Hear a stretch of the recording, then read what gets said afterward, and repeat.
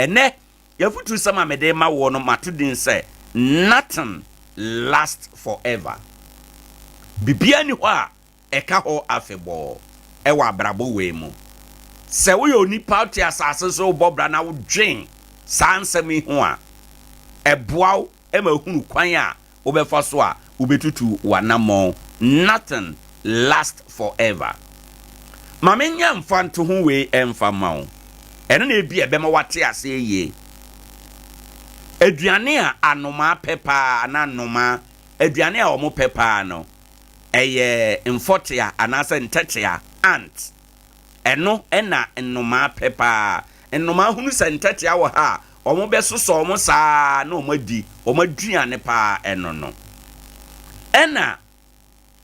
anoma otiase 90.7 FM odi entetia se na aduane ena se anoma no nso ewu a ntetia so edi anoma no se wo mo so aduane se wate ase anoma ate ase a odi ntetia se na aduane ena anoma so wu a ntetia so no edi anoma no se wo mo aduane wei kire se emre ne na etumi emate bia ne hyebre edane enti afia yasha ase ena yewu pia kwa adwuman hunu nipa eye hunu sadia oni nipa betena hunu sadia obesi atutu anamon na emre ebi beso ewo wabrabom na wo ho oden emre bi beso ewo wabrabom na unia ho oden na sadia eneya wo ho oden eneya wa ho oden betimi aboa obi no sadia wo de wa ho oden awo ene beboa obi eno saa na se emre dane na se wa ho oden ekofom a wonum so a asore no ebetumi asomu apeja wo te saa se we ase say time and circumstances make the stronger weaker and vice versa emre betimi ama ene wanya hoden bi ene wanya tumi bi emre kro no a ebeso na sa tumi no na sa hoden no eni wonsam biom ene ti na mede anoma ne ntetea eye mfanto ho ema wo no anoma te ase a odi ntetea se na diane anoma no wu a ntetea edi anoma no se na diane ebra anoma no te ase no ye na hoden mu ena owu a eye ne mmereye mu enti no anoma no te ase no entetea no ho mmere anoma no wu a anoma no ho abeye mmere ena ntetea ho abeye den saa na abrabote ene ukuta tumi a hunu sadia wodi tumi no ene nipa ebetena hunu sadia wodi tumi no ebeye nipa yie na da tumi no befiri wonsam no wa hunu kwan a obefa so ene nipa atumi atena ada tumi no befiri wonsam no dia wodi tumi no ye no eno ebeboaw apejaw ama watumi atena se enenti ene hunu nipa ye 90.7 FM wajadie mu hunu nipa ye ade we ya mekan a driver for na beti ase pa se o driver ni okuta car na otwi oko station na watua ne bukun fee ne yonko driver bi a oni car okano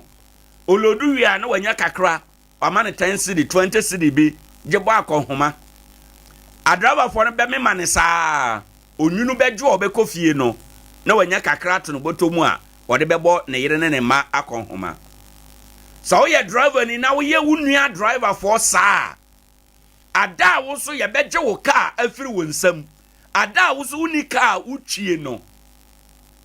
unua no ma driver for a wo mkuta car no saa na ye beye wo mfanto ho ba ko bi no no ti be pesa wo ti asese ene ti bia wo mu no sua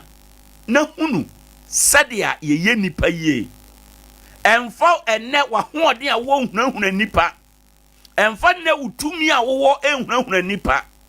Wo ye manager, wo ye manageress. Wo appointed position bia. Say ya ban kura dani na positions abetompan na ye befa nkrofo yi. So nyame ye wadom na omampani ani esan na oyiw se bra bedi dwuma bi mana sua sadia ye de sa tumi no ebeye adwuma efi se sa konwa na wo kotena so no enche bia na anu yai na obi te so enu di adanse e kire wo se ene ya ye de ma wo sa tena so yi ochina ebefi wons ya nyina ye tie ene wo ma ofi akonwa so yi sadia ode tumi no eye nipa no ebehwe wo mo se wo mo ntimi amfa tumi no anye nipa yi a ena wo mo fira akonwa so yi ebeba be ya de so a ede ama wo mo nti anopei mafutu a idi kan a mede ma afi 2025 emu ne se sua sede ya ye nipa yi efi se bibibia ne ho a eka ho afebo di bia okuta mu no ebefi wonsa dakoro awade na wanya no ebefi wonsa udwetre na okita no ebefi wonsa adwuma na wo ye no ebefi wonsa da enti se yanyi wadi kura mpo a wo be retire enti wo ye dan a ade bia okita mu dakoro ebefiri wonsa na ne hia ne se 90.7 FM. wodi di bia na wo no ebe ye nipa ye na edrum pempen so se sa di bia na ukita no efi wonsa wona wodi di bia no ye won ye no wona wodi wa hoden ye won ye no wona wodi udwetre eye won ye no se wotofo mu a saafo no ena ebe mauso abusunya sei na abrabote afi 2025 yi bawbra sei ye nipa sei ye nipa ye na sawso utofo mu a wanya obi amana so mu empanifo ka se onipa ede na yenwe ne nam eye nokre onipa ede na yenwe ne nam wonsom eye nipa enti mesrew anopei tebia betimi adane enti Sompa FM hweye na ye nipa nyina ye onipa bi owa abusua no mu a mubu na bonfia no obeba beye abusua no aniwa enti ye nipa nyina ye ene na wukunu nibie dinini buno na emre betimi adane ochena wukunu beba beye ye ene na wo yire enibie buno krokro na kora ne ye emre bi ba o yire no ne ane wonfa ne nyehwe no obeba be ye wuti pejafo anopei me pese oti ase se afia ya hya ase ye nipa ye na hunu se te bia bia ukita mu no pempenso bia waduru no aka kuma bi ebefi wonsa aka ketua bi eni entena hot afebo na enya eno ne ade ehia minim nipa bebre a wo madi positions ebi edi ministers ebi edi MPs ebi edi MCs ni DCs ebi aye headmasters ebi aye managing directors enne sadi bia no eni wo mo nsamu biem uhunu wo mo a wo ma brabo are ho chen obi a sabe onya adwuma korada me pesa wote ase se tebia ebetimi adane emre ebetimi adane enti na wo ahoden fa sa ahoden no siesie ochena bi eto wanim fa ye nipa ye fa kora nipa fa bua nipa efise abra wo beto fom no wona wo boa wo no ene bepeja wo nyame nhyiraw na o ma wo asomere a wo betima ate asem yi ase we ni afutu edikan afi 2025 ye de ma wo se bibia ni ho eka ho afebo nothing lasts forever ade bia wo ye dakro ubejemu na udrum pempenso saa ɛdeɛ na obeyo ɛno ɛne anɔpɛyi mafutu sama mede ɛma susufa position hunahuna nipa susufa udibia hunahuna nipa susufa ujechira wanya krita no ehunahuna nipa entiatia nipa nidi nipa atem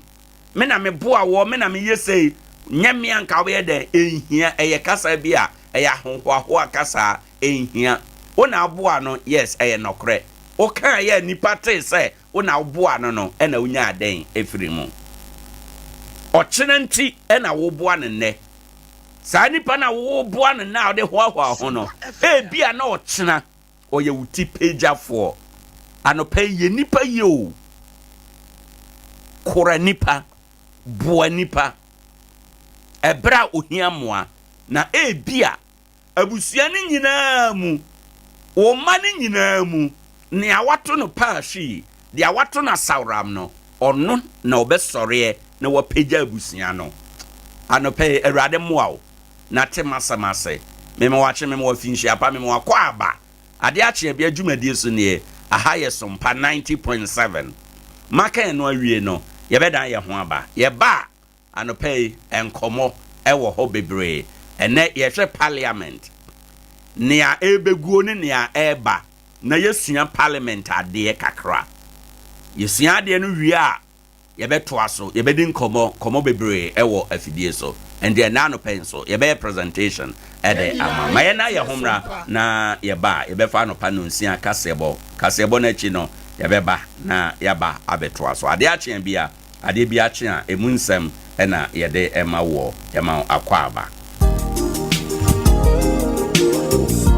na Adea na aya obayi a oda forma so ne yafunu mu emunum ni oh Mr. Entry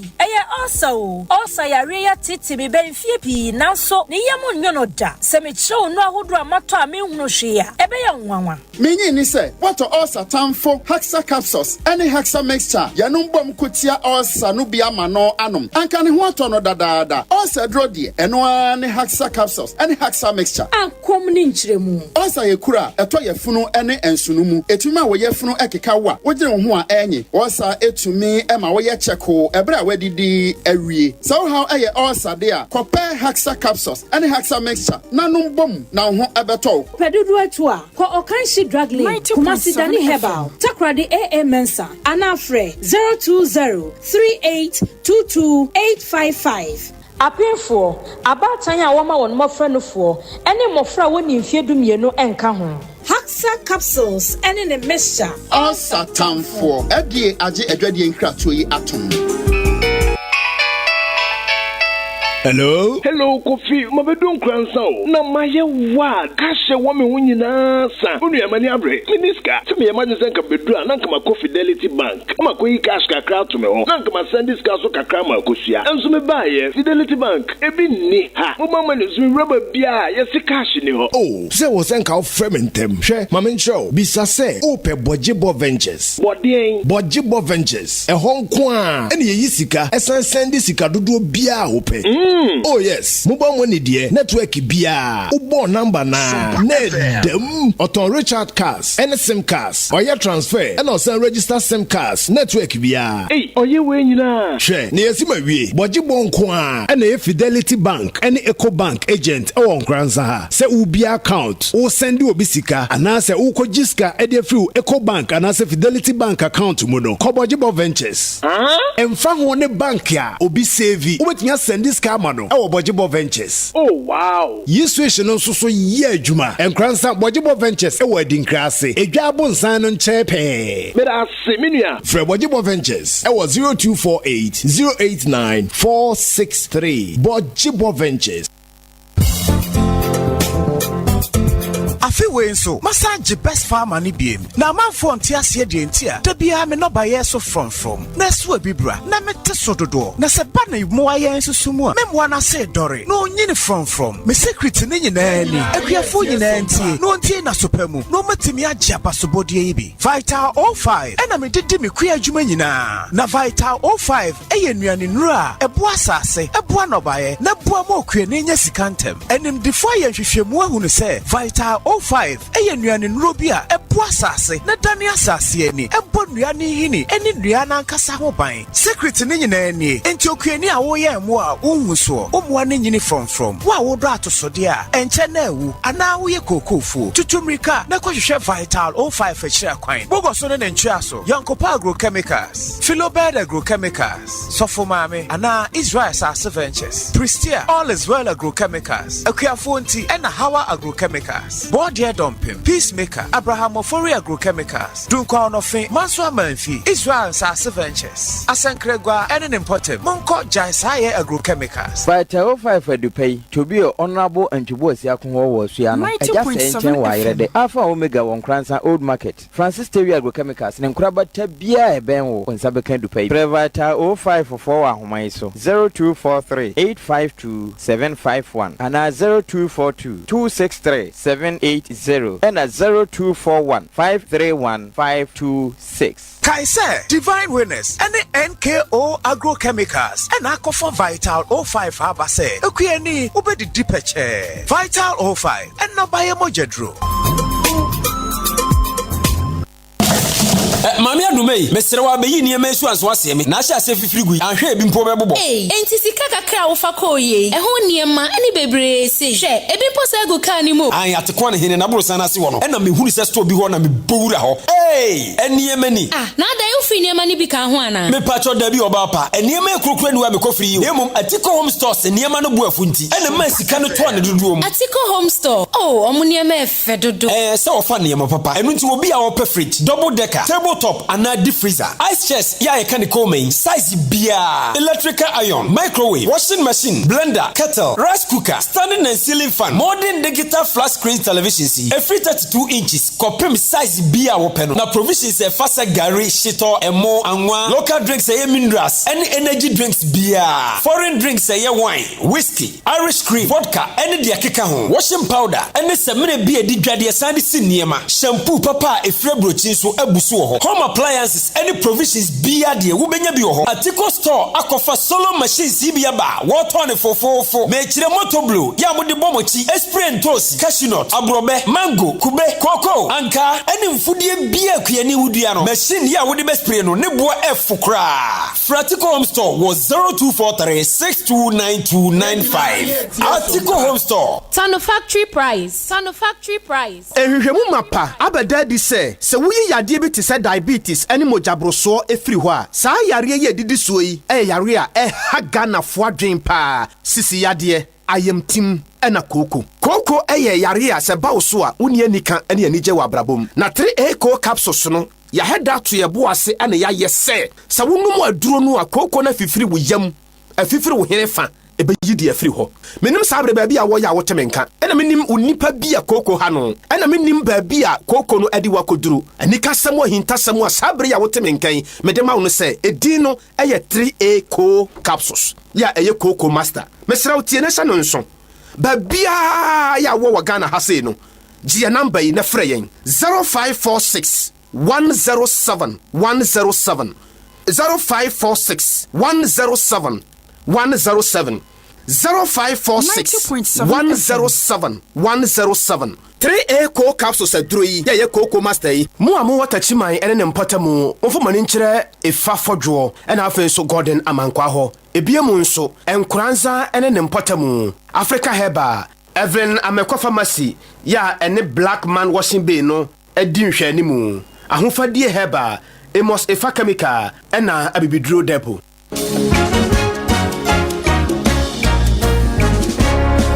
Odondidi Jamio, when ya Sunia radio. Ahodiede.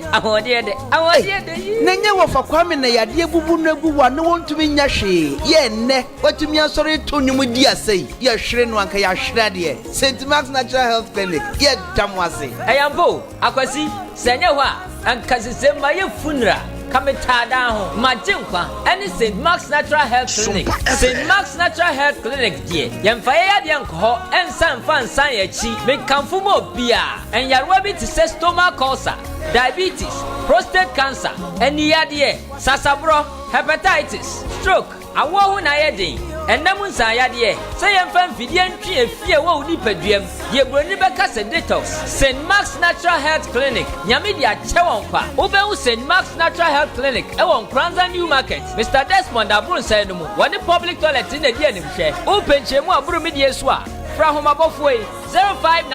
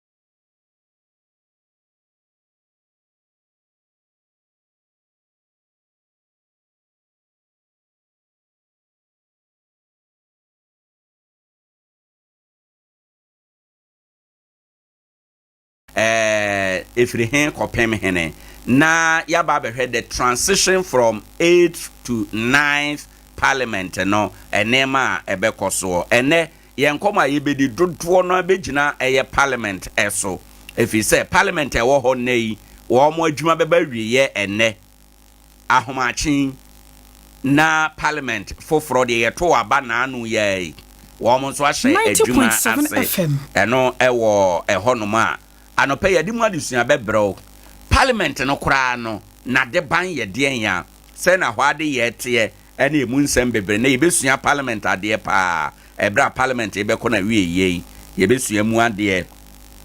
ewo ye pono no eso ye wia na yaba abefa de aka achie enyina of course maka chero say nenso yebedi nkomo omampani ayeso na de de awie ye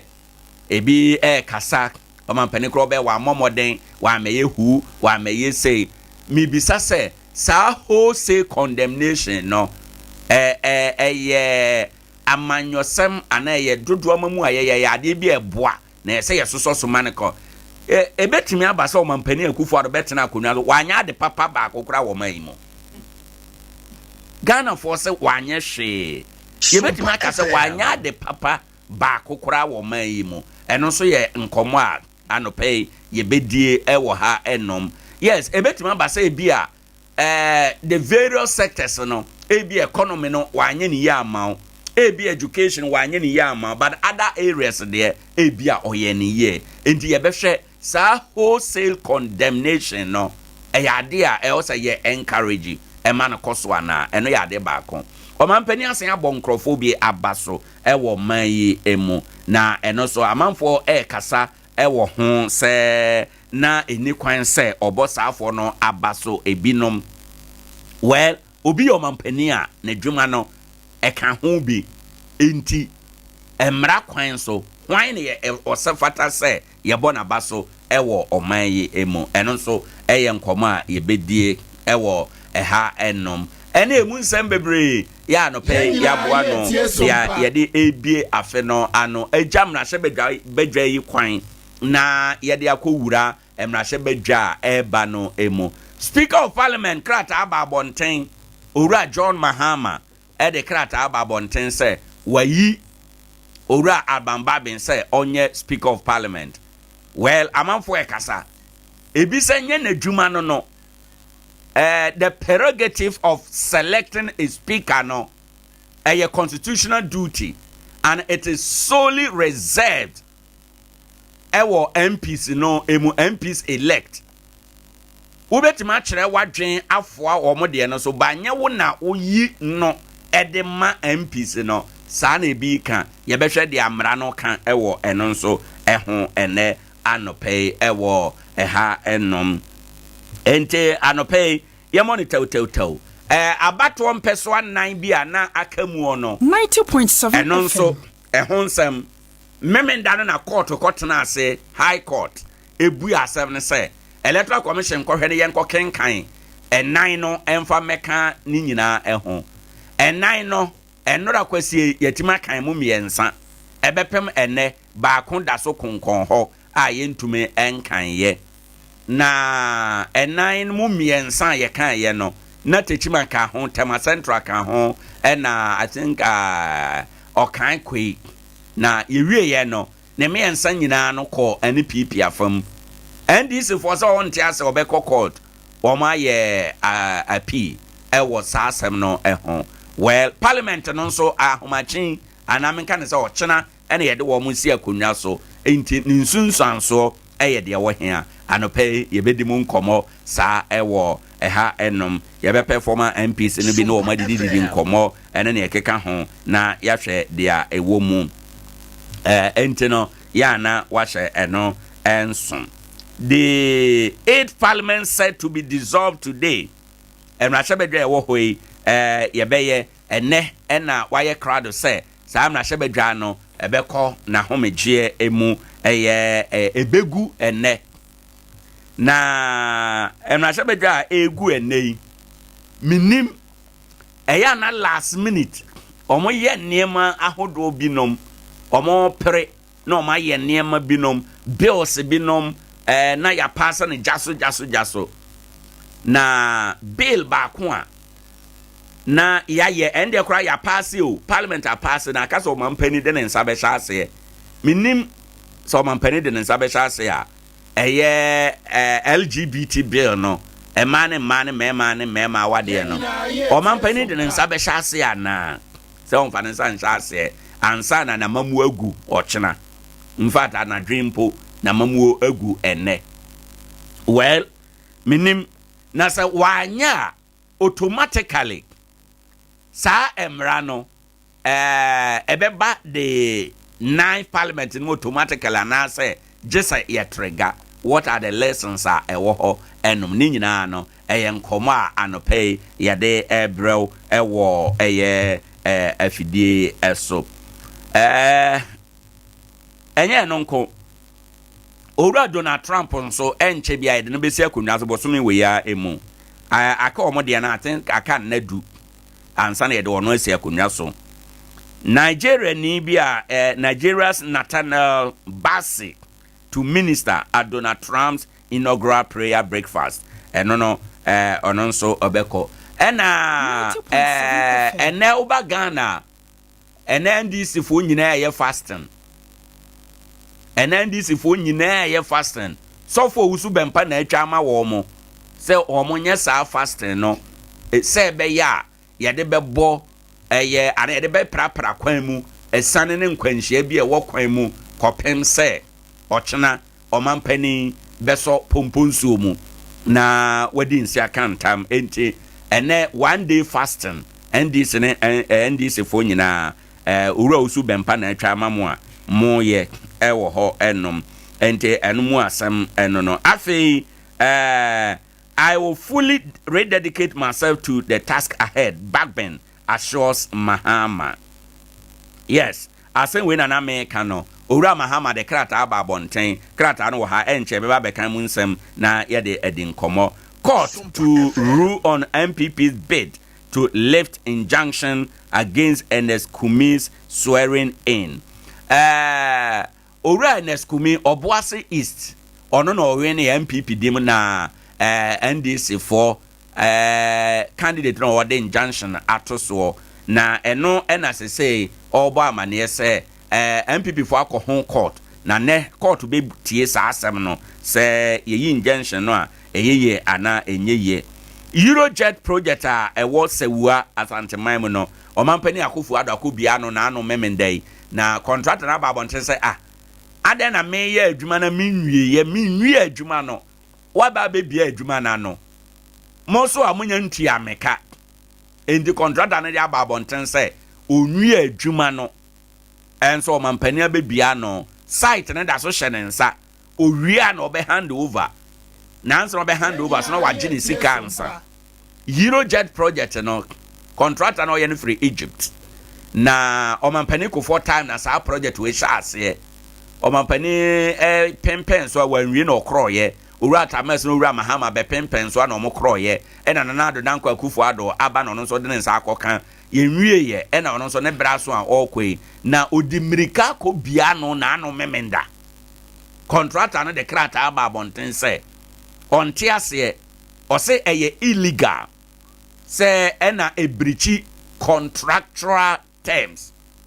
contractor no brofu na mekan yo o se ye illegal ena esan ebrichi contractual terms no if he say adwuma no onwie ye ena wabebie on hand it over ena wabebie yenti aneka ena wabebie enti aban na oba na ka say se wawie adwuma no enti aban ne wo ka na oka na semsen enti contractor na ni abere pa e wa asem aye kan ho fi say adwuma wunwie ye de adwuma ye ntua wo ka de ye ntumi mmia no nti ama contractor na ni abere pa no pe ya o kasa den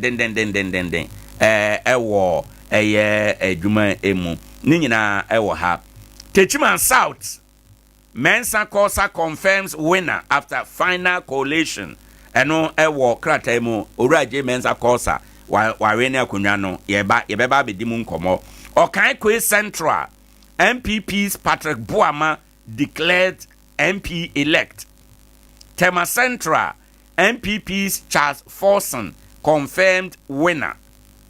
Nkonya miensa na meka ho asem no ni nyina eno no right. System what the san nkonya miensa no yemfa Techiman South de no ento so first but for over mama me watching na me sa pom to say na Yeho adom yo de akwaba ubronya no nso te say oh na ya kama bibia ye kama ye de nyame ase ewo ha eno se nyame ama Adea Akye na yeguso a ye som we ni Adea Akye Abia edi kan after 2025 wo initial thought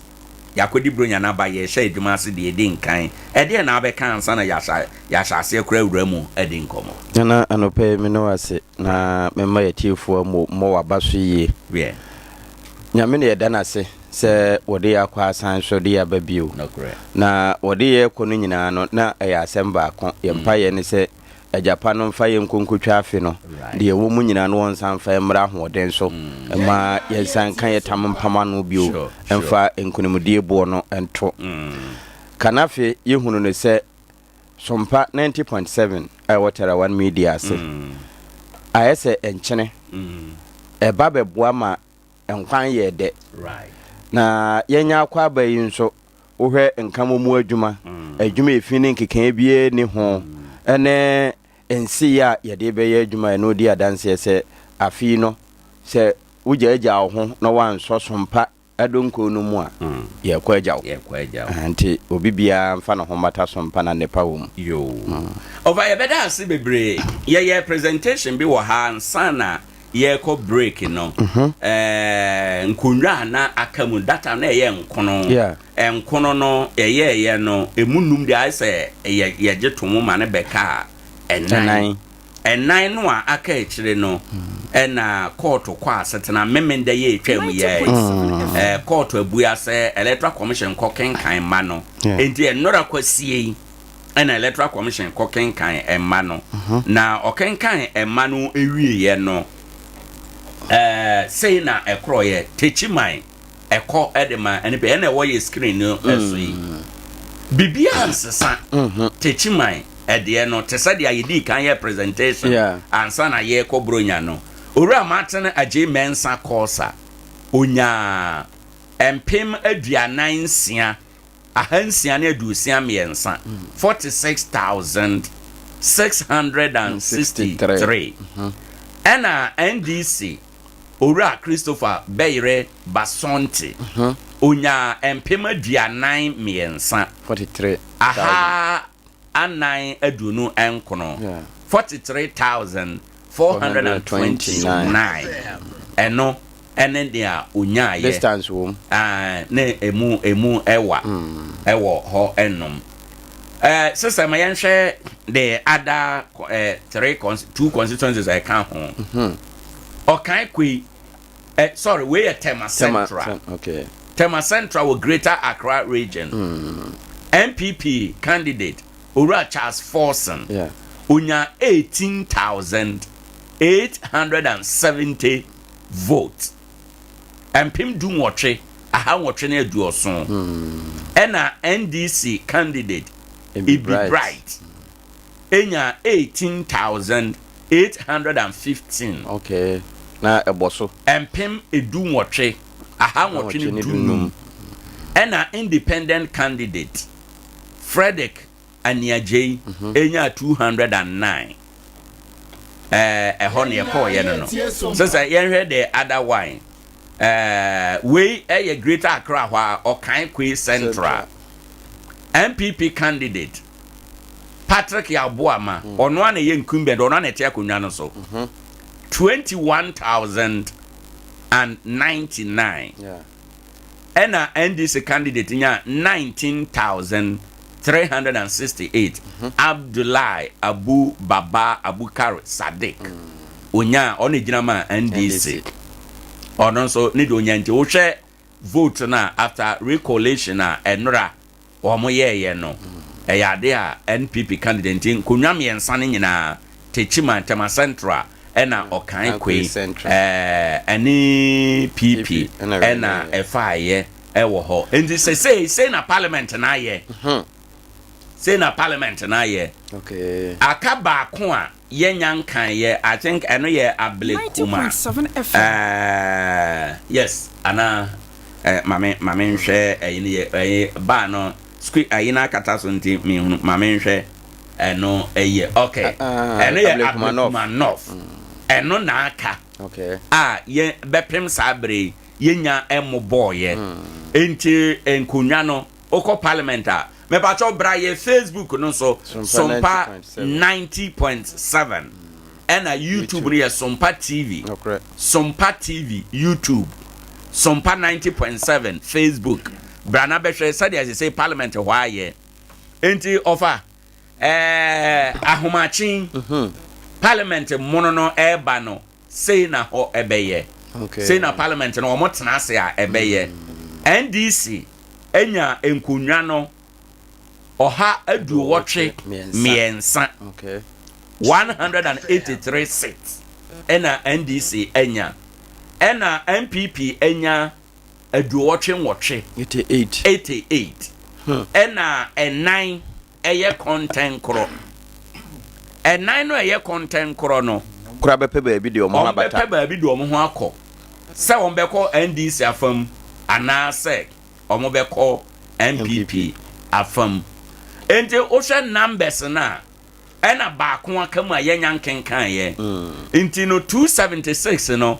Unya 187 when your majority. Okay.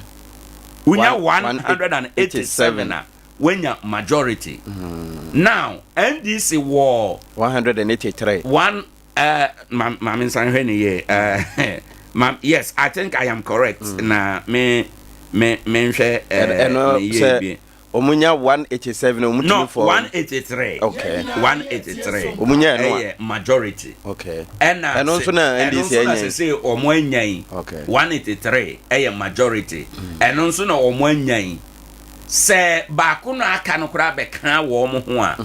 Still omo majority. Anko omo afa kra still omo majority. Okay. Into NDC majority. Absolute assembly any home. Okay. Omanya majority no wo ne kwan eso pepepe assembly any home. Now, enkonwa nan a content cro independent no. Ura parliament fie ho a ho de ye de afanu mienu na ye. Ho de content cro ni ho. Ho de content cro ni ho. Okay. Ye de afanu mienu. Content call na de wo call ye. Yanso eba adwuma ya. Eba adwuma ya, ontumi nya wadwuma se content call. Okay. Afanu mienu. E wo se wudi ba ko achi. Kese anadom kuma no. E wo se unya ba ko na wudi nachi. Endi ba ko na obedi nachi no. Is either say o ko majority ana o ko minority. Ana o ko minority. Endi nkonya nan a eye independent no. Already I think say Wulensi constituency ewo esremo atifin ono dey wa indicate say on NDC be ya adwuma. Okay. So right from the word go NDC nya ba kon ka 184. Okay. Me ansana aka no Kwame A+ ka ho. Okay. Na yenim say Kwame A+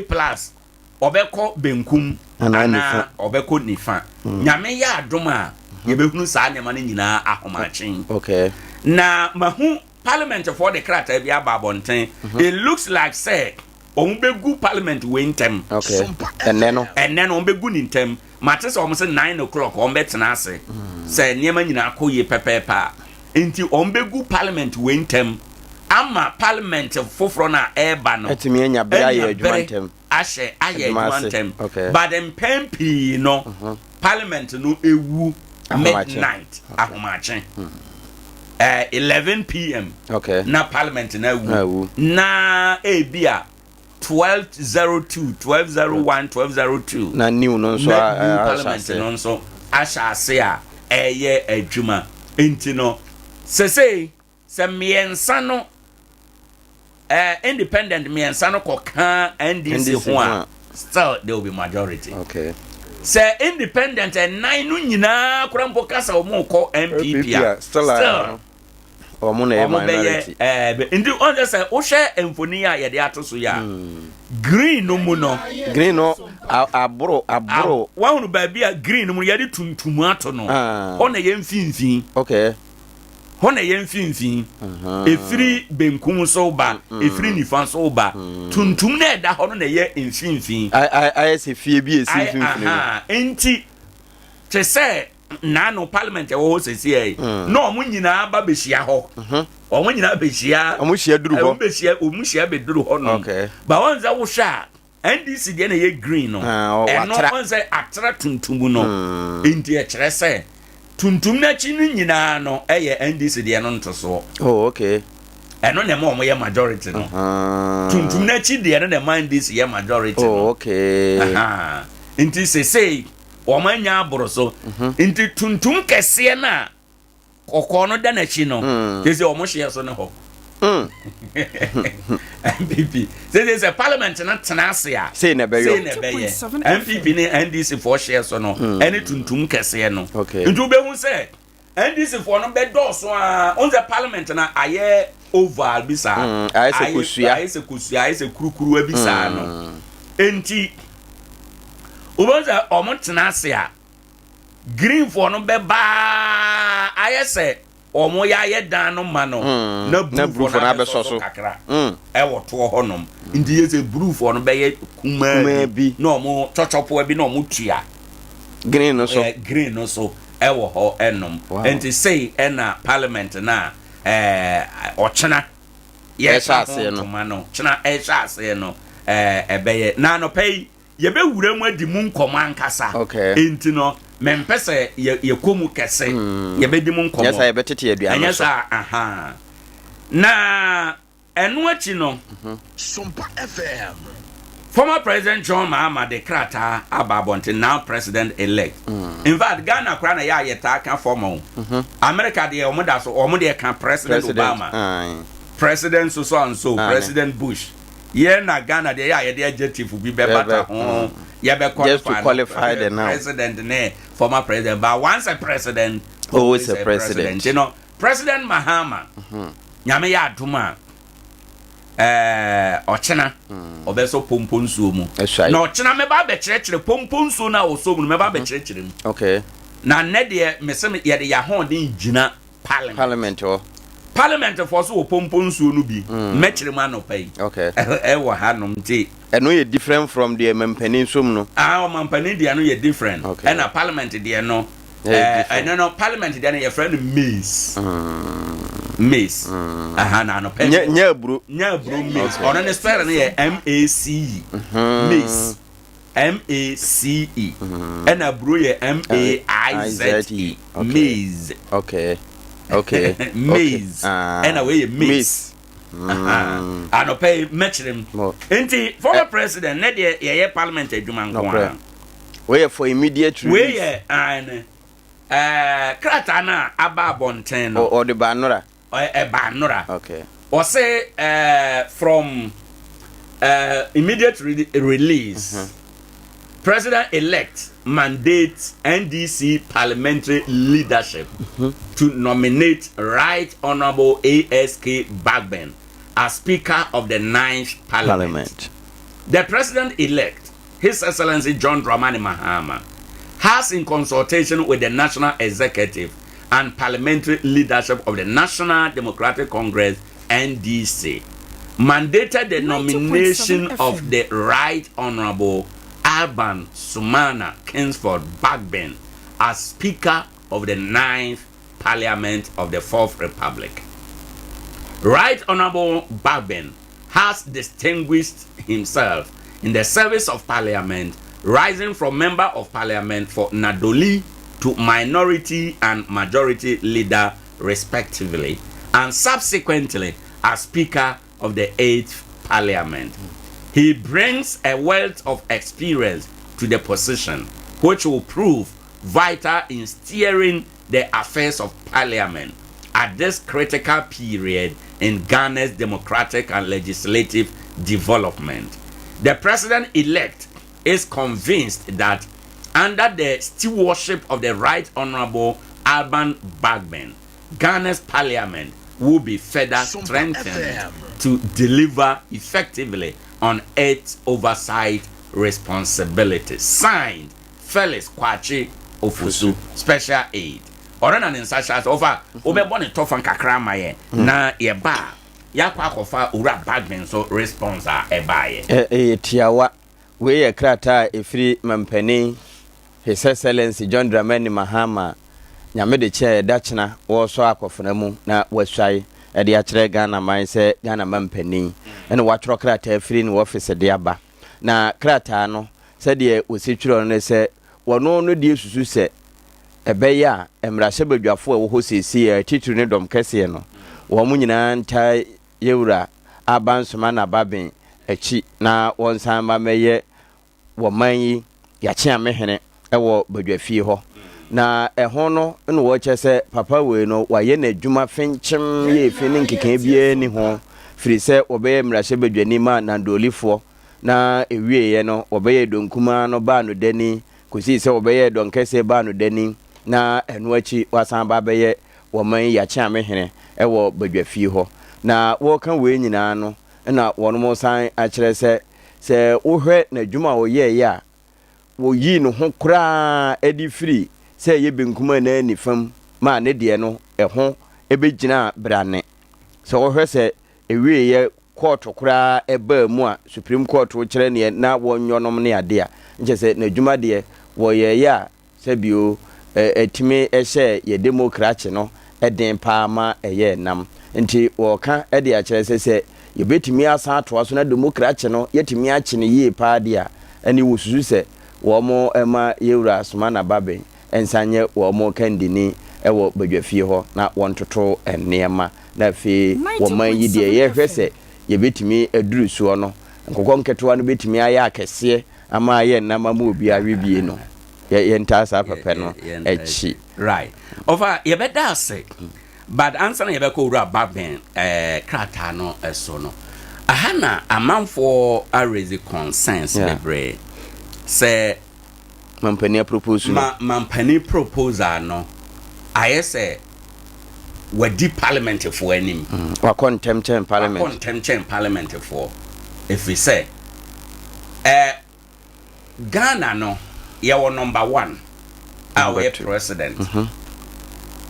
constitution actually kwan a ye beto aba yi president and yawo number 2 aye chief justice constitution actually in fact number 2 no ye in order no the abian on the face value the obeka be a vice president by ye kind in terms of the arms of government and they are chief justice. Na number 3 speaker of parliament into the executive judiciary and legislature sa akumian sign omone ye oman no aniwa na constitution na kire kwan emfa ni obia eba no speaker de na constitution na kire say MPs elect mrashe bedwafo ya to aba ma wo mo no wo mo na yi MP sorry o mo na yi speaker wo mo say party for no betime aye proposals no MP abontin say ba wo hwe o mampani krata wo de ba ye ya ya akoye say ono na yi owura bagben de ama MPs no intino ahano independent minds anhwe ya intimi nya adwuma say bia NDC MP bi kura wo ho na nka na dwene mu no on pese owura bagben na be speaker said ya esi abai no ontumi nka akoye say amemenenfe ye be kwa akoto te said ya 2021 na MPP fo bi empese Professor Michael Kwe eye speaker nti ode obi koto ne de ka NDC for de ho ema NDC de no be bro so wura bagben ebe speaker no sabi ho asem na ye kan nti history bet me repeat ana but of a way the history there cannot looking at the numbers no way there I doubt say nipa dukura etutia akra still obewene and I know say omunyina beto ama and I know that one I know for sure say omunyina ebeto de ama owura babe but the concern here the process na nomination no asiaba say obekaya na no me be presentation I think last year be presentation be na owura babe na can say Nanado Danko Akufo-Addo ne chief justice o maye bone etia o mine constitution no kre enta no owura babe kan sa no owura babe kan say parliament enhye president ase parliament enhye chief justice ase president ujina chief justice jina na parliament jina nti no case wo ye number 3 no nti no case wo ye number 3 no nti ade na parliament de assemble no mo wuram na president abewuram na chief justice abewuram yes nti se sadia constitution so nkyere sa nti sadia moye bone e de etia constitution no sa wo de sasa no kan ye no beto ne krata ya ababonten na ye de di nkomo ehu a the same bone one say parliament no e na yasoa e de akɔhye executive no nsam because executive no na ekere mo nipa mo nye speaker ekere wo say right from the word go say adwuma sha ase a say parliament na bibi na executive na ni nyi ho a on beti matia mo aka akira mo say hey nye we nta ya dem baaye nti from the word go no mo na matter parliament no e dey akwhye wo mo nsa executive no nsa nti e bia na e wo say nkomampani krata no kan say party no mom de obeye nsusuye party no obeye nsusuye say ye me omampani krata betima ka zo misusu say obetima recommendation ane nia party no aka no me ne wo mo ya adwen okay wahu nia party no aka no me ne wo mo ya adwen nia NDC party ayi no no me ne wo mo ya adwen say omampani a me free sa party no mo me ne wo mo ya adwen ba wo kasa wo wayi no in consultation with party mpanimfo wayi owura bagben e de ne bre wo mo say wo mo mfa no koye speaker e ho no ene procedure boybra that's how me hu no ene wo mo nhyehyɛ no boybra eye the MPs elect ene be kire nea omo pese oye omo speaker ba omo na ese omo susu omo mumu be onsusu ya ne dia mumu betimi aya ma omo obroni be ka say dia behind the doors and now say party no say we na yayi no but then say in this things no party no wa no change the president because of omo na de ne ba because of say omo party no na forming government enyo mampani Mahama na form government NDC party na form government and NDC aban intini ye kan kwa bi so be ka say NDC aban okay so when na me chiro no intino this decision no party no na na no kra no omo ye the tone ba wo tie the tone of omampani letter ye ba ya e kire say ye done deal say one party mpanimfo ene mrashe badwafo no mpanimfo bi ewom akwa yes say yemfa owura baben ene nsamra even though obia or NDC be ni bia on bewe ne ba ye hwe procedure okay say de hyehyɛ ne tie no hyehyɛ no etie no say aye say ya bokoto no e de ahye wo nsam enti enyamfom so ba we no e kire say dachi bi parliament ho omo hye adwuma se na eyire a executive no be na no awurawuram wo bra eni kwanse nko di wuram eyire a judiciary betindi na no awurawuram because mo na makoma mo ho kwan mo na mo de mo ho akɔhye wo mo nsam because ye yi speaker no kra no omo na yima ye wo na me aha ena argument a nkrofo ye bio so no say baben de ye na ye wani a ye de hwe amanyose mu no ye de na ye nim se babia na betena so yes if he say nkunima NDC ye efiri ho dodo no afiri baben because ohyehyɛ adwuma to ho ohyehyɛ adwuma no na adwuma no so ye adwuma loto to ye what you say because last minute nema na ekokɔ so wo na ye speaker wo na majority wo na ye we mato parliament ni nyina no ye adwuma hyehyɛ strategies no bi okay babin ye adwuma no boa wo mo and ogusu so a ye na no mampani ye state of the nation address no tio obi ana wutie bi ana wutie bi no omampani ka economic figures no 90.7 NDC for no mo ye dede speaker can say Mr. President bi ana wu data ene omo de enye enye pento de to asana kan wasem and Mr. President so reply no say data entumi nye mienu ade ba ko ho data entumi nye mienu inti dia ono ka no ena ye nyentom also data waso data also wifi waso wifi inti no okay strategies no ebi eno no nia Mr. Speaker de boa the NDC side of the house no ebi eno no inti ye na ye wani a yetumi ehunu amayose mu de na ye nim say near Tibia Onwana obey speaker. Yeah. And another point, Entia Yekase, Onwana SSO and now obey speaker and say, looking at this parliament now, Yenyano. Say, yeah, speaker or yet Oh, dear. Or another or yenim the folk, our parliament, Jumamua. Yeah. What being or what? What being were Jumanumua? Yes. Na yenya speaker biara. Mbebua fan so. Apart from moon for so crano. Yenya emphaswa. It was in parliament. This majority no. Okay. Bibia be kwa rubber stamp. Yeah. Nkwa. Nti ema yenya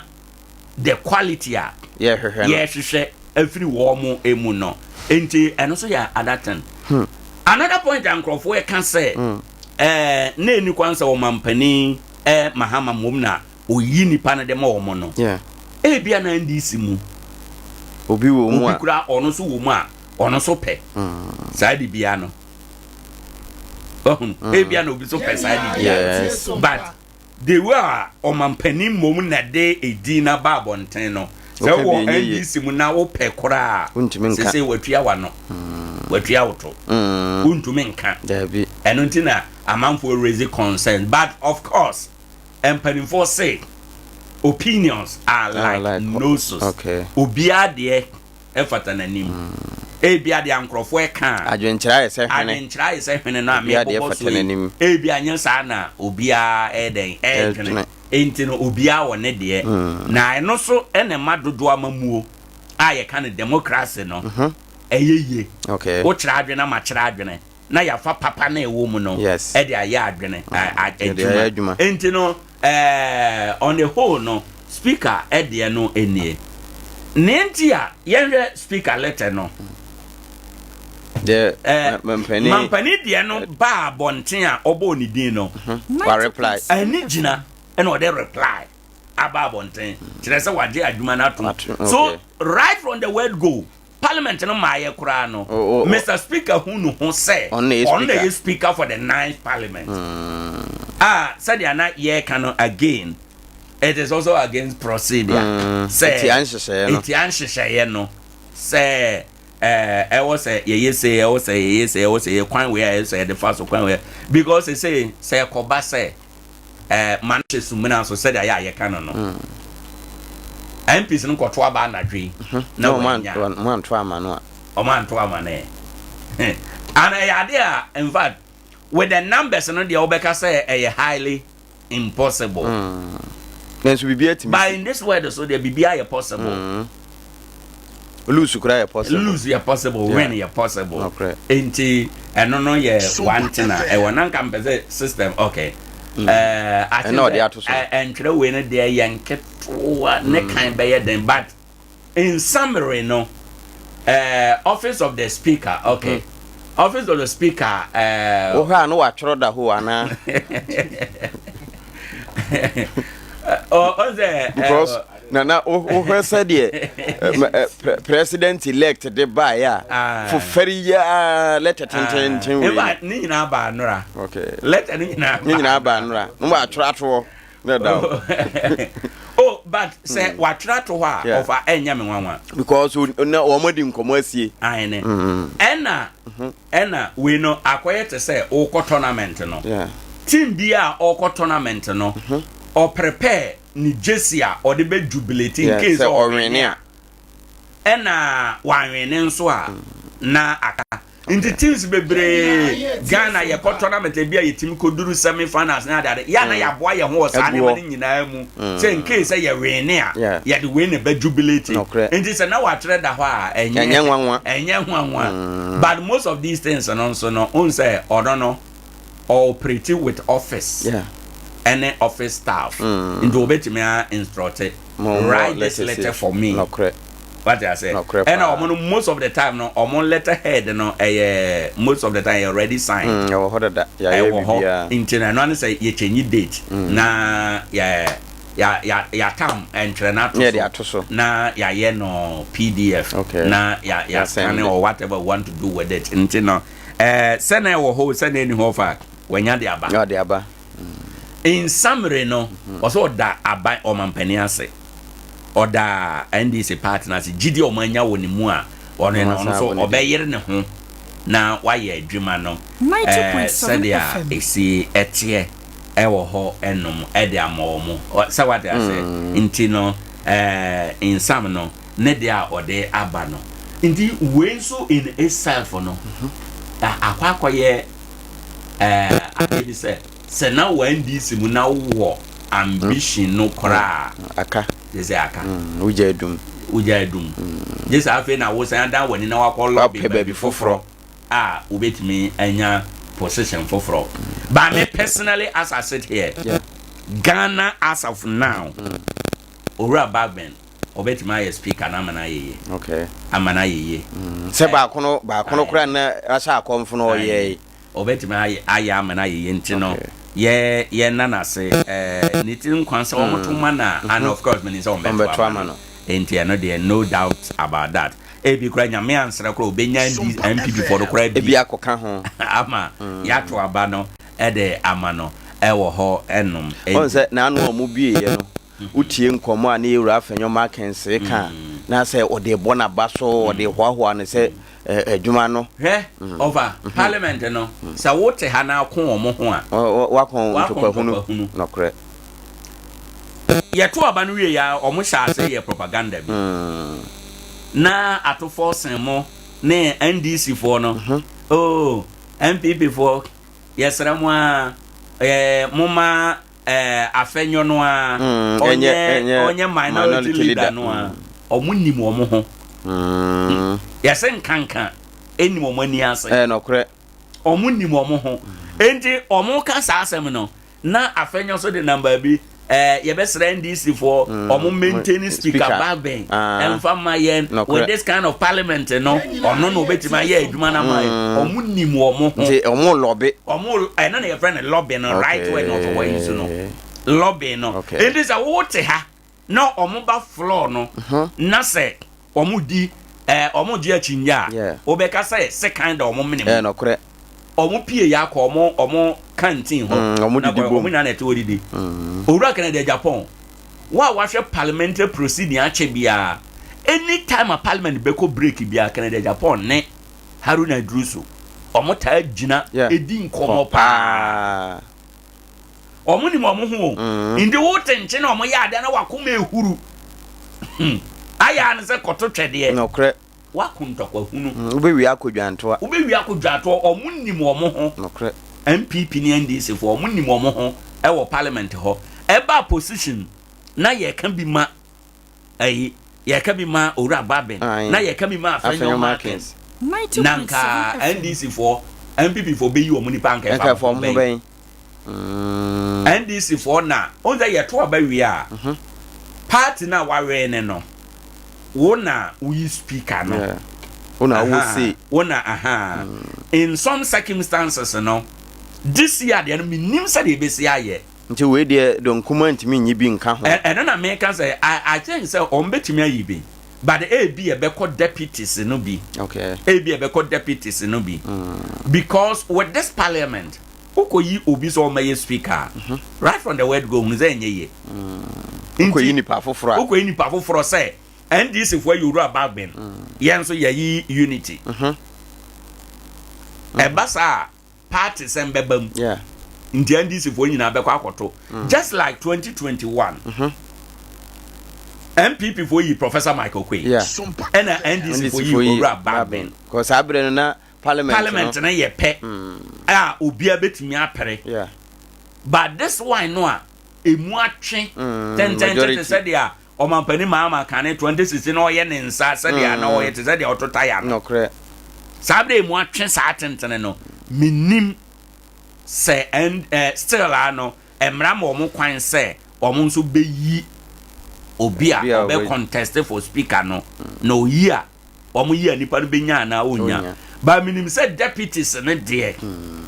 o betimi enya because say speaker first deputy second deputy and say na NDC okay enti no de minim se kwan bia so no e bia deputies ne de wo mo betimi enya bi na minim how things will play out yen hwe ye kɔ ye nimu ene anope ene ne keka ho no ye be ma me say ene ye campa ye di parliament ho nkomo ye obadwa fie ho ye obadwa fie na ye be kɔ presentation mu enche na ya kyerɛkyerɛ niema ye be kɔ so niema ye be sisie and afe to me kura wo parliament ho no the parliamentary authority no parliamentary maze no ye be ba be kyerɛkyerɛ mu na ye de ne ya na se ye de akata so obi akata so wala te se plate bia na ekuta wo mu no nto de over ade ba ko nso ne ade ba ko a eno nso me pese parliament for at long last o maje sikana tumo boso me miensa e de ka budget no o maje ato okay o mo ye no I think ya wada no so yes ene we dey ase ho ama asem we kura no o manfa ma floor of parliament minister de bae no o table ya na speaker danema finance committee no mojitum say omunkwohwem na the finance committee not trans the whole day omuhwem wiye no na e wo say omujetum enti omakwakwade atoma atin say adwumayefo katua January February March be yire ne enti eno nso ofa say ne kokoye approve amount na omoye no 16.46 billion 46 billion 16.46 billion eno no ye ne abosome miensa edikan January February March adwumayefo akatua nko ano no bosome miensa no sika we ye de betua adwumayefo ka 3.12 billion ebe 16.1 16 no ye separate okay 3.12 billion eno na yetwa for goods and services aban adwuma ye no eno sika we na yetwa aban de be ye adwuma okay ena 20 point nche say adwumayefo edidi chan aban ana say we na eye sika okay we ni January February March okay sika yetwa to ho say ye de betua adwumayefo ka nti bosomi bia no na yakoyi adwumayefo akatua ewom na e de akotua ena ya say twa 20.69 billion eno no ya de betua interest ya besin a ya bobo no ba esi ho a e wo say yetua no eno ye san 20.69 billion eno any sika yetwa ya di tua ba interest nye sika no ho ba sika ne de bosan ne de ka ne da ho ho ba no wow we ena ya de ebetua on say oman je besan a sika ba no yetumi twa time bi to so say bia mfie duo no mfie dunum ena obetua sika ba no na mom interest ne de anabia interest ne de bosome bia mo nhya asentua nti yetumi tua saa ne ye no nti besin a e wo say yetuatua ho interest nyina obetumi atua interest awi abra wontua woka ne saa na aban sika no saa na eto de bia e ba saa enwo wo ho eba saa enwo okay interest ne na wutua no nti ebre no so a odi sika ba no ena ekọ because we di kan atua interest no nti eno no eho asem eno no then aban say watcha 45.50 million Ghana cedis sika ye kan na ye Ghana cedis into the ba o cedis how to say edoso pa nkodem ha and 45.50 million no and also na ye to say the be subsidies no be to say e bia maybe do na kane abo ye de ne durum pempen so bi ye de be kwa akosha asene na mufo entimi nto a aban betima ka say bia o trama ya muntia ohwan so kakra nti inhwan so ka na be ba beto akire no aban be yibi ade akotua e bi to say bia social interventions binum wo ho a e o say aban support bibi ti say ni aban support nkrofo ma setena koye no aban betima afa say sika no bi na o de akɔhye ho afei ya say twa 9.19 billion Ghana cedis 9.19 billion Ghana cedis. And also your bosia and I say be we no and na yetwa say no mean fans I know they cry projections. Buying grant I share any say aban ebinya. Okay. And no nema mwa binuma yebenya no. We grant and one time I can say a budget. Nti we no acquire to say o call ayefro. Na ayefro for na kan cho say ayefro we dey yabo ho kapa. Nti say unya so mic no mu a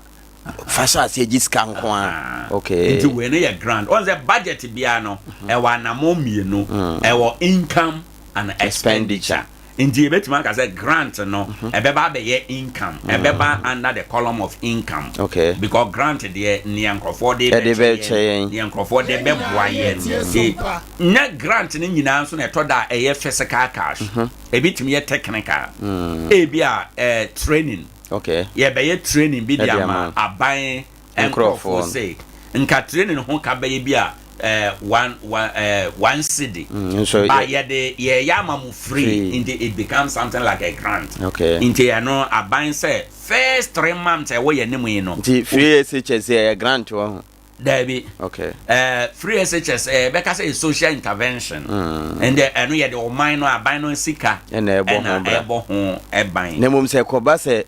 tertiary education first year for no be ko ni free no be grant there be no so be social intervention no be just like free SHS na ye dey aban sika na ebetua and they no say eduru ba bi na ye ho akere subsidy sika na betima fa bi atua. Okay. Those are enema ye dey say sika no ye do boa timam for afei aban say social benefits to say bit say free SHS a working ene ada nnuma bi no ma eboa nkrofo e ma setena mu ye ho ye leap nom health insurance nom sika se free aban mu ko ho no sa ni nyina no eno so aban atwa ye 234.70 million Ghana cedis ena ye twa yade bedi sa adwuma no enye no nko other expenditure nema aban bebo ho eka ye wo nema bi ma aban adwuma ye mu no obebo ka ende oboka so ye se yetua sa nema na aban bebo ho ka no ye twa 9.46 billion ena yade behwe other expenditures e wa aban enwuma mu se we de enye se aban na sore ntina o twitwa nema ma abese we there ye nia ye mra kwan so akọ parliament approve and we untumi mfa mebo obi so and I said ayaka no income and expenditure budget bia ye income and expenditure kai bebo ne ne sika ebeba any sika ebeba enti no we no ma ye twan ebetima ba se bi kura ye be wie bi no na yanko ho ye be wie bi no na e bi kura ya anyisu ye be wie na bi kura balance aka akire enti omampani Mahama ne first budget e be ba bonten no e be indicate kwan a ye fa so ayisu sa budget initial budget in advance no e be indicate eno e de amai e wo ha enti eno so ya ade ba ko a aba enye no nko aban asan atwa 5.29 billion 5.29 billion for capital expenditure capital expenditure ebia yesi adan yeyi kwan ebetua contractor for ka ebetua wenum ka ebeye wenum say no esa ne man na ye capital expenditure no aban ese ade a watwa 5.29 billion what they ebeye enye no nko sorry na esa me de inoma system de etoso sorry ente eno ye capital expenditure no dia aban aka se obeye ewo ho eno no ente no yenhye eno so enso sa ewo ho pepepe emfa ema yen ho after capital expenditure no aban say ade a watcha 2.34 billion Ghana cedis eno no ye be yusu ɛde atua arrears clearance arrears no yɛ nkrɔfo sika akam ebia adwumayɛfo bi yato wɔn akatuam enti arrears bi akam a ɛsɛ yɛde ma wɔn ebia compensation bi wɔ hɔ ɛwɔ sɛ yɛtua ma nkrɔfo bi yɛntua yɛ judgment debt bi ɛyɛ sika ɛwɔ hɔ a ɛsɛ sɛ yɛtua na yɛnya ntuayɛ no abɛyɛ arrears nti saa arrears no aban sɛ wɔtwa ɛyɛ 2.34 billion bosome mmiɛnsa a ɛwɔ yɛ nimu yi arrears biara saa ba yɛde ebetua ɛwɔ hɔ ɛnom ɛna ɛyɛ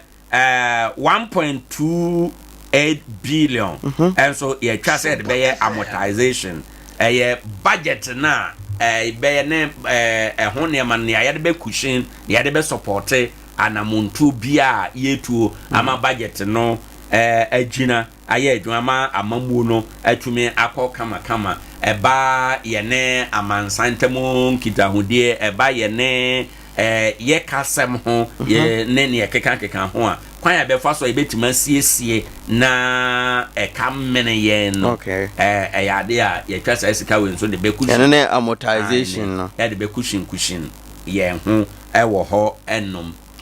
sima ɛnan apa anopɛ nonso ho yɛbɛyɛ ahoboa na yɛfa sports ɛnora kumasa asante kɔtɔkɔ ɛwɔ takwa TNA park wɔn ne mediema wɔn de pem so ewi aseɛ no na akɔyɛ atipenko ɛwɔ hɔ ɛnom Accra House of Folk wɔn akenya wɔn ho teams no nyinaa new year yi mu obiara pusu no ho a ɔba soro na so far nsɛm no te sɛn ma yɛna yɛ homra tiawa yɛba yɛbɛfa sports yɛwie sports a Dr. Mostando bɛma yɛ apɔmuden nkɔmmɔ owie yɛ apɔmuden no pɛ na yɛte asim akɔfa ɛyɛ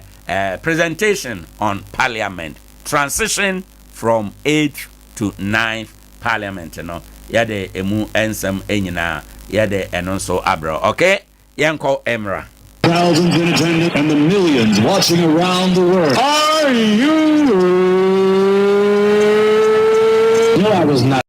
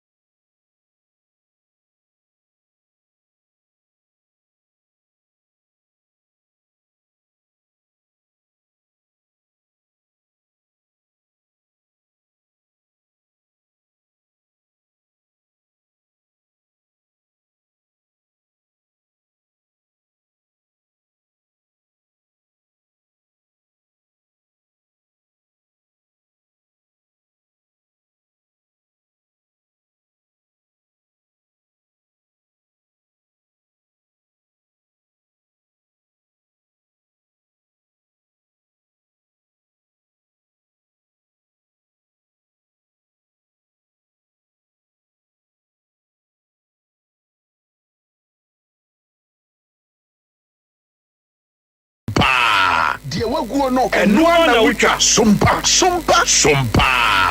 Sompanie enyumunie, sompanie kasiebonie, sompanie osompapanie, sompanie radionie. Yaba, sompa. Meaning the man of the match. We came into the game to win, and that team was full of failure. The coaches taught us during training, they were the league leaders. So if we win them, we have the opportunity to climb to the top of the table. So we came into the game to win. We probably knew we were going to win. I know I am someone Emmanuel Aban and so at the two job. Nere ho sam no ede emas omoba game no say a difficult game against the league leaders na so omo yo manyen say omoba game ni mu de omoba betin kunimu a eno ene ma eno enso etimi course wan kunibie etimi ba ya omo chi omo show meka no mako myensa Heart of Lions enso entimi antia nere ho sam no ede etuo ni na yefri woni enkotakwa na ye kotakwa de a mame Kumasi Asante Kotoko arrival no na say yendi nkomo no enso emfamfiri ho Kumasi Asante Kotoko ha na say we no ya bra Kumasi Asante Kotoko team no enso ebantu onzo omo base na say bibia no enso ekokoso a ne santi team no be dina ho no time and place ni sifri bas ni no mame ho na me fa nto am story so na me ntimi ne kama pa so emfamfiri wa bra na place no enso efifri bas ni mu ano omo enso etimi si na ha won say place is si bas ni mu say ya ye just amanfo ka team no ho a omo so timi hwese o metima awura stadium ni ade ne no na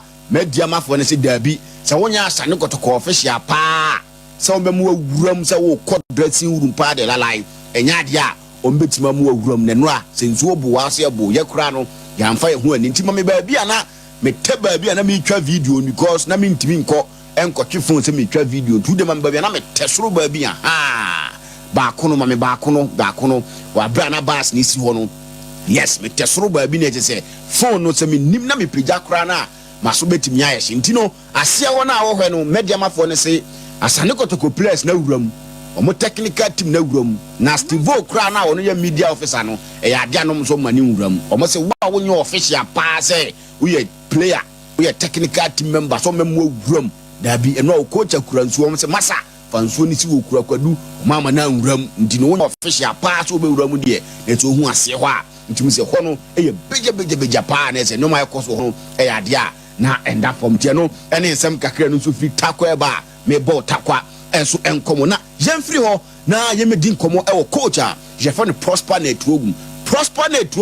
the general assessment of the game after say omo enso etimi e share baako e ma media ma enso etimi share baako no say e na Prosper Netwogum e ka e the fa game no ho. I think we played well. We had more of the scoring opportunities. We continued the first half. In the second half, like we want to have that.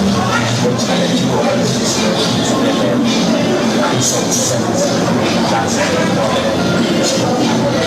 I think absolutely have more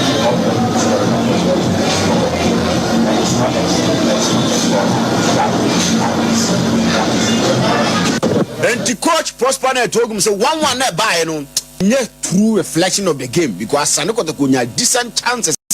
na ese nkomutimi hye o ma ntimi anhye ndo se results ne de enye true reflection of the game and na say one coach Prosper Netwogum e de two dwa na o se chances buy and the team ntimi anhye na ye busa ne say o ye disappointed when the team na no say oh disappointment there sure medical de hu komo kra dada. I've already said, now looking at the chances, the obvious scoring opportunities we have, I've already said. And no answer more coach Prosper Netwogum and so any two drum, I don't want some no any mawne and so I would do my dinner so not one say no who are no who want 10 tiny so say I say game no Emma live with TV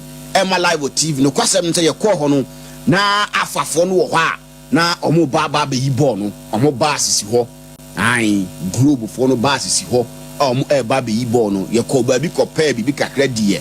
e ko hu say boys na omo twa game no te ho a omo didi e sore ko say omo ko he ai production ye ko no basis ni si ho ba game no ama TV so eno na me tika mu a me ba na me hu say F for no so ma charge media ma for no What charge media ma for no more till Wednesday. So baby you am ho ano. Na nsem bi e ho so mo ka bia no. Omo enso atumi aka do Mediama FC have been charged with a breach of section 42 clause 6 of the GFA Premier League Regulation 2019 following their Ghana Premier League game against Asante Kotoko. It is alleged that the club prevented GFA accredited media partners from the live broadcast of the said game. Mediama SC have until Wednesday, January 8th, 2025 to respond to the charges. Nanona mwe na mechi opania ye friend Moses Ama, club president. Ene matimwa ye friend Mediama na mse. Nsema na mon 10 tano tunu no se no kwasam ne se.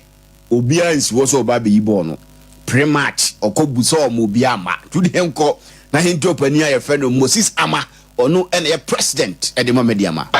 So far I'm in yes, but I think that schedules are omuye nyina enkoyi because other year I think last time we coalition omuyi about other matches ebi no dey omuyi nti I thought remember until mama to be out but I think I was also quite late. No, pre-match maybe be sa kudo say pre-match no nobody was at the pre-match until that's how it happened. And January Samoa Moses Ama club president Edema Mediama enso two just obiama na musan say e second no most stand for mo right say broadcast name say munya hwe wo ho ndino mo ntwe mo munyi mo de koto social media no so mo nya sika kakra na and I also say, we are still struggling on that a little. I know very soon, we are struggling for coverage, you know. So far, until no, I don't know. The crowd don't benefit anything, but I think they're on it. FA is doing everything, fighting everything to get a very good coverage for them.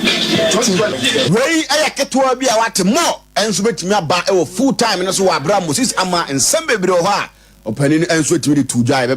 near the whole 7 and sweat me at the amount. Now a branch of Michael and Padu, a class of folk player first one in a Yahuno, and say yes, one coach of Nebaka Tara, a one sense and be an MZM and Timmy Wasi Buho by a senior C and Penifun me and wet to me at Dim Coma, ZBI Kama, a chopper SL call Nibi at my command, Tino, and a house of folk eligible training. A branch of friend Michael and Padu, but join the team now, you know. And so my training na if say the body man was sa what me aba beginam that my timwa ye fe na kra has folk teno ne sam kakra fi oba no pay no ye dey tuma nim enso e wodwumadi no so bechem na sorry we are part of the bechem media team we say we monitor show no live tincha kase and confirm out fancy di Maria ba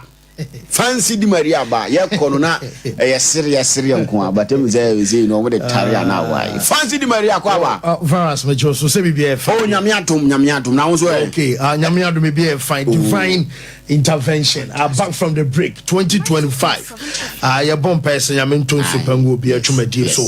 o man ye ho masem 2025 emu wa pa prof nti akoso wane fa adwen panante mo akoma mu nte ne jade aka ma atwedi amponyankomo bibia be fine asonso ho ye nyame adom but me say what da fie but ni aton da say what da na nyako na Ricardo na mze na de ba se mi na man TV one TV intinta ne zo hu ya say ade ne fa ho a o nte okay ntina na akwa nti me say mu say fancy na ka say because me say ya man boy ne de me say no an makama asmatro unim so adwuma no menya simple me pay ho me mama ye ana say me ya say me yes ana me life ya fa sante if it must be done it must be done well yes virus me that I so I'm celebrating did they swing Chelsea na someone among me catch am say any title race no more mo me pressure afei lose matches M1 na dia fei na man for who state when excuse kakra bi na you your friend from next you come okay when na mo nye live bia we say boys do be at some dani adia na bom tie say bibia ye lose matches square that say Chelsea maybe so you lose so much square your points you say Chelsea omo draw celebrate draw omo points say okay the Blues yeah you know Yajmudi. Aha, JD. Yes, you're gonna hear the stories about your for and Monday morning, our branding. Your day, your stories and Abraham. I'm in front to one Sandra, who call a French league in my city, and some other man say, Ganania Brantia, your friends Andre, are you and our Chester Stadium, and also I start Laurent Valadrum and one of some Kosuni, and I said, Dayu Omutima, one of some Aqua, our Masono, one call us with 5-1 our brass, I give a basso. Now, my men front to us, our broke us and what we shall have, I can't come out quite a room, a match, I shall have Vatiamubacono, I had the Dayu and I said, only go, and some Armale have to Nasrinat and what Tama, Ambassador de El Bongo, Arietta from our side, and some Nayamasono, one up a Janus, a pie, supporters, and some natural say, what about to one castle of former Grossner and Watchy, was a Babasho go Arietta from our team, and some Nayamasawa broke us and Ra, the Apache on one of some supporters from more stadium and Ra, one of some about some of Russia match, woman also actually or refer to the Dayu, amateurs and Chasa Burma, and some emotional time of Bronsa, one of some latter bench actors in his war, and some nothing years at Barinano, and a Sharaka projector, and some Amawa Brand, the Dayu, and some Latin is one, and some update to Abba on Semino, yet Africa and Anope, and some Jama Abiam, and so I game and Ra, and some Labas Weno, I trophy the champagne, I just said what game, Paris Saint Germain, and some animal now, and a Bueno, I super cup game and Ra, and some Abbas Mantino, not Pinanimus and Kabia game a draw, none Kabia probably among Romonia, your father's Astra tennis, and Paris Saint Germain, one shall Baku Emma Monaco Timino, and some night to me and to Enwa Gamer, and some Abbas to play and Fanasa, Usman Dembele, or no, and I said the only go to Paris Saint Germain, and what Dembele at Wasso, what Cobas was at 90+2, a young minute go out of Paris Saint Germain, Dembele at the man of the match, I want Enra, and some other coy. Now I broke Cobas and Captain, your father Sam, I am Marquinhos, and Bonampo, one more white stay, a Yomo trophy, and some other Kurium, and what Urum said Dembele say. You want to just woman our game back now so much a Paris Saint Germain bono woman some Bobokuwa your friend Sam Man City and Ababa Sakemono was say you must win Adama Saita your friend some PSG ABM and some gonna say 2025 Adea Kema Manchester was a PSG Abanino I was said Danin Kunimdia and some Adama Paris Saint Germain Timna and some some branch of I had Dembele and some other Bawa something yet the Emmy for our Italy Yamania Derby game and Derby game and a game of Roma and some number game Erita Lazio Dabian Cocelesti Emma and Roma Timino Wamushamion Emma Lazio Mokuno Wamusam Nightmiante Lorenzo Pellegrini one of the first go about Bacatena your fans Alexis Salemakers and one of Nashia Tosumiano and some other Roma Manta Meka one Semino and was Salemakers at so I'm a man of the match award Akoye and some animal on one Casas and Montumpa were born and one match in the mono not just on some Asavata Jubabia Yabaria game a good derby game now so will be at the red card and Manana Essence match in the Quadi area and 90+5 and about San Valentin Castellanos one of the Cody red card Dama Alonso 110 against 11 and area and one game no now I'm going to come from celebrating when said Jamie said Canasa or Fansa power to ball and one of some take dick and so at the match as a Lazio supporters Nina Sam or Pajana Sabem Kumino Malcolm and Korean on here now the ball message I am very simple was some of us will come out Lazio supporters what would you say on the ball what just Kidati and Malcolm and Tiskidato and a single and I just Kidati and some Pura, 8 what just cannot tell him I come 5 and I say we allows your friend I would do not Nasabia will cut your back nation and so on be a league guy boy what Jamaica 5 and somebody is sitting elsewhere and I'm a coach and some Claudia Ranieri Sanra manager some Atasa gamer and some Abasa would think report I mean one also quite record. Claudio Ranieri Ababaya, the first ever Roma wɔn coach a kyɛ sɛ na derbies ɛmaako 4 a ɛdi kan wɔ winning ne nyinaa ebiem nsɛm ɛne sɛ wɔabɔ 5 matches ɛwɔ derby no mu ne nyinaa nsɛm ɛyɛ Rome derbies ne nyinaa no wɔ winning maako 5 ɛne yɛ dwumadi a manager fa no sɛ Claudio Ranieri nsɛm ɛdi matches update ne nyinaa no yɛde ɛma yɛkyɛ for ɛnano pay nsɛm ɛwɔ show no so ɛnora nsɛm ɛwɔ Premier League no mu Ipswich ɛkɔ awɛ ɔmo hyɛ na Flamate na ɔmo hyɛ na Flamate ɛnora game no wɔn nso about 2-2 ɛwɔ away ebiem ɛyɛ game ɛnora Anfield ɛwɔ ɛna Liverpool nso ɛna bɔbɔkuwa yɛfa no sɛ Manchester United ahyia na before the game no obi yɛ nim sɛ ɛm sɛ Man U akɔgye because na medical ato dwa sɛ bi mu wɔ gyiri yɛ sɛ ebi a Manchester bɔbɔkuwa the last time a Liverpool nso ɛkyɛ Man U ɔmo 7 no ɛne ebi a wei de ɔbɛtumi agye 8 anaasɛ ebi a 9 ɛnora masa Man U for Ruben Amorim yɛ manager yi wɔn yɛ dwuma brutal no a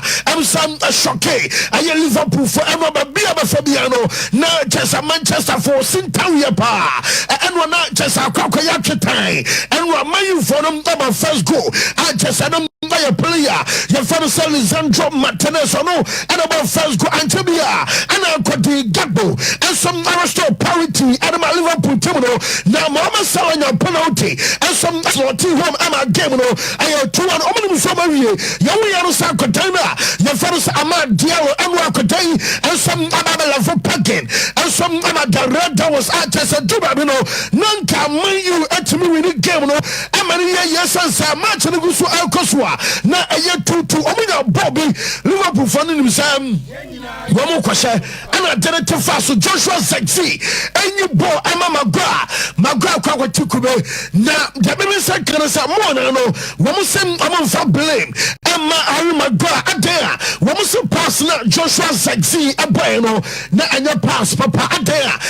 na obi a pass bɔ mo obi mo hyɛ na wapagya bɔ no mu a bɔ yi bɛ nyina na bounce abɛntere moment a ɛbɛbɛ sɛ bi a pass na ɛnam grass no so na bi a bɔ no bounce no de ɛyɛ Adea ba ɛnsom ɛdɛbɛfa wiem ama mpa ɛnora wɔn nso ɛsɛn bɔ no na after sɛ kɔba sɛ no ɔmo wie game no adeɛ baako no sɛ de kama mi coach no a yɛfa no sɛ anaslot mom ansan na wɔnim sɛ Lisandro Martinez goal ɔhyɛ no ɛnora no wɔn nso ɛna abɛbɛ the first time since Jesse Lingard ɛkɔhyɛ goal ɛwɔ Anfield ɛnom ɛyɛ December 2018 since 2018 na Man U ɛnkɔ Anfield ɛkɔhyɛ goal na nso ɛnora Martinez ɛnso akɔkɔ pɛki ɛyɛ ne aka no sɛ ɛno nso ɛyɛ saa jeans a ɛno nso ɛdam ama me ne wo kasa no nyinaa no wɔm nso akwawe akɔ wɔhyɛ goal afei yɛntie coach no a yɛfa no sɛ anaslot ɔse ɛna ɔma yimfoɔ kyerɛ nso ɔmo nyaayɛ a Maguire ɛsɛe no nanom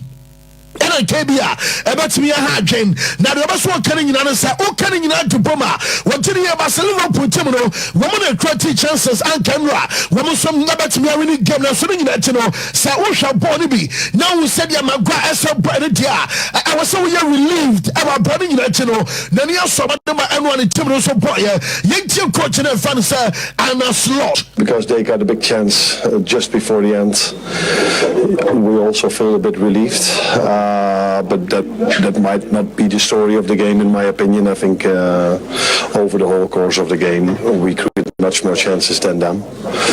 But being 1-0 down, then 2-1 up, and conceding such a big chance just before the end, also feels that maybe a point is something to take. But I think if I look it back tomorrow, I think I would have hoped for more. Yes, I know I am some manager fan say I'm a slot and I'll tell you didn't accept amount and watch him. I'm an opposite number. Your fan say Ruben Amorim and my manager Massachusetts. We are Rashford. No one will cry store them Quadano. I said Diogo Dalonum Abaya Juma Emra. Most among for say it way and a Real Madrid. Omania Bre Aquadana. Your fan say Trent Alexander Arnold also say almost Omo Panana. Now Uma Ayat Diogo Dalo and some football to pion nebi enwa almost ano da hie pa enwa de bema ensom na chawata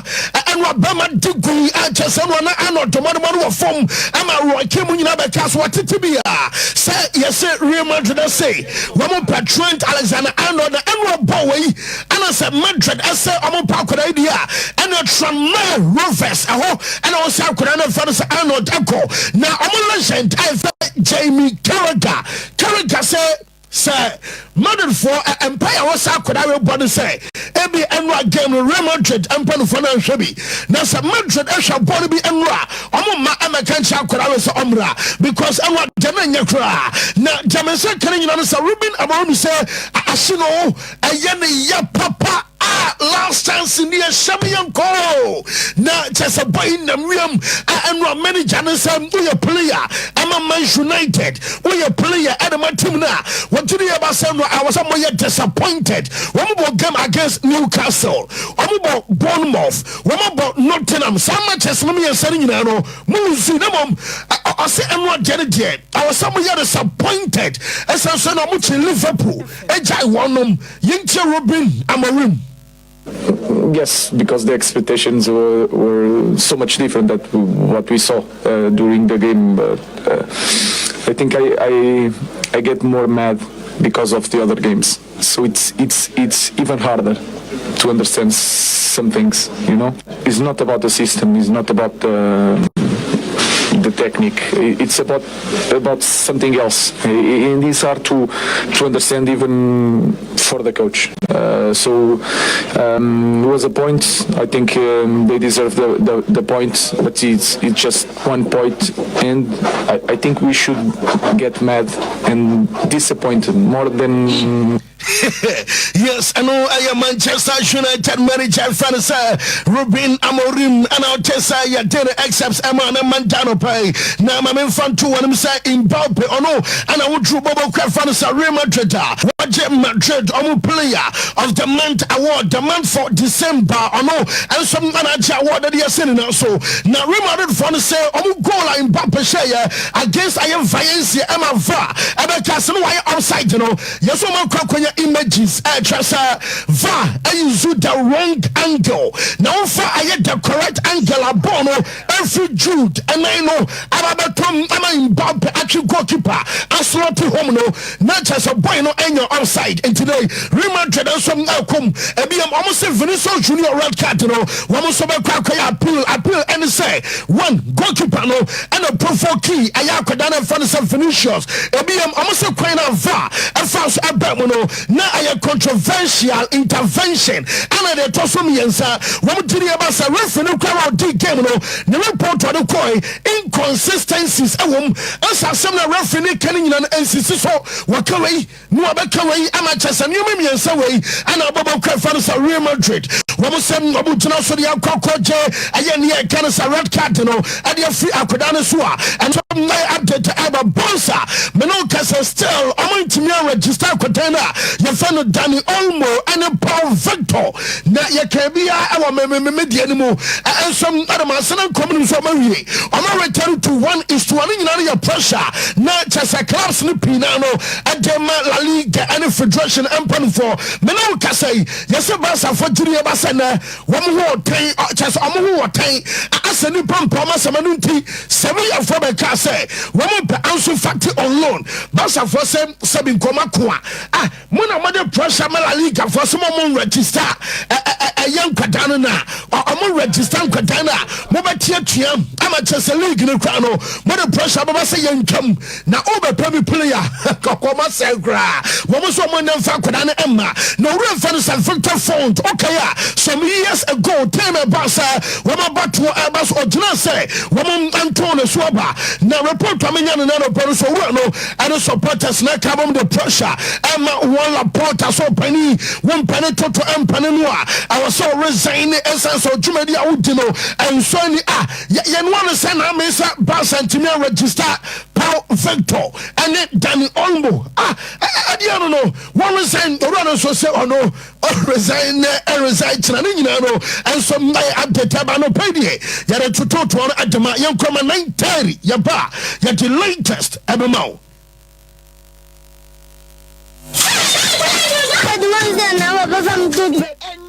Sompanie, Cassia Bonnier, Sompanie, or Sompapanie, Sompanie, Radio Nier, Yabo, Yaba, Sompa, Sompa, Sompa, Sompa.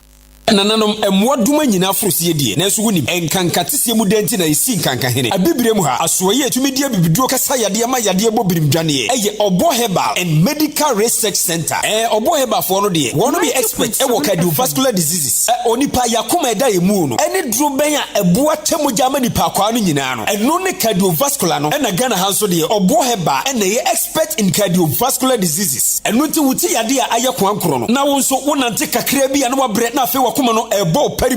de bia wo de omoja broso no kosoro bia wonso wonan ne wasere etimi tutu ne toda yesisirisi da wo de ananse ache wo yam timi hyew enso na bibia nsie afei wo bo ene wo kwanji etimi twe wo man me kire wo se wo ni padua no ba bia ntini ne moja fa bia de akunini na wo ma bibiduro kasa mamu yade nyina adwane ene obo hebafo se wo hu akira kwai e wo sunyane krodua mu ha wo behu ya wo Zinco Road ye ben Divine Junction ye ni Immigration Information Center ene di hwani mu Accra ye wo kasoa Techiman ana Nkoranza nso obo heba asoye ni bi ho ubenye enupa bi wo Green Light Pharmacy Mosaic Pharmacy Edike heba odumase ana ba bia to no bia frey wo 0245 700 248 ana 0249 761 508 obo heba abibiduro kasa 21st clinic aye sciatica expert sciatica no wo nerves na wo to ase na fa wo siremu na fa wo nasia besi ase ho no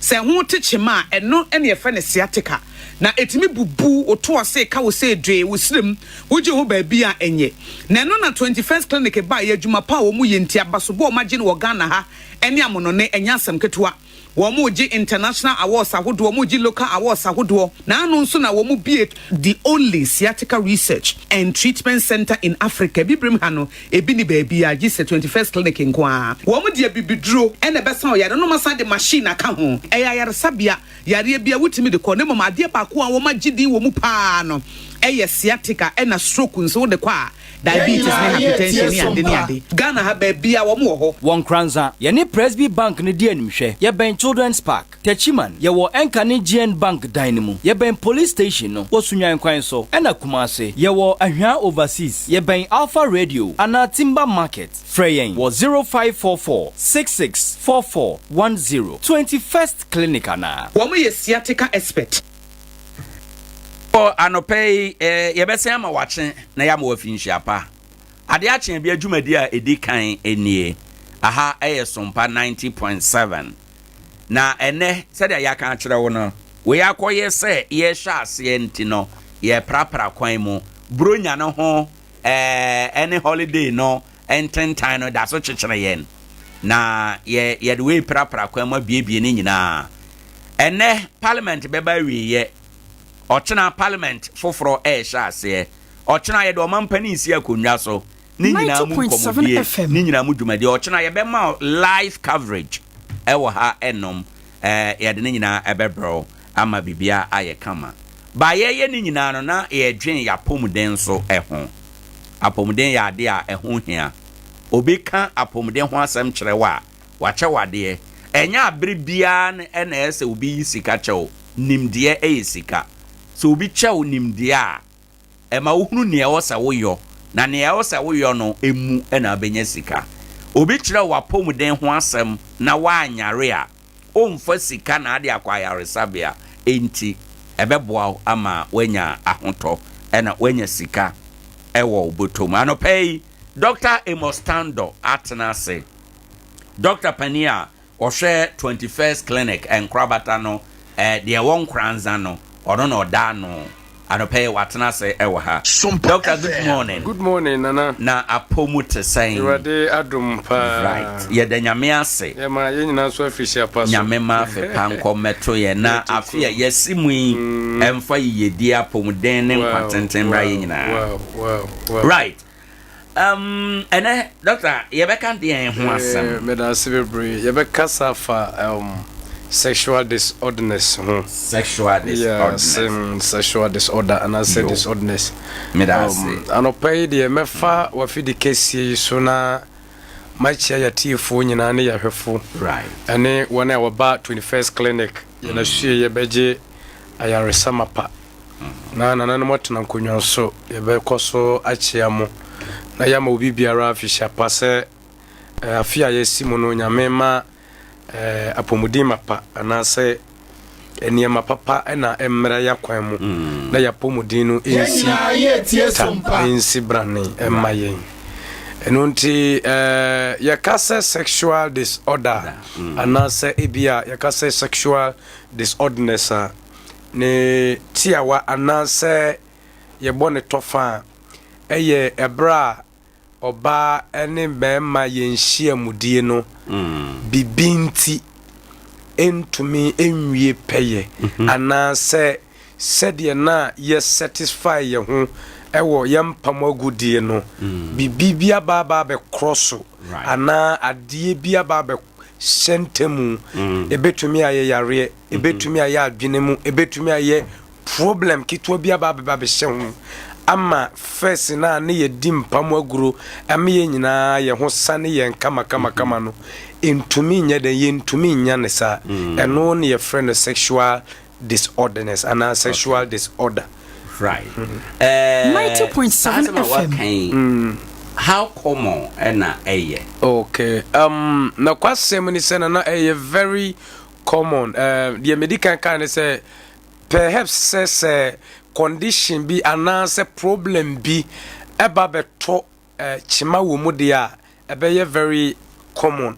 Yensha se ne yenhwe types of sexual disorderness no ye betumi akabebi to say erectile dysfunction. Right. Erectile dysfunction no me fan say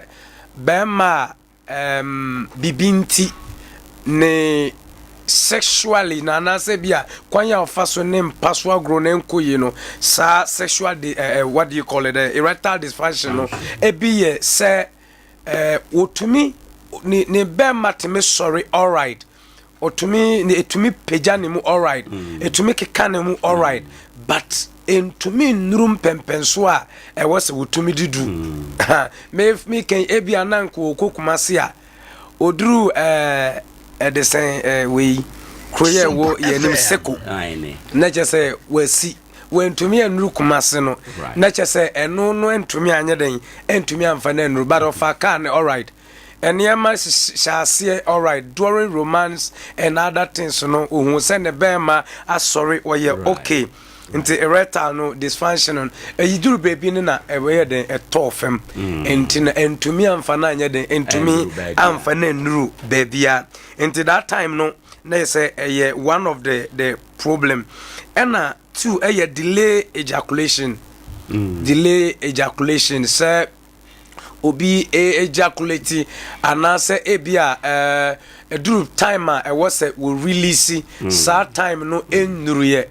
enuru kura tetama medical kind some corpus would do kumase ana said the time I expect at least ne ho beba no by then no enuru babia na yo no ho ayeden no ho asane no eno ye some of the problems are what sex mu ana say entumi emma your sexual ordinance no nyeden enwie peye ono ne ejaculation ye early cry ejaculation no very early obo honum cry during romance no cry no were really easy and I say omo hyase so omo di mpaso agro na obo say na ne ho asane no na say bibi e wo ho problem e wo ho enu entia ana 4 2 3 low libido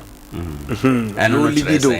libido nature say if your bible honum a obegro ne ho a wonya tinka onfile obegro ne ho agro no na be ma ne begro ne ho bre ni e wose be ma no na oba ne ye bia no obeya but still keja team eno so ye low libido ne libido no e wo very down e wo chichi na tinka no mo na otimi yes I juma very good ewo fem pa ewo fem enti se koba ne sadia na problem ewo what do you call it with sex anase bia during your intercourse na woni mba na bema enhia mu no etumi eko ba problem ena orgasm disorder wadaro my no yeah we bibi to say eba no erectile dysfunction dey no ye related to mema more ena eba na libido no dey man good yes anase no so ye man mema to minya bi mema to minya bi due to ebia obi a owo memfa ne se wo prostatitis anase bia ne prostate gland no emu no ebie to the stem say volume no mu ebia obegoro na onya atinka but libido no moreover na ya na man no mom na ta ewo wo sa low libido no man no mom wadaroma ye ntoa so na omotanya nti se uhu sa symptoms we ana uhu se aberebia dura with sexual the same function no down and I said the next city no akofema mwa na chese bibi na akroso sa and I am hwe bibi te say orgasm disorder me can say ya ka say orgasm mwa wa ewe mu ana say bia atinka na ewe mu na efa ni peduani mu no mu eme nya that kind of ebia onya ohwe oba anase bia wahu be ma no atinka ade ebe ma na nya sa atinka no sa orgasm na ebe Kenya ne ho amenenya no onya oni sa feeling no crowd as such and due to during sex no so crowd no orgasm ebe push no obenya sa kind of atinka no obu wa ye be so ni say the medican kan ye no onya very good inti very difficult and again difficult in orgasms no mam wa no ntumi nye the function very well ni nyina ye sexual disorderness and prostate prostate so bra eno de normally kutia ye mema ne mo ma de eni sa kind of yes mema ne wo na bra junso twani mu aba problem mu abie that kind of your prostate gland no be who say junso no be ye mo ye junso frequently enti ama nipa na kra no oni sa tinka no oni certain kano abitumi amana yeden amana have that kind of sexual amana nya problem and history of ebia ne person was psychological problem adwenimu problem ebia na osanso ewo problem kese ebia adwendwene bi problem bia ba beton so ama woni atinka ntia no is quite different and only is a bit differ but when that problem is solving maybe onya a good counselor that kind of it to me ebwanama near them but in a circumstance bia won say who have an affair and I say you're about to have an affair now we nya certain kana is all sexual disorders 90.7 almost have sex in area no we say na what do you call sperms no I was enke call banimu straight no you will see it coming back ebesan so aba enti and also here 2 or 3 things is see that any panel or fibroid and I say bia wonim hidden fibroid bia wonima e bia ablogi tube na say e bia the pelvic mu lead to what do you call it the womb no and I say ovary no nte koba ne say bia block e bi wo ho no ma etumi mansuo ne sanso ye den e ba bonten is also one of what do you call it the problem into na mam ya discuss we ne ho so that next week then we will discuss another type na ne kwasem ne say we be ma ya say ebia low ejaculation and say premature ejaculation eba wo so ana wanya very careful egu awade betumi agu awade no betumi agu awade no because bra be ma no osha se ne ti page na say wo sha se wo ye the wo ye romance na say wo sha se si kwan mu no na koba na say bia bibinti wantumi anya de wantumi aduru ana say agi agua yade e wo say utu anamo you don't have to sit down by buying self medicative obi wo hono ma ne de no wo say infection sexual infections if it say urinary tract infections sexual tract infections obenu munro na no, it is not that one. Maybe it might not to make cause those things, but in a situation where treating our condition, you shouldn't continue to be taking that medication. But I go back to in the first clinic here. You bet to me, I will labs I would do to make sure say one and someone very matured and I say there is no any problem. And two, ebi nso ana aduane bi a wodi no that right time no another wrong time no does not favor you and now say ebia there is some infections bi so a strange ones ababeka nipadua no ho we will get to know all about it. Moreover, then near the word to address and answer my word drew quick than to be doing self-medication. And the Kobanes are Kofobe brain so Eddie kind numun robi to give them, boost them, give them energy or bet me have sex. No. When it happens like that. Ubenya problem in the course of your doing. And the Kofobe at Anyas are victims of those things. Say, me no more draw a bit to me, I'm a Gina Swatch and all. The body knew on the time I was would you release it's a time they drew now we release it. Now if you continue the air canning in Ayamuja, you are wasting your energy and my will be weak in term. And you say young guys and they say, yeah, man, you better try, say, you better enroll in order to boost our sexual disorderness. But we need to know the actual cause of the problem. And I say, at the Kudiet potential, cause that problem, now you are solving once and for all. One antibiotics and so may I say antibiotics, too much of antibiotics, it to me a quench ya mwano. It to me my any pediano circulations na say I think cannot baby down into no ye ni say ye num self medications and then ra and doctor natural because obi wa no madro no when him condition cry na say bia problem chronic tia wo ye den o no madro no just I'm taking it in other sort of that period no to make sure say I boost and get my energy for that short period of time. But I no does not solve the problem. Yes. Doctor, yada sense the West ya kano. Adea na 21st clinic bet my ya boa obia wakosa atibia we mu. Okay, me da se bebrebe. Ekoba ne say efa that sexual issues no and say sexual disorderness no one. Enye chronic issues. A bit is infertility no money at the next you bet to us so then we'll get to know those things near crack any issues in 21st clinic will be our bet to na the only thing is that ubetua na mona waba 21st clinic na woba yemfiti prekope mfawo m2 adru so na yemfiti prekope emma wadru but we got to know say ebia o sexual disorder no ada say eye prostate and say ebia eye STI and say ebia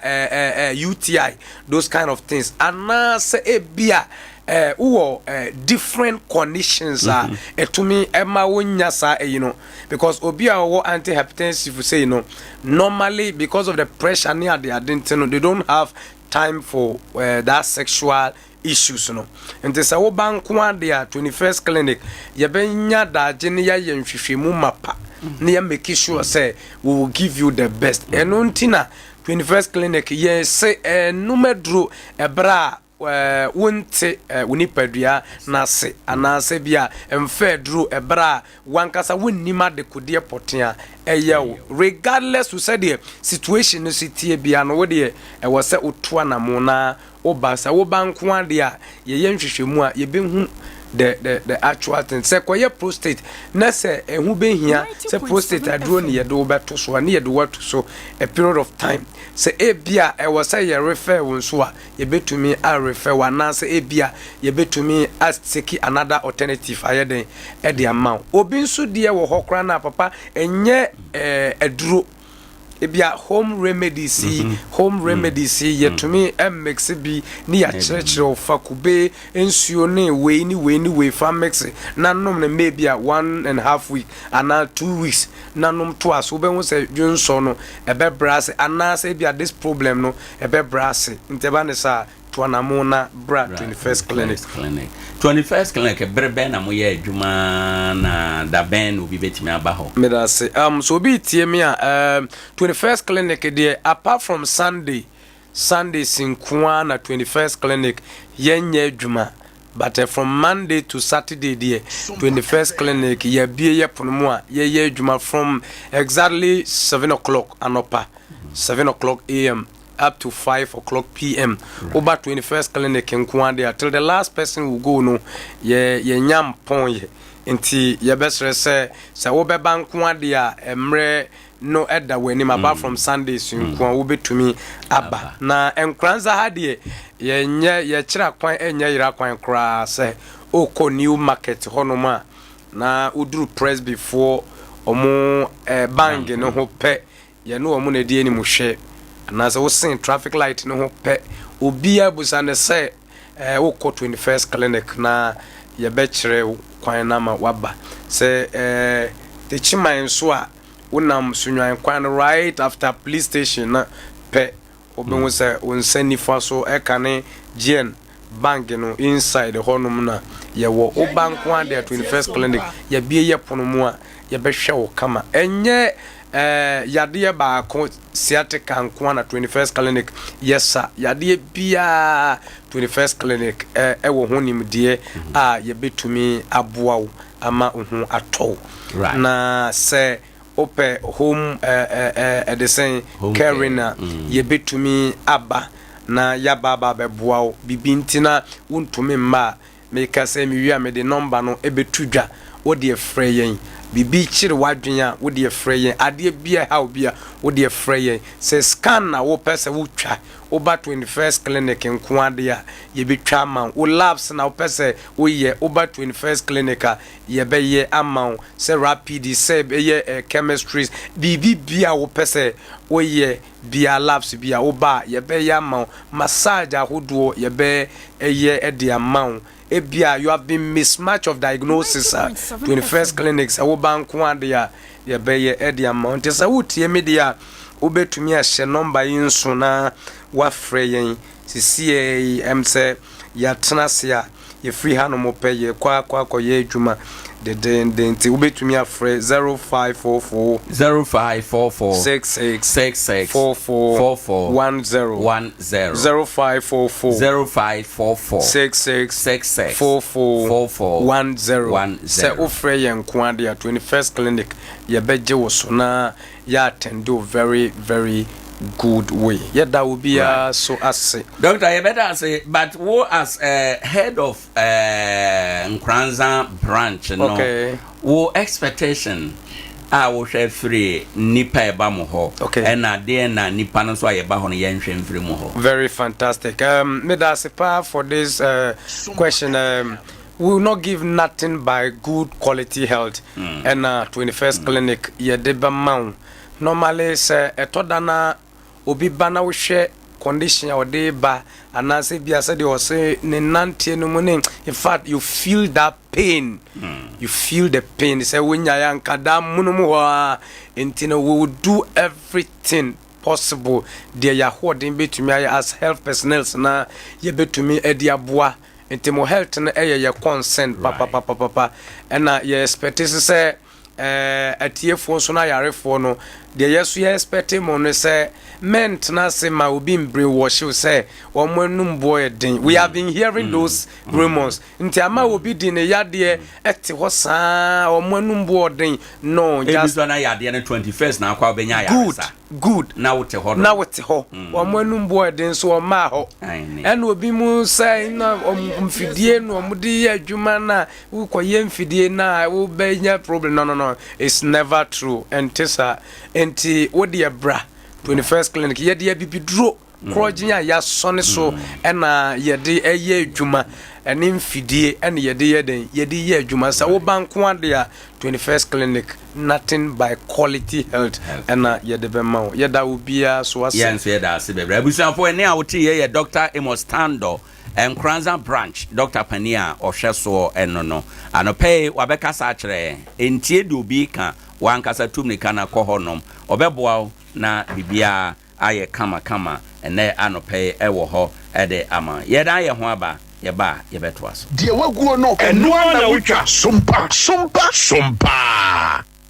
21st clinic aye sciatica expert sciatica no o nerves na wo to ase na fa wo siremu na fa wo nansia besi ase ho no se ho techima eno ene ye fa ne sciatica na etimi bubu oto ase ka wo se dwe wo srem woje ho ba bia enye na no na 21st clinic ba ye adwuma pa wo mu ye ntia basobo o magye no wo Ghana ha ene amono ne enya asem ketewa Womuji international awards ahodo womuji local awards ahodo na anu nso na womu be the only sciatica research and treatment center in Africa bibrim hano ebi ni baby a gise 21st clinic nkoa womu de bibidro ene besa o yare no masa de machine aka ho eya yare sabia yare bia wutimi de ko ne mama de ba ko a womagidi womu pa no eye sciatica ena stroke nso de kwa diabetes ne hypertension ne ade Ghana ha ba bia wo mo ho Nkoranza ye ne Presby Bank ne di animhwe ye ben Children's Park Techiman ye wo Enkane GN Bank dynamo ye ben police station no wo sunyan kwan so ena Kumase ye wo Ahwa overseas ye ben Alpha Radio ana Timber Market Freyen wo 0544 664410 21st clinic ana wo mo ye sciatica expert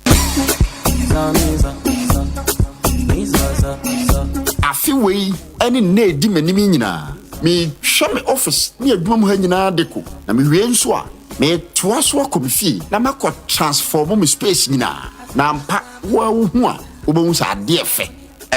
minim sɛ ato akoma so na wo ne me nyina dwadwenkro sɛ tisade a bɛka me ho na yɛnkɔ Tony Deco Trends. A wall sticker installation, POP installation, inner and outside painting, POP decoration, room designing, room decoration, and reworks, and blank curtains installation. Tony Deco Trends, a chakwan, Nkoranza Bono East. Your number is 0245 232160 0558 129499 0539 628289 Tony Deco Trend. So fear no adwuma ma nyefa ne fiwa.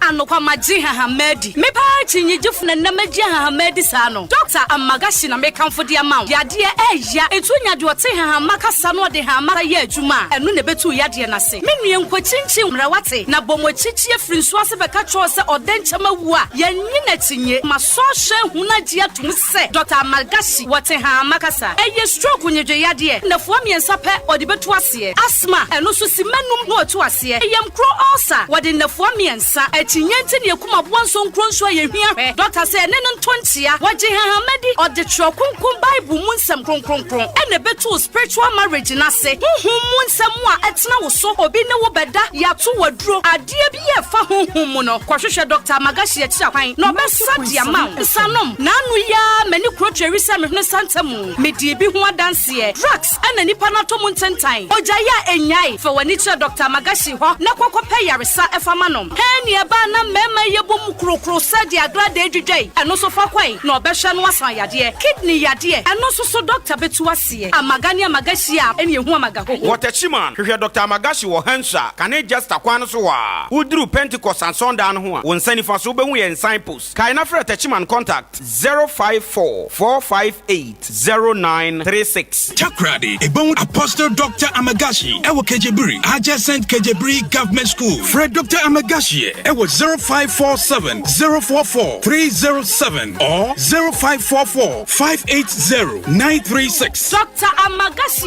na wa mame ho adwi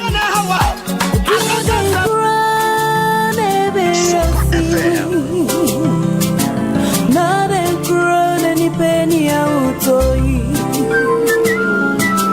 yare bone kumyei na den ni ariwe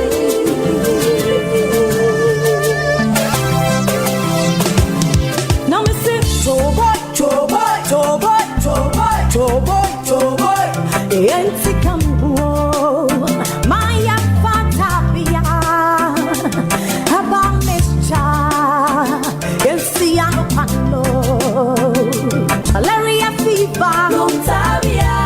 loss of appetite Montabia mono Montabia ebamesha say punua Montabia wona mya Montabia ono matuna sound to me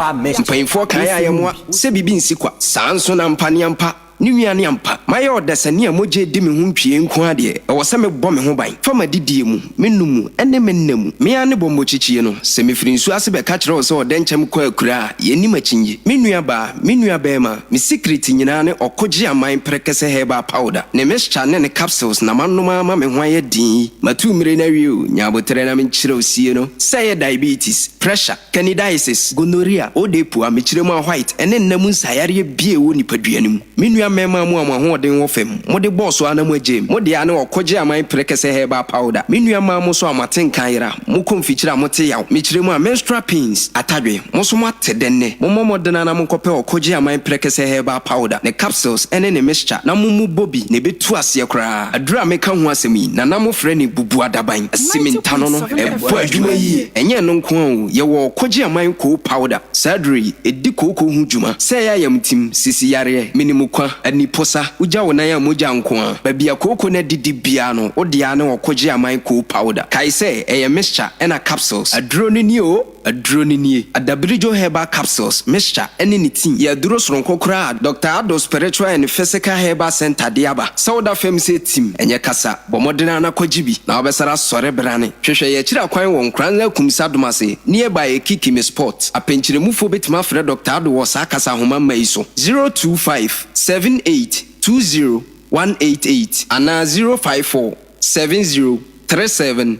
hyɛne nsoma me sɛ wɔyɛ physical and spiritual works wode ane sɛ wobɛkɔ n'anim na wasolve wo problems Dr. Ado Spiritual and Physical Herbal Center abibidurofo nyinaa headquarters no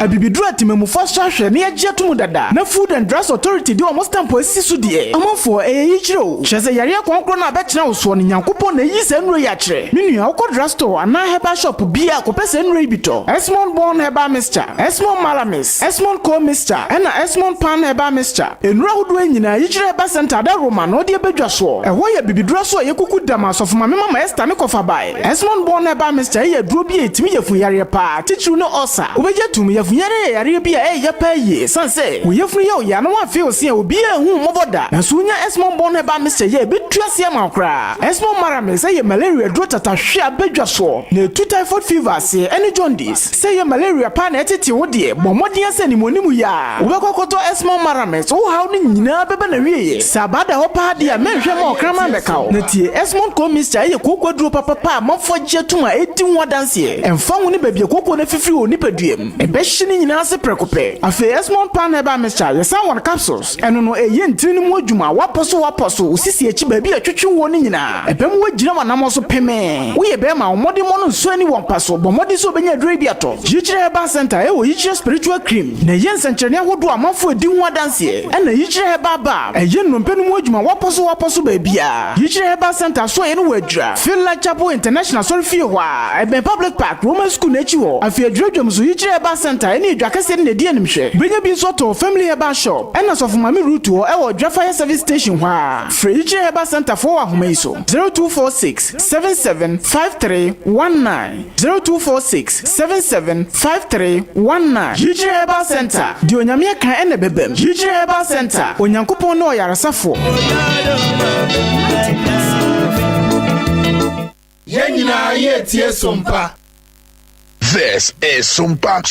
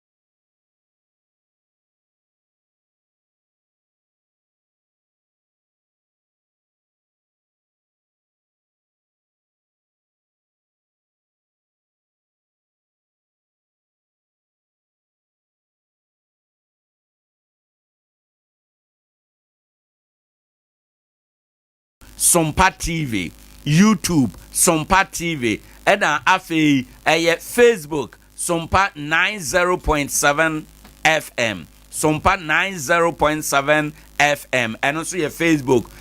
Ni aye ba be sesi ni nyina ewo ho enom like your pages no di achi ewo ho be ye fan be kan abusua no ho ya the video to ho a ubenya notification na wetumi adi yachi. So baby ayadri ye beko ye screen no eso brother Frip I gina ho dada ye ba be din komo ene anope the transition from the 8th to the 9th parliament no ye ba abedimu enkomo ode ye be fam of apam wo ha menso me wo ha ode ye ko nyina komo ne kitakudie no na ye diko ye wia ye be ba be hwe the sona nanado ye be ba be hwe na dwuma ode aba wie ye enkrofo bi condemn no wholesale ye bisa se sa wholesale condemnation no eye anase enye ni nyina no eye nkomo a ye bedie the incoming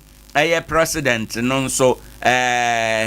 already or the krata ama parliament say speaker backbin ena ope say omoye ni speaker ewo ho anope yedi kan achechira adwene ewo no ho ba nkomo bebre ewo achire the disputed parliamentary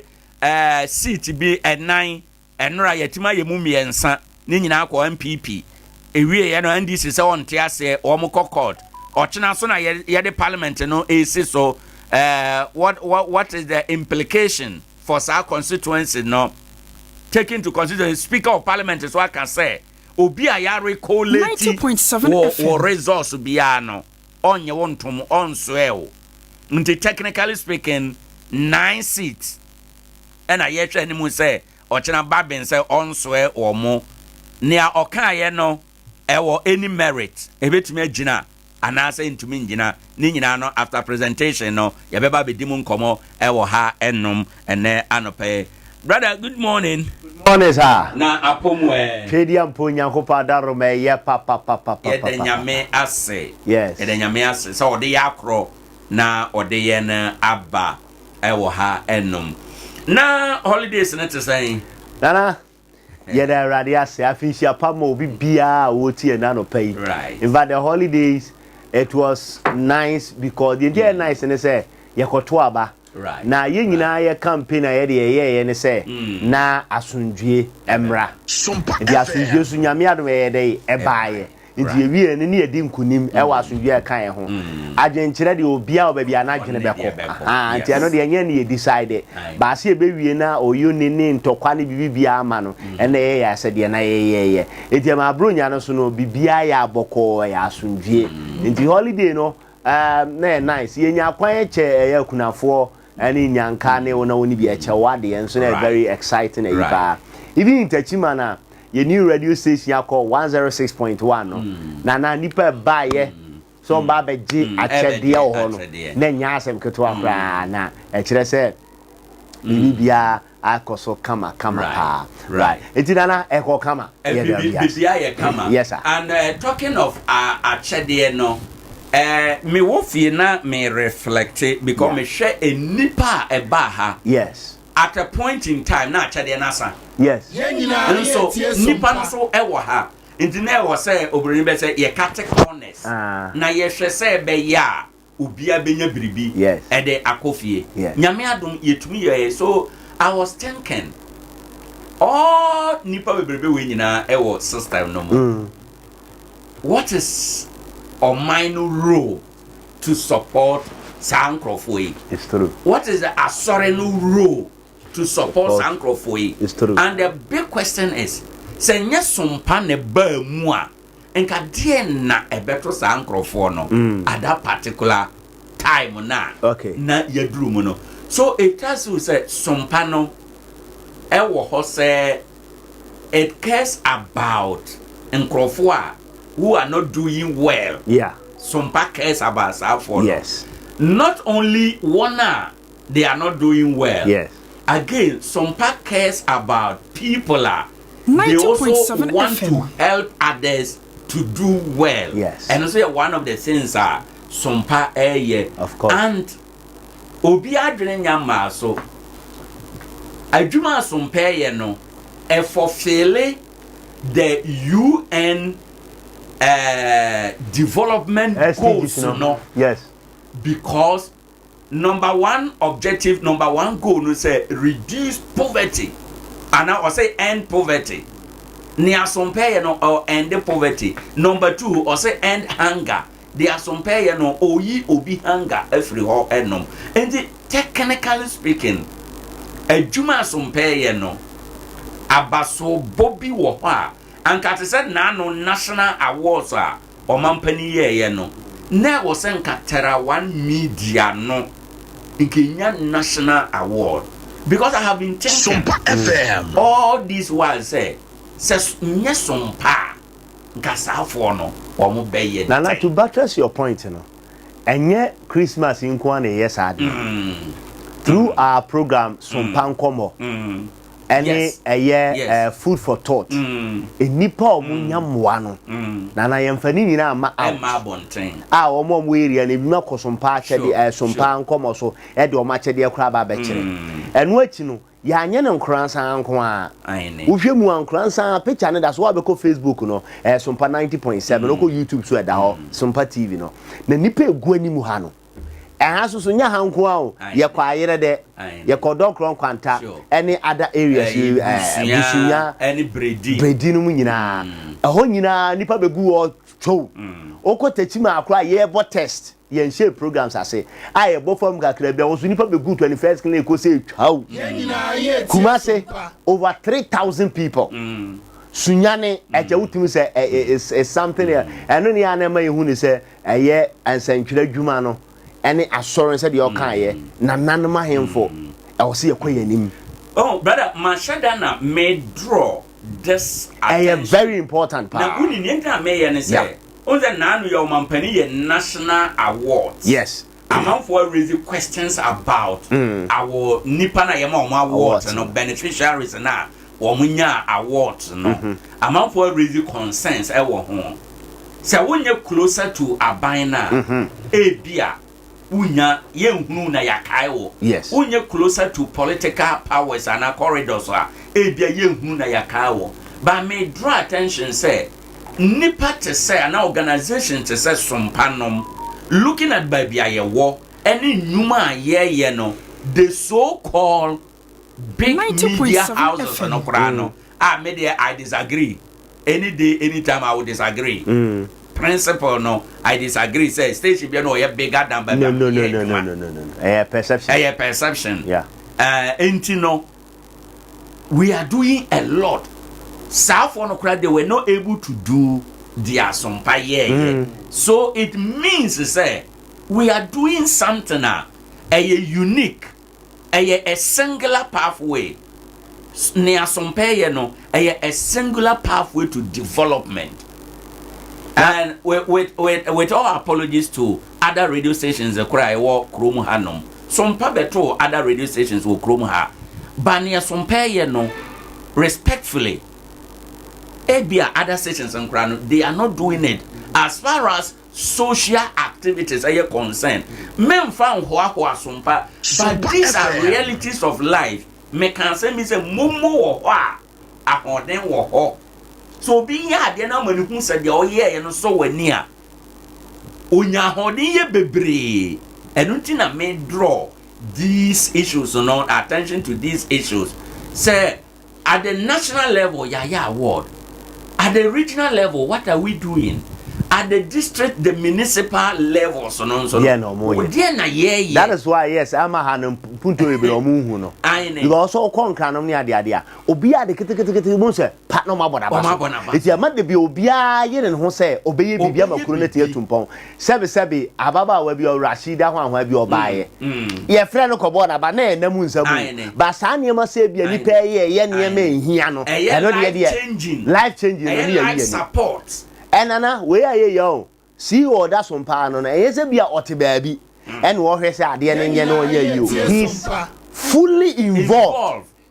now no we ya ye wi Kumase de oba Nkoranza from Nkoranza oba Tetima no ha he's involved a program on enye je say a fluke I said oh ye de atwam o na now ye de age fans o a hearty thing a kumaswa dia all year because we say nipa bebre ho kire wo mo I do tell be we say enso ye stretching yensa near the boa man na no oba ha no oyade bi na refer me to Bible mu ebra Mary ne Yesu call ayefusha na say ensa no saaye no Mary ma omuko Yesu ho na Mary ka kire asomfo no say dia obese mu bia no monye na no oba ha ye che ne ma no wie ya na bia ka kire no o se mu nkope bibi mo mo Monko pepi mo asiafo ne de no monko njo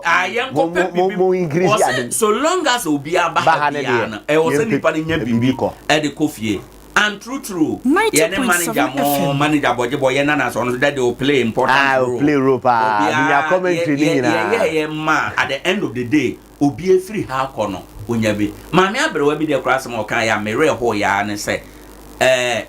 oyare dadem nanso achede ntina wasori aba sabe ontumi nko na watumi aba onyamo no a osere obi se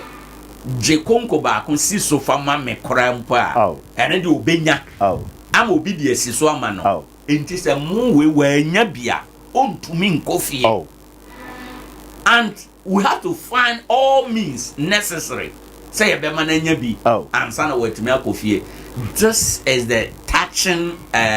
stories are Sompa. I think that we'll have to do documentary one of these days. Now you running your narration, you running commentary to link the individual stories are and Crawford share Sompa there because this uncommon binuma omoke kanchire ye chire behind the scenes, but they are very, very necessary. Of course. They are very, very necessary. Say don't be kura na say obi kura ti obetima ka say if this is a juma sompa ya ade na me kipu sika ade na me yesi ade na me koboa obabi kosa adwamane na yakobo na baso obi koyese e man ko woro ye ho na yakobo ma baso. I am not saying that sompa need the capacity so obey their all you know, but I am only saying say let us help when we need it the most. Because me who na no maye begu a question a me daso bisa me ho say nye sompa na nka de ne beto wo mo ne omma omo ankasa sabio ye kro omma ye bosomi akatia e ma ye de ko obro nyane ye de awie o e na yaba ye kro na ye kita bibi o yakodi awie na yaba na ono a na ebia on kita bibi a na obey den. Yes. I think ye di bronya wo yentemu but people don't really understand bronya. Because bronya and Christmas is about gift. It's about giving. But ye nim giving. Eye niaminizo brother Philip obeti me bronya no ma me koma brother Philip ade. Me koma brother Philip ade ono so anya hwe new year ono so be bremi. Ndi akoye say me de ma brother Philip na brother Philip so ama me bi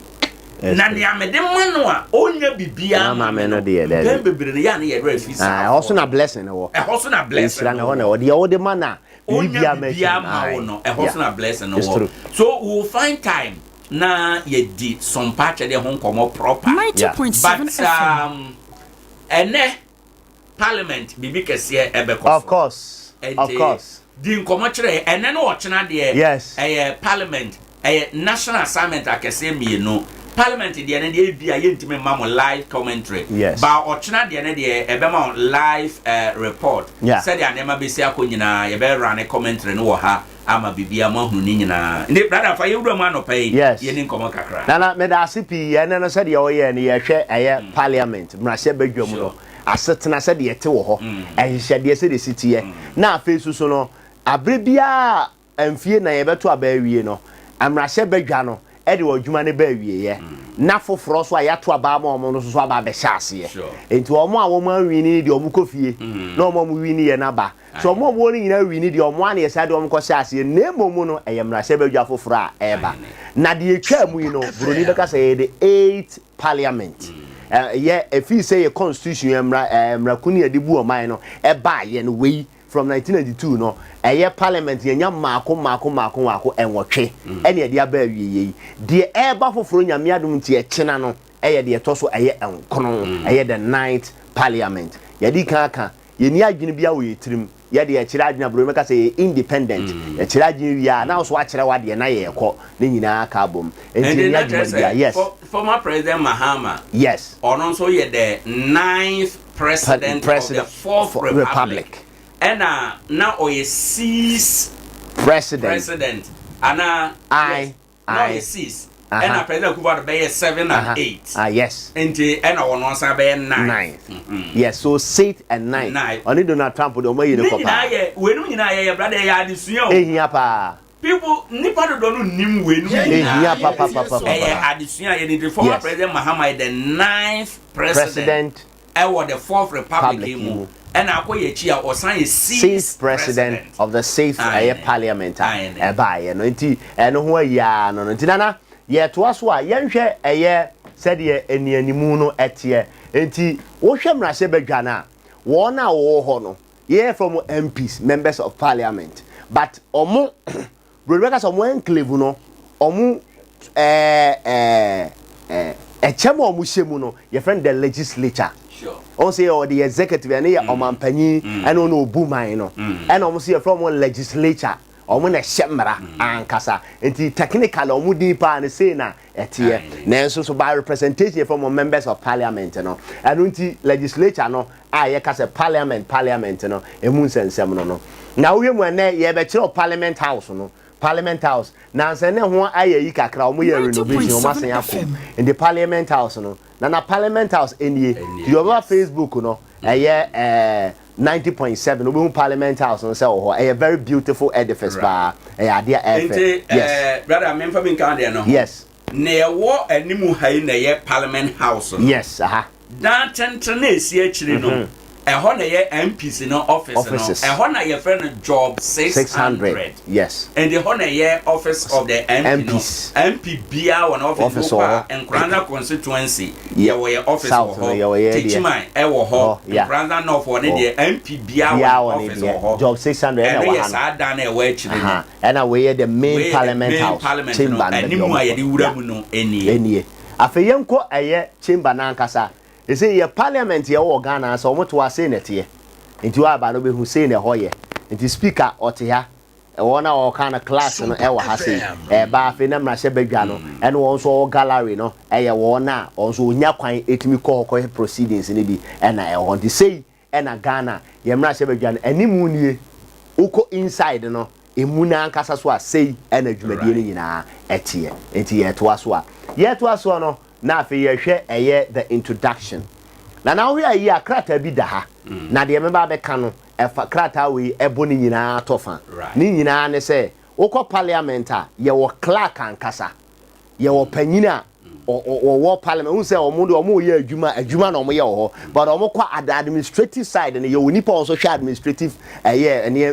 down to ye koso parliament ni din the clerk is a current clerk of parliament your friend no Ebenezer Ahuma Giato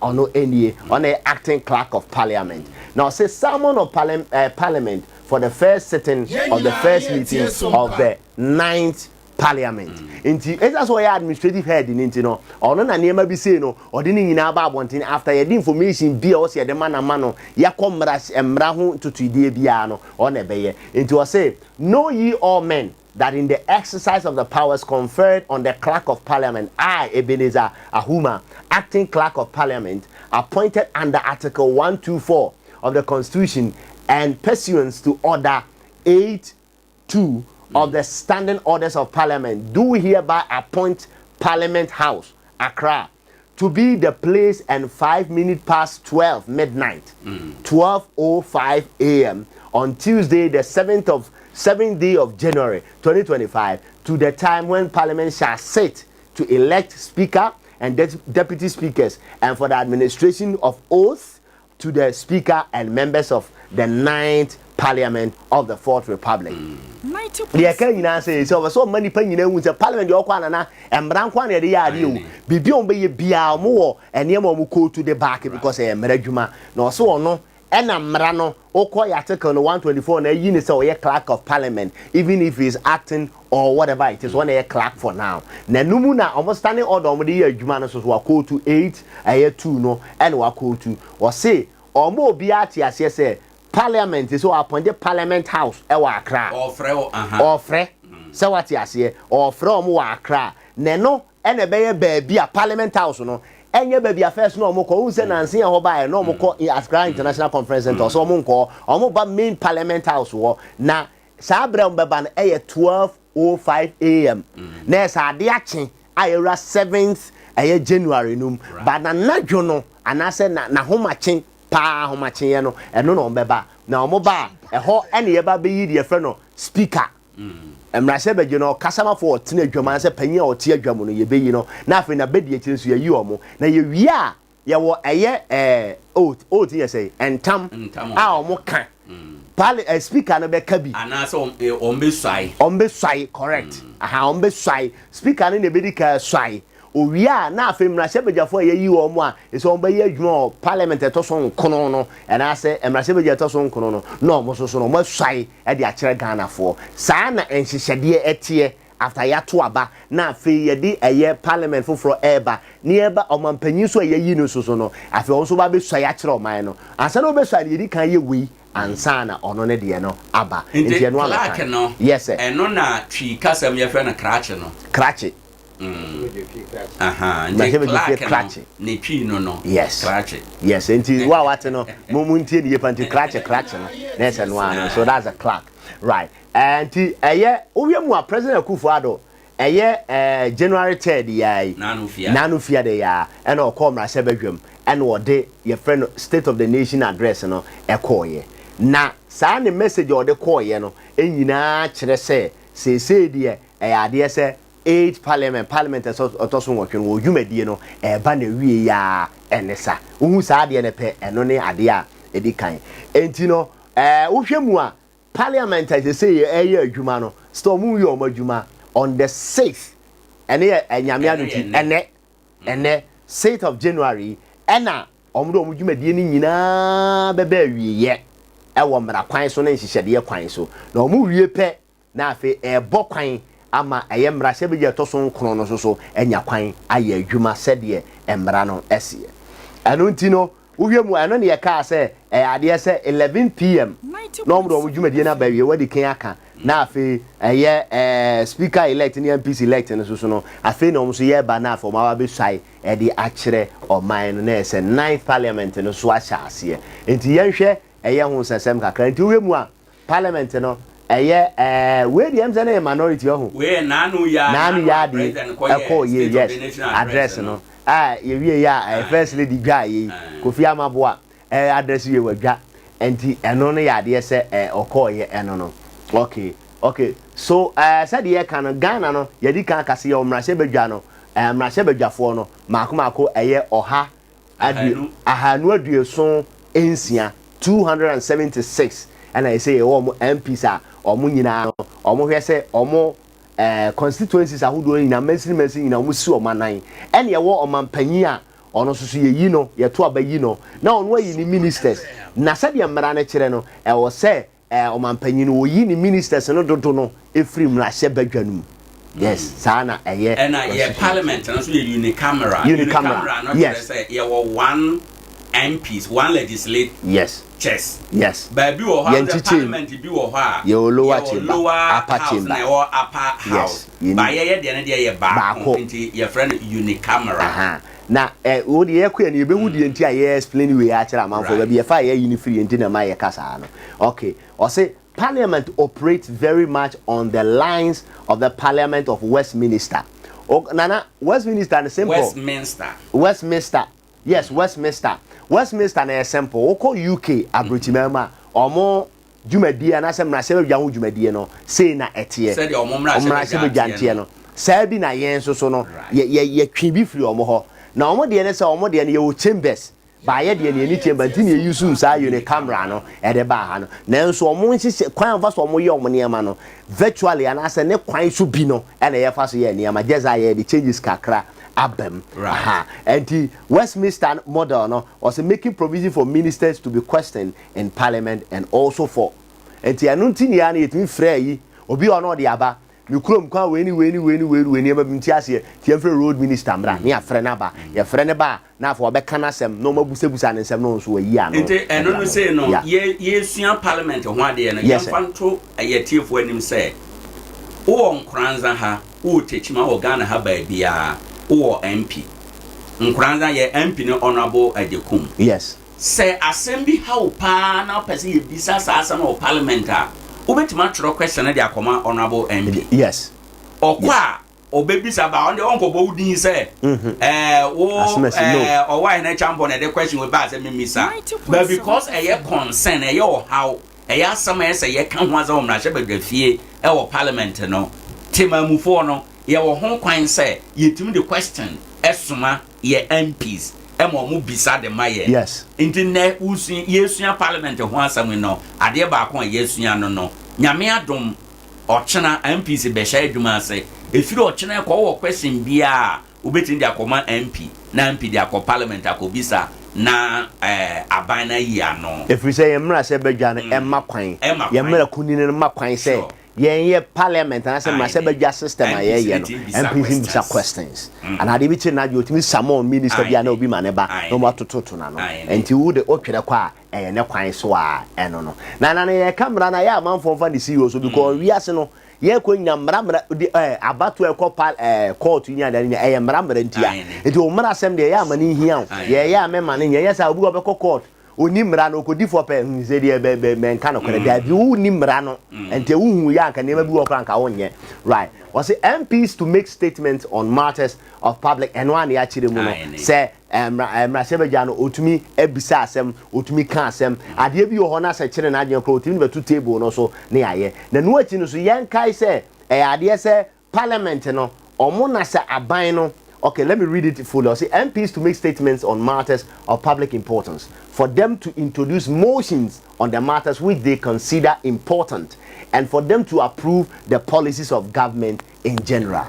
And only a kind. And until no near be here, be almost the tour, said the bay abino, Sebasto, and she said, be waiting the room, na etmiama as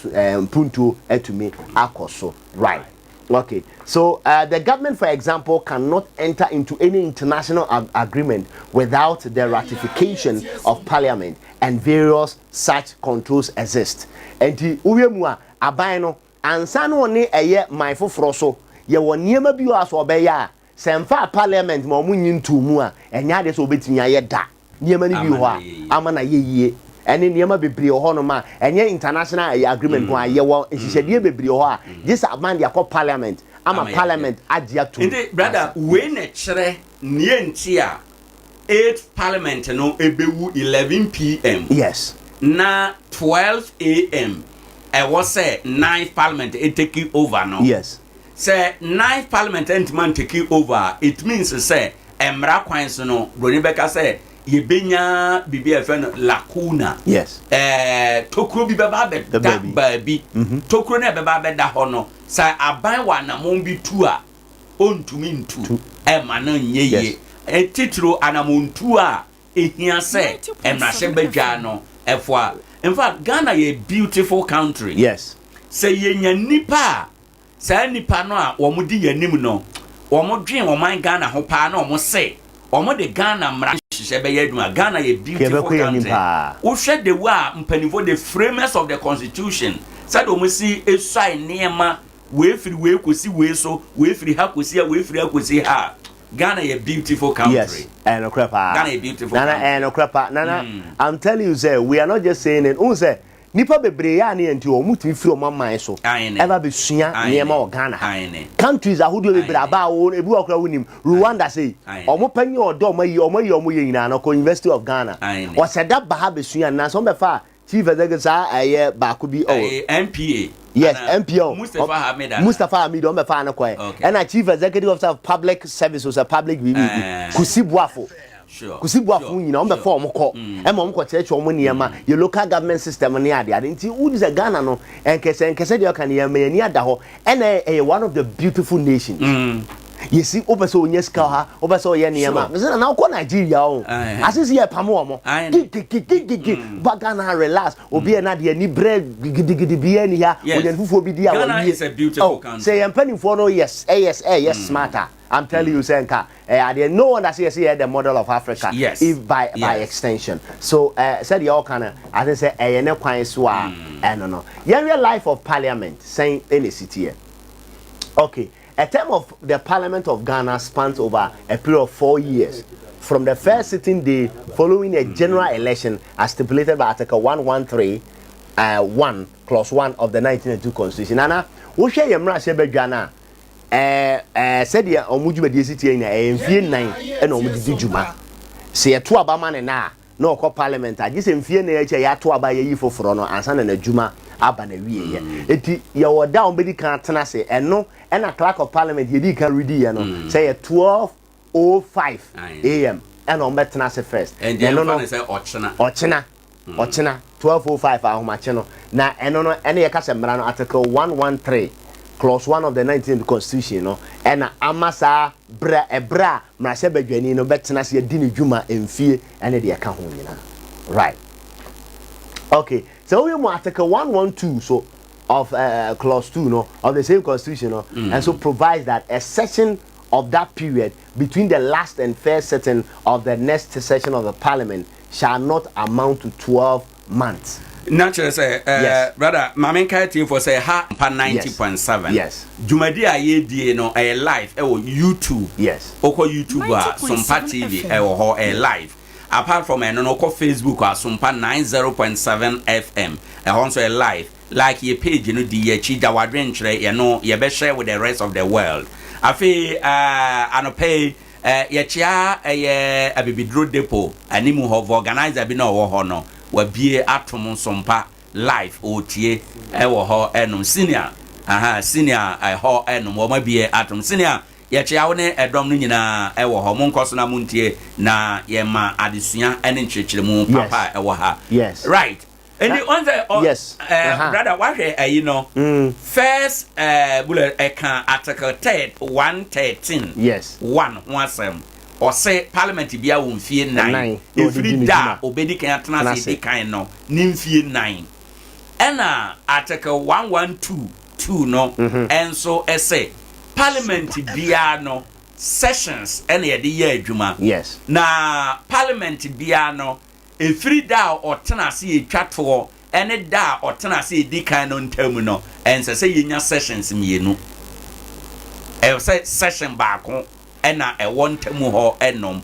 By the abra ye benya session for biano. Naturally say ye movie into a new Parliament and you know ye ko ye name no the next slide no betre sessions and sittings and meetings and no emu ewo ho. Okay. Yes, Nana Medasipi. Also within a session of Parliament there are periods of meetings and sittings.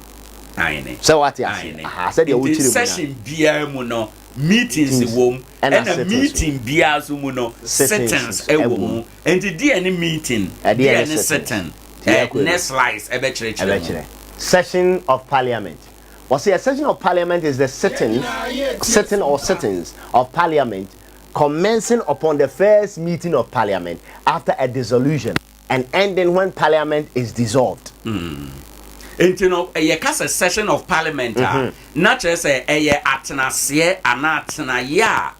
Parliament in a free da odi kind atenase. Ediko sida ye di begu Parliament no eno na ye friend say session of a Parliament. Okay. So in the session no ni actually sitting no. By a constitutional instrument, the Speaker of Parliament exercises the power of summoning a new session of Parliament. In practice, the first session of Parliament begins on the 7th of January after the general elections. Technically speaking, no, emra kwan so a Speaker of Parliament ena obetime afre Parliament ama yashe a session a session a new session once them can say and so say yenya a session within a session abre benya session bia na che say Parliament foforo ena shas okay nana mamu asenti 8th parliament here one session yeah con 9th parliament na is a new session yes sa pepe na na antina wachire mu say new session bia no shas on 7th January ebra na yato aba awie yes ena session bia shas edina clerk na airframe no ono be the administrative head no all friend no say ya quickly because adwuma na ankasa na de o ye na speaker of parliament ba ye nyi nti no o tumi nti de akose 12 midnight no nti ye ni wi a he will commence the first session on the best session di kind no and I say fufure ya say o be first sitting of the first session no as so sa NCT here right or say on the average parliament sits for 28 weeks and goes a recess for 24 weeks within a session. The house sits from Tuesday to Friday, making an average of 132 sittings in a session. International say parliament no one tenase kwara no or tenase na wotwe aduonu enwotwe 28 weeks na wotwe mako 28 yes or tenase ye adwuma na wamakwan Bruni beka say school e beka say o mama kwan ye ka o makwama na o mo ye nyina within sessions ni boma 24 weeks and o munya okay ni a chire say parliament no so o mo show mo dwumadi ase Tuesday to Friday o mo dwumadi Tuesday to Friday na ye ma obi ante say eto da bia Monday se bibi wo ho na ye urgent speaker of parliament ni from o mo ba one will say na no president we nation's address no kra no nanka na ye Friday yes na speaker person ka Saturday no omoba yes ena na MPs no ka say o ma brent no ye mfa nhye ene dwoada yi yes enti ene ye dwoada nso ne parliament beko because of say time aka o manim no esua o ma nya mre dodon bi anka ho a ebre betia enti parliament antena se kra no o tena se aye oha any Adea Akye 132 sittings on the average and a parliament etnas intine shenen so sa na proceedings ni ana say enhyede na ekoso a wahu die nti a ekosa sa edina na yeto aso no meetings of parliament into one say ya sessions nti afi na ye be meeting ya session ya hwe mu sitting and say ye ba be meeting or say a session of parliament is made up of periods known as meetings say you can't say session bi wo parliament mu a nhyiamu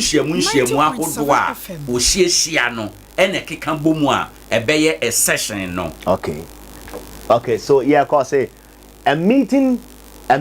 is a sitting or sittings of parliament commencing when parliament first meets after being summoned at any time and ending when parliament is adjourned sine die or at the conclusion of a session. Into ye can meeting ye atenase ana atenase ahodo a parliament no etena every da edi kan a omo hya ase ekọ ye frɛ omo kɔ tena ase te sɛ dia ɔkyena ye frɛ omo akɔyi no ye meeting yes what I say ɔkyena omo kɔ meeting na meeting ye atenase a omo betena ase nti omo tena ase ɔkyena yi atenase ahodo mbetena nyina kopem da parliament ni bilibinti ye betum anase wadwuma beba wiye nti nanu a na ntokwasi ho a speaker etom no na eno no ye friend sin die yes eno eye brofo emra legal word yes sin die legal word Adea yetu asan a yenim da ye beba ana se won dwumadi also enina aba awiye kura and you can't that's very good ordinarily there are 3 meetings in a session. First meeting January to March, second meeting May to July, and third meeting October to December. Said na ye kan no said wachire mu no say ye hwe meetings no nyina ne aka mo bi ate ase a o meeting di kan pa no e free tina de ye a ebebe no January to March and no your first meeting of the parliament the first meeting of the first session of the 9th Parliament. So for order paper na. Sana ombetre no. Yes. First meeting of the first session of the 9th Parliament. Sana ombetre order paper no so. Na no na me kan say me na wonya ma na me no ofedi nko me ka kire amansan say MP ba na wonya kwan kɔ ne hɔ a ɛyɛ ahyɛda bisa ne sɛ MP mesrɛw ma me order paper no bi na menhwɛ memfa nsua de ɛbɛboa order paper ne ɔma yusu awie no ɔbɛma obi ɔma obi a wobɛhunu okenkan a nsɛm a yɛka nyinaa wɔ so first meeting of the first session of the 9th Parliament no wobɛhu sɛ saa na yɛatwerɛ no ɛwɔ hɔ ɛnom enti ɔkyena ɔmo kɔyi 1st January 7 January ɔmo kɔyi ɔmacha ɔmbɛba Easter kwama no ɔmoma kwan na bedi Easter no wie a May na ɔma sign kɔ ɛno ne second meeting into ɔmo kɔ a order paper no bɛyɛ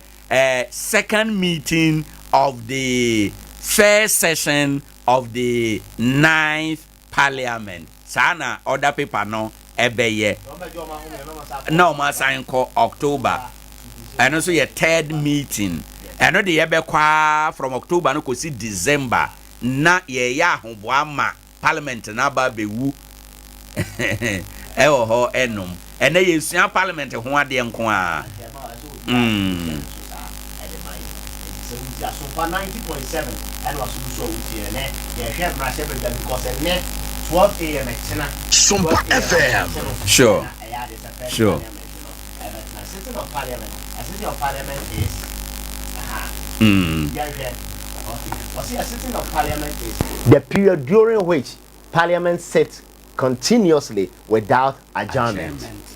Eti we a bro metnasia on metnas saika sitting of Parliament ombedi djuma sa ebra break bi anase bibia mewitwam. Yes. Once na ye can meeting no. Yes. Ye can say meeting no consist of sittings. Yes. Nti hana ochre sitting no ankasa mu. Yes. Nti omukọ atnase na atnase ne toa so saa bibia amebomu a ene na ye sitting and your friend sitting of Parliament. Eno ene actually mu hase right. Nti na ye fa bi aye parliamentary maze. Parliamentary maze no wa be ko Facebook no Sompa 90.7 no eno elie ene wa hase no. Sure. We na Adea Juma na Adea ye hwe the maze no or say the maze, the symbol of authority of Parliament is entrusted to the speaker. Sa aba aba na no ya de say speaker ene ye de ma no na ye de ma na kire say eye mrase bedwa ho no ono ena odi tumi wo ho ono ne di anim ono e panyi e ho no omedi sika kokko na omedi sika kokko na in fact say ahemfi a nke be ye achiamehene ne poma ya okuta no achampoma a kire wo hin tumi ohene bia no yes ne poma na ne chiame no ekita no ene kire ohene no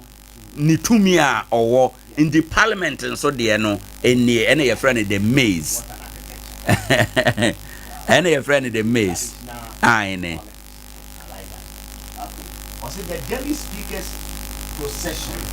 into the chamber is led by the marshal 90.7 FM. The ceremonial opening of this certain day. Right. Indeed, one say said ya udi kan bullet one say maze no a Parliament to me na sa Parliament to me no so no ye the speaker no nsam enunti esan say Parliament to me no speaker no nsam nti no da bia speaker bewura Parliament ho no esese ye de maze no sa achampoma no was say ye di nanim na eye kwabrane mu a ena osoa ye friend masha ono na osoa e di speaker nim na da bia masha e de sa mese no ebewura Parliament no na kire say speaker eba na kire say ye ba betena say abaye Parliament adwuma say speaker enwura Parliament ho a mese no nwura Parliament ho onyewura ope yes ekoba sa pe sem na se bedwafo ni nyina obi asori gina e ma ye di maze ni twam wan sore nyina abra maze no ba speaker di akira watomra ye becho contempt of Parliament wabu Parliament animtia ene de say wo gallery o say wo chamber o esa say wo original honom aine ene yensua parliament ade how the maize enters parliament yes Sompa 90.7 and after Sompa TV or YouTube aine and what sure aine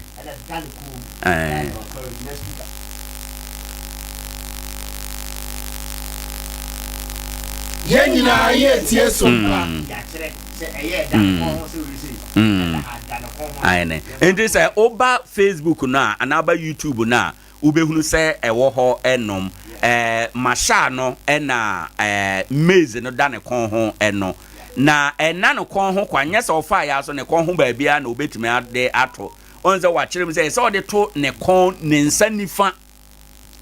nifa so ho ena ewo se ode eto ama bibiada etume aye kama ede ama entino yenhye eno enso ewo ho enom na yemfamanti maize no ne die animu a ode aba no okay brother yenko okay all right okay entino na kire say say ode to ne kon ho sa di speaker nim na say oba bewu ebeduru parliament ho a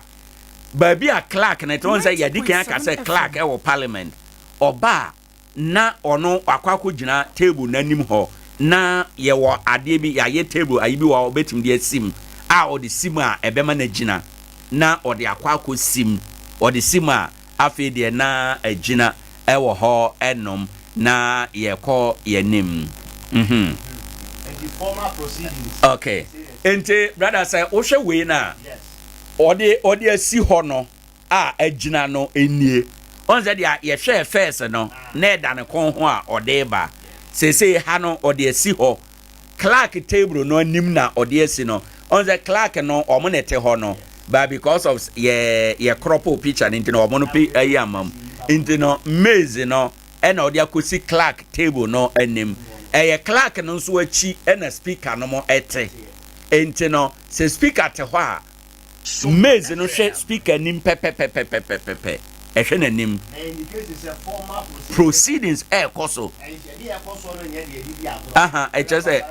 Parliament ye adwuma ankasa aine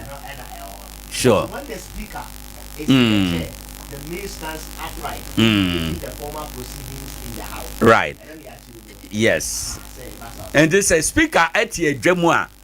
ye ma maize no ejina ye puma ho ye ma ne gina ntenten ewo ebra speaker ete adwamu no ye ma ne gina ntenten ewo ho enuma eye adwuma na bibiada atume akoso enti no yenhwe na yenhye eno enso ewo ho enom ebra speaker ete adwamu no ye ma ne gina ewo ntenten ebra ote adwamu no I think yanko ye chiba okay yes sure yanko aine however during the consideration stage of a bill the maize is tilted towards the chair indicating the informal nature of the proceedings once ye dey kan ka say speaker etie adwamu a ye dey maize no epoma ho eno de na che say ye formal business yes ewo parliament ho enom ena yasanya ka bio se edu se bia ya de bill bia beto ho na ye mpensen mu a eno no de ye shine maize no ye shine no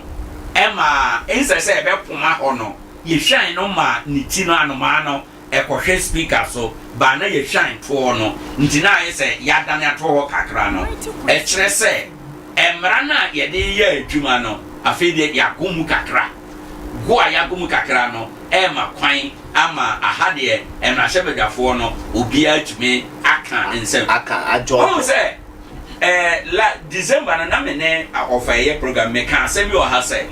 ya na ye kaka se bi ena mp we call parliament on kasada enye omo Parliament and Tessa say could do our best or in our mountains as no casa. One year grab was on your drum. Obekasa, ye war and Maranin Shisha, so minority. And so Casafa will lead us emu. Yes. Or majority, and so Casafa will lead us emu. So questioner. And Kanka or Mama Coffee. Won't mean call as a first timer. Now, Okoyana, ye can't one mountains as so can be Debbie. Say former sittener and a former meeting. Won't mean coming. Former meeting, Kurano Okasa, buried at home. Time, at home. Speaker Timkazebia, minority leader. Be a mama 5 minutes. Majority leader, Abia mama, Abia 5 minutes. After Abia deputies, mama will be at 3 minutes. A honor and a former time, a former meeting, time at the home, and a no piano and a bit me as casa. But you do informal, no Abia, the bill at home, na ye church, there, and no dear, Ubia Timikazan and Nkoranza. Nipa ba ko betimi akasa aboro mprenu ana preko e wo na ye ko yenim no ye behu right and tina say ho asesem ho nsem and right informal proceedings so and ye hweneti mezi na de eno ana dine or say at this stage the rules of debate are relaxed yeah they no ye man ba fam ga because and ye to adre ye so ko say be ye mra enya be ye mra na ye kasa de enya informal de be ye formal right sir that is it here. MPs can speak more than once to any question from the chair. Sure. Anti abasa no so no MP beti akasa ba akum yunu kra na miensa na ni nyina or contribute to say the bill no ebetumi akose the OCC. Right. The parliamentary mace and the presidential sword. Yes. Yes. We have parliamentary maze and you can maze mama for. The next one you introduce us for say presidential sword. Na ochina nemet dem kakra de ba ochina presentation I dey ba no. Ye be go deeper into the sword. No. Na obi tena akonwa no so a niema ye di gya no se wo mampani no ochina ye be wura. Ye be wura ni enti ye hwe eye ha. Enti maze parliamentary maze no ye di kan. Another one say presidential sword. Presidential sword. And so and here the omampani no di so ano. We nu apagya hwewie mu no. Eno ene friend presidential. And but omampani osai ria na ye di we mano. Yes. One say ye the Bible and a Quran na osai. Yes. So ye kramoni a ye man Bible. Quran Christo ni ye man Quran. Yes. Or ye Christo ni a ye man Bible. And you ochina say omumienu nyina the Bible and the beside. If you say omunyina ye Christians. Yes. Na omampani ekufo na ye wura ba omia no na ye Quran and a Bible. Yes. Ba ochina de be Bible to Bible. And the Uriana ye man on body, Nadia, or the Indian Parliament, in Como. Yes. And here was a state opening of Parliament. And here about presidential sword and I was saying right. At the state opening of Parliament, the President and Parliament come together to fulfill a constitutional function. What was that? I can't say. And a pebby speaker and a baby Parliament, no? Yes. Or bar, yet the mace in the name. If you said ne to me and no. Yes. And a deba. And I one nebi or Honswa, and they or mine nina ne Parliament and I know. I can say state opening. None who fear that the course a state opening of Parliament. Adana President Ekoma State of the Nation address a nanu fear day. Ne state opening of Parliament. Na ye kono metrim. Okay. Entino enono ekobane sa dia. Ada ye omani nyina na ekobie Parliament na no na eye omampani wo ono. BBC na yenko. So omampani enemra shebe dwano ene kabo me ehwese emla kuni no jumadi also di na also by way of ye Parliament. Also on that occasion during the presence of the president in the state in the house the state sword usually regarded as the symbol of authority of the president takes the place of the mace. Say ye be Parliament no and ye call Parliament na say you could do maybe no mampani wo ha sa da no mampani wo ho no da no de ye mfa maze no ma ye the presidential sword and na ever enti obia wo hwe na state of the nation address bia no ya mfa mezi na ama odi akọ wachi na akọ video no a obia ya mfa mezi na ama ye the presidential sword no ba no eda plate so enwera na guso ena eda so ena ye de ebaaye ye baaye no ena ye de babesi baabia ya ye de mezi no esie no ne ye be ya ye beti ase ne 90.7 ete se Pope about Roma ya Sunday mo Bishop untumi nya sorry obra Pope ewo sana wetie if you say yes order of hierarchy na omampani ye number 1 and speaker ye number 3 it is omampani ba number 1 to me no kata number 2 number 3 ni nyina so enuntia say o mezi ni yedi sie say enuntia so den ba say yes so omampani wo hodia that day mezi no nya adwuma but omampani ni hodia and the mezi and the be ya adwuma enti ba bia be she omampani wo hobia no yemfa mezi no enya adwuma ya the presidential sword and a presidential sword no eno na ye de eya adwuma piao which to me power pass power and no I am number 3 so what you say let's get interactive Ghana it's a beautiful country I tell you it's a near to 2 years me say America na like a beautiful look at how we have blended tradition and then yama bomua yet me free Britain or more and I say if we the West Mr. there they buy ye free my ya crafty there and it is so let's get interactive obi a wotie bia no ye nim komo presentation e bia o question bi wo bia ye nyama bibia wo de obetia Sompa 90.7 ye wa ha afi so kwa Facebook na Sompa 90.7 ha bio sa kwa benya ye YouTube is Sompa TV no and so kwa benya ya honom and afi WhatsApp and Telegram so 0598994994 0598994994 now on ye ahwehwe kontinana and the other man for the do mu nyina ase so mu tie ye na the parliament ehun dwumadie ehun totoe mu abrabo and said ye sikọ wo de toto mampanyi die no ho a and aye de bae na no de die ne ye de toto ho ne say maize and state and as presidential sword ne say echina presidential sword no ebidie and ye no so ye de ho ase be ba ye do mu nyina ase na am so ye so be da was and I said na wo kan no wo hwe on the brother me yewra bawa yes obe kan na fidie so say Adea democracy kura ye kase democracy no abrofo besua ne ha ena de call ye ye wo the democracy mo no ye wo finance minister okọ nananu amamuo mu a ye wo sana hene na ye finance minister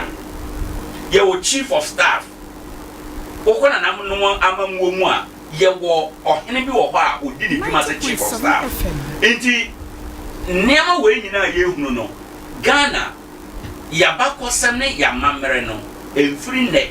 enye ne ya na ebaaye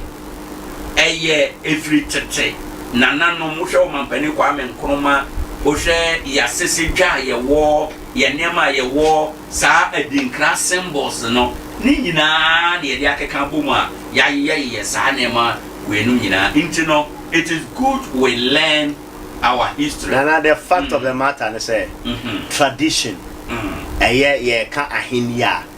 Anyini echamanyo. Amanyo de na nsan ya akra na eba. Enti wo say ona wo yusu amamere ede ya wade no. Omo from nko for the president. Omo from prime ministers. Most prime ministers ya na kire say ono obi or report man. There's authority higher than that person. Most of them and yet all of them. To ko Britain say enti no more prime minister omo ni obi a obi bia be bia ya himfie no and a detective piece no. What the kono kai there bia there's no way you can implement it. Enti na say nananom sebe omonima sebe no to ma hini na say ya na eme ya pa se ko gina ne na so no de na manfo na but together ketwa bia ni ho na ma mampanyi bia beti edi ne so because amampanyi foi 4 years 8 years okosoro ba fam wo dinya president bio but hene de otutu ne niam ya oteso saa kopembra eye twedi amfo nyanko beto ne saa afre no instead ya oka no yes tradition de there's no way say eniema ni bebre omo ye ni nyina omo yi free eye ahenie mu saa na eba and titru ye de so aye ba ye de na more practical because I don't know how we got it, but we hear Bible mu kura de ya no so omo niema na the same way aye akafo ne ye niema na say baby ahini wonya akafo kwa bia ebini say nyame ye bibini yes so on said you see omo niema nti say we na say nananom say omo tutu omo niema ya me diri say niema betinya konkan na brebi oye ne besi o baby bia no ukomu din a na say nyamra se mi na wo mu abekomu din no na eye nananom ahoden a wo say omo de omo na isi fam no eto da bia ya na mu no ayemre ena mane ba say nanando omo nya si omo na isi fam say kimwade bi hu a na forget it o ye de yemfa ne kokoko abesia aba that's it owura bi a ye friend of Kofi Antobam yes ebi se o ya wonani afi 1922 na ye wo no ono no design sa parliamentary maze no ono no design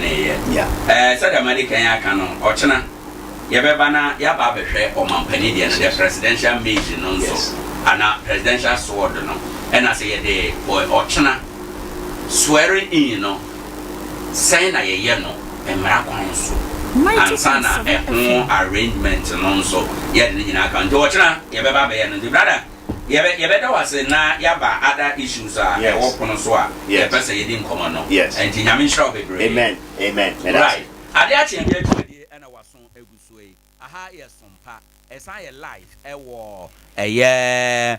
YouTube wo Sompa TV na Facebook no Sompa 90.7 FM ho na wo brother quick one yenhwe other issues nano President Akufo-Addo as part of President Nitumia Owono or awardee nipa binom amafo e kan say award no say wa award ono people kra wo ono na mamuom no ma de no beye a political it take the shine out of the beauty out of no amafo bi kan say saas na ya no over the years omampani Mahama abreso oye bi omampani Rollins omampani Kofo nipa obo mabaso no bebre na efre ono na mamuomo amanfo bia ye suggestion say if that is the situation there with the coming into office of the new government no yen develop a criteria bi enfanto sa national awards no ho say be ya nipa na ye be award wo mo no amanfo adwen be ye wo mo free na amaye hunu say award no nya politically motivated ebi kura e kan say omampani abedi akire nom ene party mpanimfo ne nipa bi obo o mabaso no nema ba ko mienu bi ntino bia nya wono nanka ese obo o mabaso esanka bia ye jai ka new government new government no so ne time o call be ye awards no nanka award sa nkrofo no na ye hu say award no is on merit. But it says in the aqua say be men crow for my more my bass na menko. Pacho quick thought ever when you're way. Never because we Ghana Hanuma, me and I so concerned about it. Right, any day way. No question say one. Sana me can't be so. The way I see edit to me a year more Ghana Hanum. A titu nemra kwan so no I be ho. O ka so nya lawyer. And Supreme Court and but woni mi nyina be di adanse Supreme Court na e de ya 77 nipa na ho omonnyim de ba nipa na ho and two most of the things ya niam na bibiri omo ya ni because the precedence ya na omo de ya e bi o court or say one with the state versus Abia and na Owoahene Acheampong no a refer it ni gina so we ni case nti yes your ho kwan say niam bi won ma ye comment na next time so omo ye changes bi omo timi di abam 90.7 one pa ye elections aye ne kwan ye de niam e fa so right yato aba no organization a oye abato no ho adwuma no ye electoral commission electoral commission no bro because be strenuous as a process o ko mu no nye process na ye one day of a whole lot of political parties ni ye ya na be do this level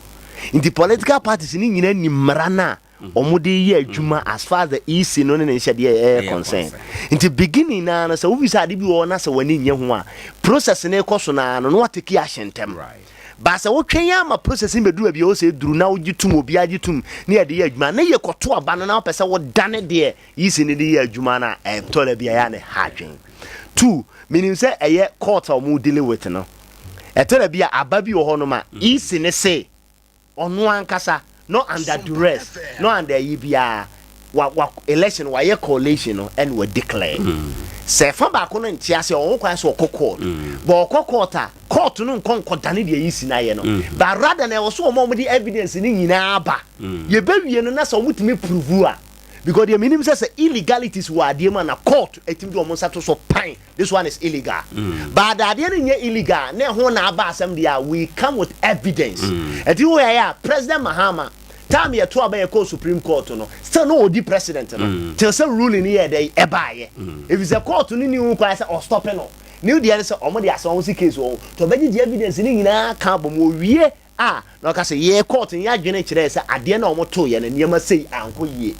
but the boss say ya ade na isi na ya ade all of a sudden ya court ba gbanyan me na me sa to so adabi question so o ya speaker of parliament obi bia de ye recollection bia means when that is you have stepped beyond your power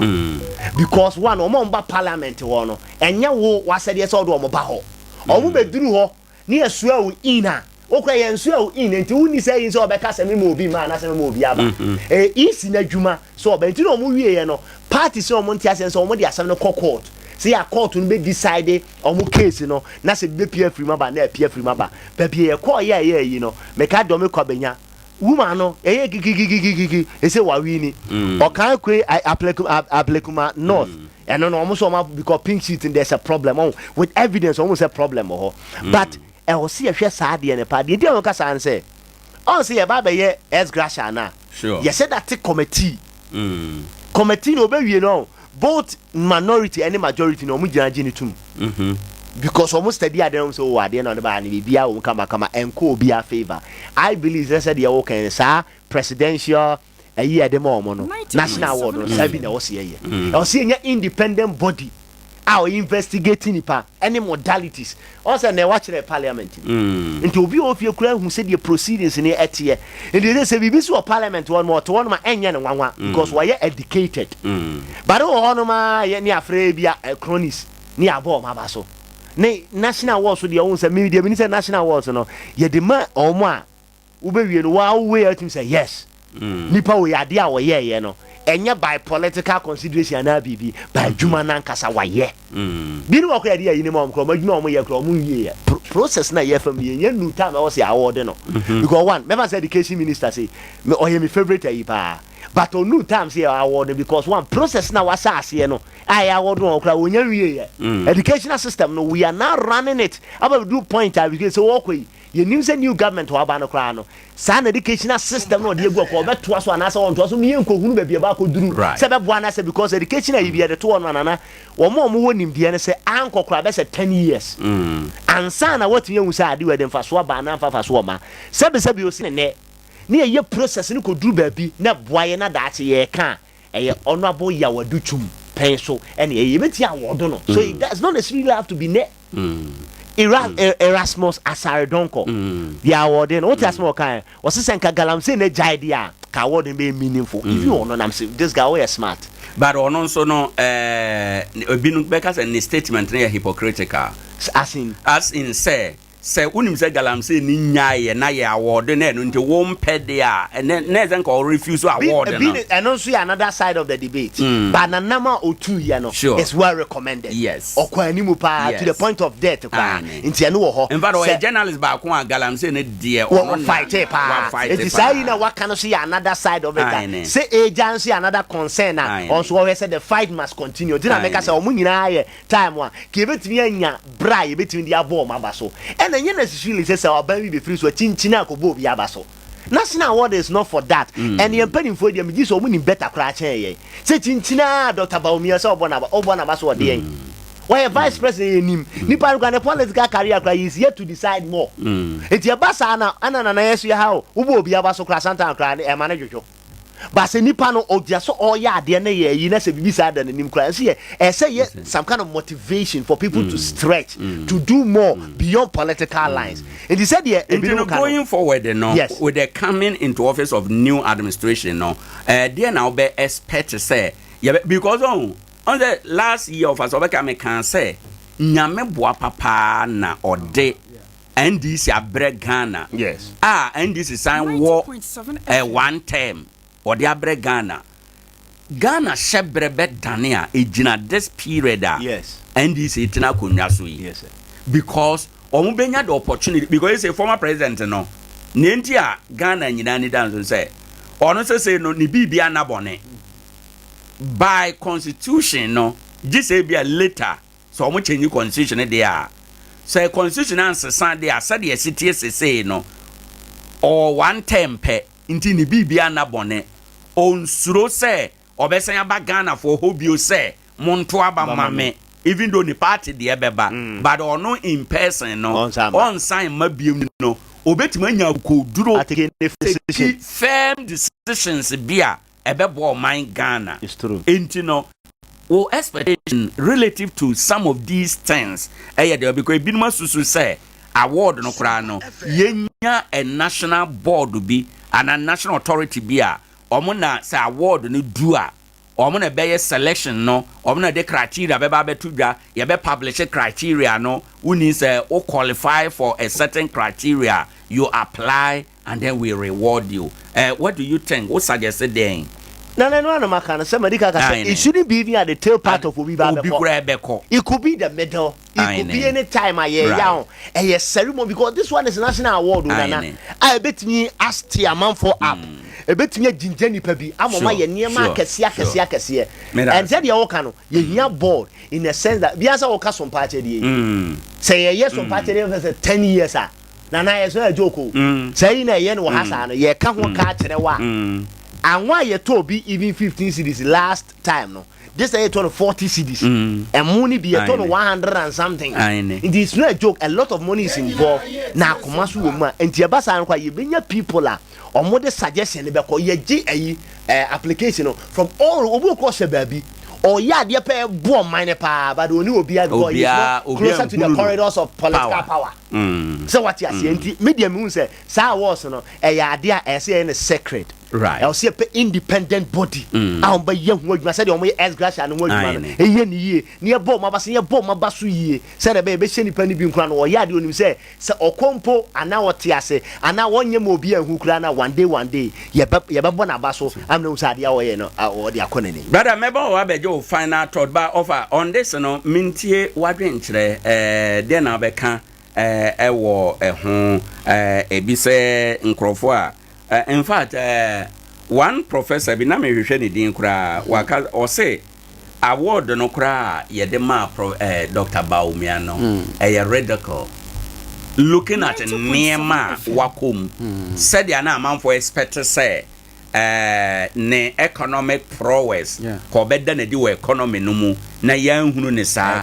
na amanfo e ka say okwa abato na said ya na expectation say or be perform better than so onwe ne kura nko be perform better than ya or perform ye no na amane sa no say ye command national award ono say ono hu say radical I say atwetwe bi ene ye de twetwe no but maminti onzo briefly na yemra other issues na mo medase anopay esan che ye tiefo ne ahwefo bi YouTube no de wonko hoda koho na emfaso ho pa kohwe Sompa live hono o kwa ye Sompa TV Facebook na Sompa 90.7 nana ye da wase no yesi ane me akura won nkaida no correct ena saa award ya ye kan enye ne edi kan ni me ka mpanin kufu abre so a wo kobo obi ewie se o ma ye gold medals de atoto o mu ko mu nom ne ade enu achi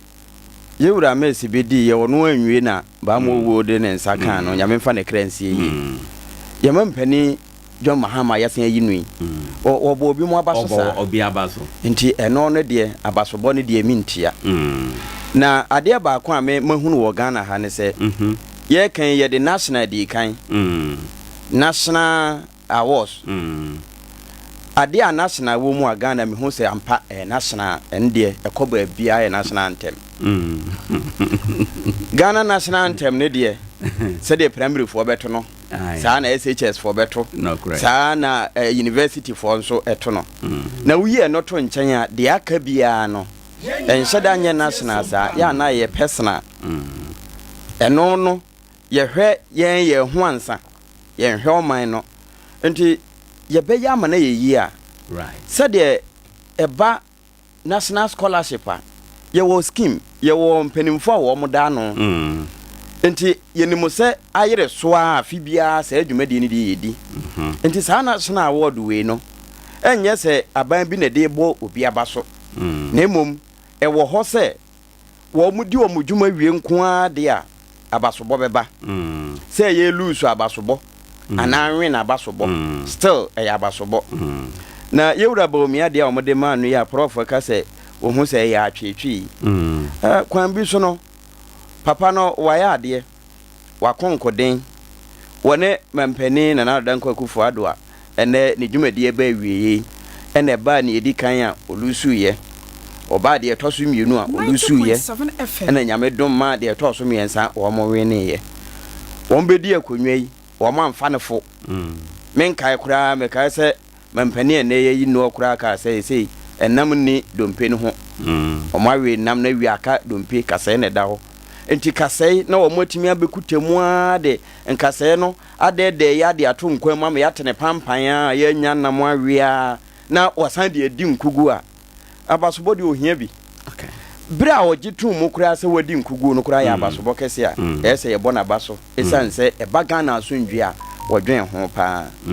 ne wono maka wonya bie no mframabo na ebo a sebio etande wo a no watan fam wo mo no nso wo mo wo ho wo nsa homa no ho nko ade wodi bieye na mum ye de nhyehyɛ to ho na ebe national emfa ho ne aban ete so na se ye bo abaso na efa ba bia Ghana fo ankasa kura be hu sa we di asem bie ni ho a ene boni bie nim na wo niam nso hwiegu na hu ne hyehyɛ ayekon ayeno ayesa enti sesi ya so ase tutu mu ntuo anaye bo bo mu atokoro ne kyerɛ sɛ eniema bi kɔso wo mu a ye nsati mamufo a emra ne nchama constitution no a ema ye ntumi sɛ mampani kura ye ne yetimi yi no emra sɛ badwafo ye na tumi no wo ye nsem wo mu ntimi mfa wo mu panyi bibia no eka bibi e de kyerɛ ye nsɛ ye hu fort bi wo hɔ a ɛwɔ sɛ mpanimfo tenase na wo mo ehwehwɛ ne yie te sɛ de abato de mu ye ya ekowie ye court kura ba mu man hyehyɛ no baabi ɛsɛ da ekokoda ye no we no nso emra mu sa na ne ekoso sei no kyerɛ sɛ sei Ghana emframa abo ama akokoto ada ho obi ani awai enti de kane na ye ntime nka ho asɛm no ene ye boso enti sabio sɛ wonso wo ye bibia na wahunu sɛ wonom a wo ye akyerɛ wo mo no wo mo nae wo mani gu so enti ade bia nka bɛyɛ no won nae mu no sese de ani da ho enti wo ya na wafira ne ntoma enti kwan bi so no ɛyɛ wake up call Ghana fo asase e kasa kyerɛ sɛ kwan a wo mo fa so ba abaso no ya na akwakoye kokofu bobo unu animu a ye mpasew ne sɛ ho nti no ye nye na meye national ankasa ne hu sɛ ye national nye sɛ bia aban bi ba no abɔ ne nkrɔfo abaso wo hu sɛ de wo mo ye kura sɛ bio wo ma nye ne yie enso no wo mo agye abasobɔ wo hwɛ abasobɔ a ye de ma no nso ne din e bata ho no a enye ho adwuma ene ye de ma nti sɛ koye national na obi ahwene sɛm bi obi ani wasɛm bia sɛ tie bia ye nkonkotwa botum nam ye be de broni beka say we shall do the needful enti bere ko animu no e wo se ani kɔ ho yie na emra kwan so no sɛ de national asɛmte no ye ma no nyɛ saa mera ase bebre Adea Akye Abia dwumadie na wasongo so de di kan na ensɛm a ebegu parliament na ya bɛhyɛ aban foforo ase no ho nkɔmɔ na ye die brother na no President Akufo-Addo koye State of the Nation address Friday no the beginning na kyerɛ sɛ Parliament or 8th Parliament ba wiye okokasa wiye no obi a kyerɛ na dwen ebinom kan high points ebinom kan low point na nipa ba ko a wakasa ye Justice former Supreme Court judge ye Okujeto unze ye Okujeto no ba ko a abla kwa na wo NDC no ene wo ba kwa na Sam Okujeto or the atudra say wholesale condemnation of President Akufo-Addo say wanye hwe no or say ema politics ye mobo ewo man mu ema politics ye tan ewo man emu eni kwan sa because bia on economy you disagree say bia wa momoden on education bia wo beka say wa momoden on health wo beka say wa momoden and bia obo moden but a wholesale condemnation say wanye hwe wa momoden ne de o feel say a disgrace to politics and democracy ewo ye man yi emuna enya de a ewo say so ya nhwe ya be say abaye de botachi no there be ye de bebo ban enso eto saying nana meda sipi for akonya sa de ma mi bi o akonya no na papa na adwena wa kire no I wouldn't go that way because adwena na wa kire sebe we panyi enti ono so di hunu no and I'm more cancer because he has been existing for a very long time we be wanyini pa ani mfie konkan na de mi hu ne say one enyo mampanyi Akufo-Addo nkwa na aba bedi ade sebe nya ba bia na aba bedi ade a obi ye nyina ka ho by ho say ka so anya hwe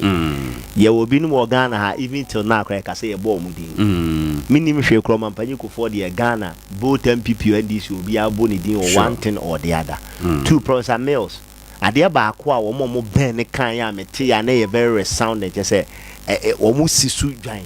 say on pekata hye obi oni ni say kwame piani no MPP ni pa waso ni Professor Mills onye kata hye it's a kickback about my panyi Akufo pencil and ye ono ne pencil no obi enso no man kickback onye yes inti de ya nye we nko na aba bedi ade ene akaso aba bedi ade so na first one ye condemn no man panyi dada Kwame Nkrumah bepem ne nyina ayi na Kwame bedi akon obo so Kwame Nkrumah ayi na asori awaba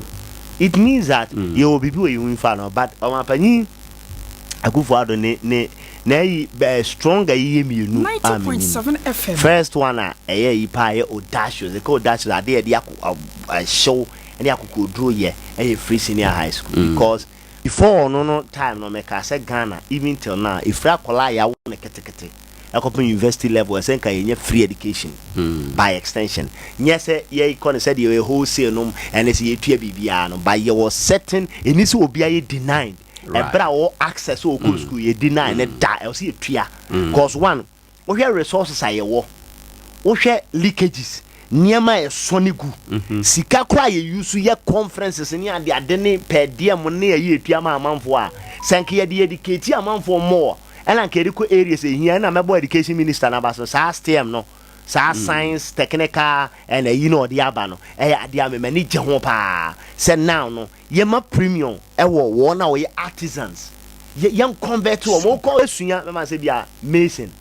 kra na wo ye na ya ye wo kwan fa say etimi convert wo mo e ma bedu time no mo so nya the formal realm na obekọ ye beye obekọ ye beye the friend no ye koyi na fa ya certify na the friend no ye koyi na fa ya certify na o ma ya de electrical works no e no mo do ma ko workshops atwani o ma say wodan o be wo ya just onye obi energy commission agina tum ansa no ma certificate na dey call VR ma VR form meter that is very good your nation say na nke ye kwa na nke ye ho ba dwoye right it is free education and ado take it that booster because former President Mahama despite challenges despite the challenges maybe the challenges in there because adie bi abese asie bia on the challenges e say economy who review you may be a better touch and be be touch see answer asie sai bi anka those things ba koye future adie bi anka ben knock but now you who your strength you who your weaknesses tell mama this current president ko person to aso an no question na enye ne den obi be also touch and be on touch etia no ya ade a two economy no baby economy ni ko duru ye omutimi kutekutemu kakra za be duru ha no nana I'm telling you say na nya agodie in assess ne niema ajagu a ye was certain things we say nkeye oman bi mu a bi anka certain commodities essential things we anka sanka ko no ma niema agya to fempa ba wo de no to nchen ya one sensitivity being sensitive to the people nana do fail it failed a honor then the problem na ba e dia mama for bo no so bo nana ye ka kwan a unya tana so follow road networks. Road be okra anka untouchable roads. I'm telling you, this administration or attach here. Yeah, when you be on or yeah, come up, but he was not sensitive to the average. The average Ghanaian. Not the you'll be or elect or no, and baby would you fine. You'll be on no or yen and near maybe. But also Ghana no kuja. Baby, Mr. Boas will be no shake. Yeah, you know, say or Techima on a Islamic, one of the Islamic, you know, say. Yeah, the tax about yeah, for free, and here for free. Yeah, Cotaseska for so on supported. Because and here for no more can escafon on the show. And so bad is can anymore. No, any partner. It's as woman a man confirmed to know for 8 in a baba tongue. Into a yard, a flat. A babwama month for grow. Ebema binuma baba kan de na ntinya sise wo pese tax no konka yema tax net no enye wide rather than embedding na Owoahene Acheampong na de wo sen ko ye 10 on tumi nye 10 nipa no so wo down so wo empower no tia bibi ehia pa enu ntino one of the things is the sensitivity to the people no e ka sensitivity on say atenke o se yenya mani pa excuse me ewo ne dwumadi ho no na me jinsa na yi no wo fam tia ma Ghana for ye so intino or eno ye ne low point or one high eno one ne low. Oh yes. Intino on just like the president ko for ye mfanto ho no this pass about president ko for din na no on a low point kickback a ubodin isi or na bre so intino on the whole no one betima ka say any wholesale condemnation say wa anye hwe no. And so say can say no dear one and number 2 and many amount for ya adwene the di kan ye nense mo kan ye right. But one thing about parties in say yeah President Mahama all by the party no manifesto ye won never be okro obetimi aka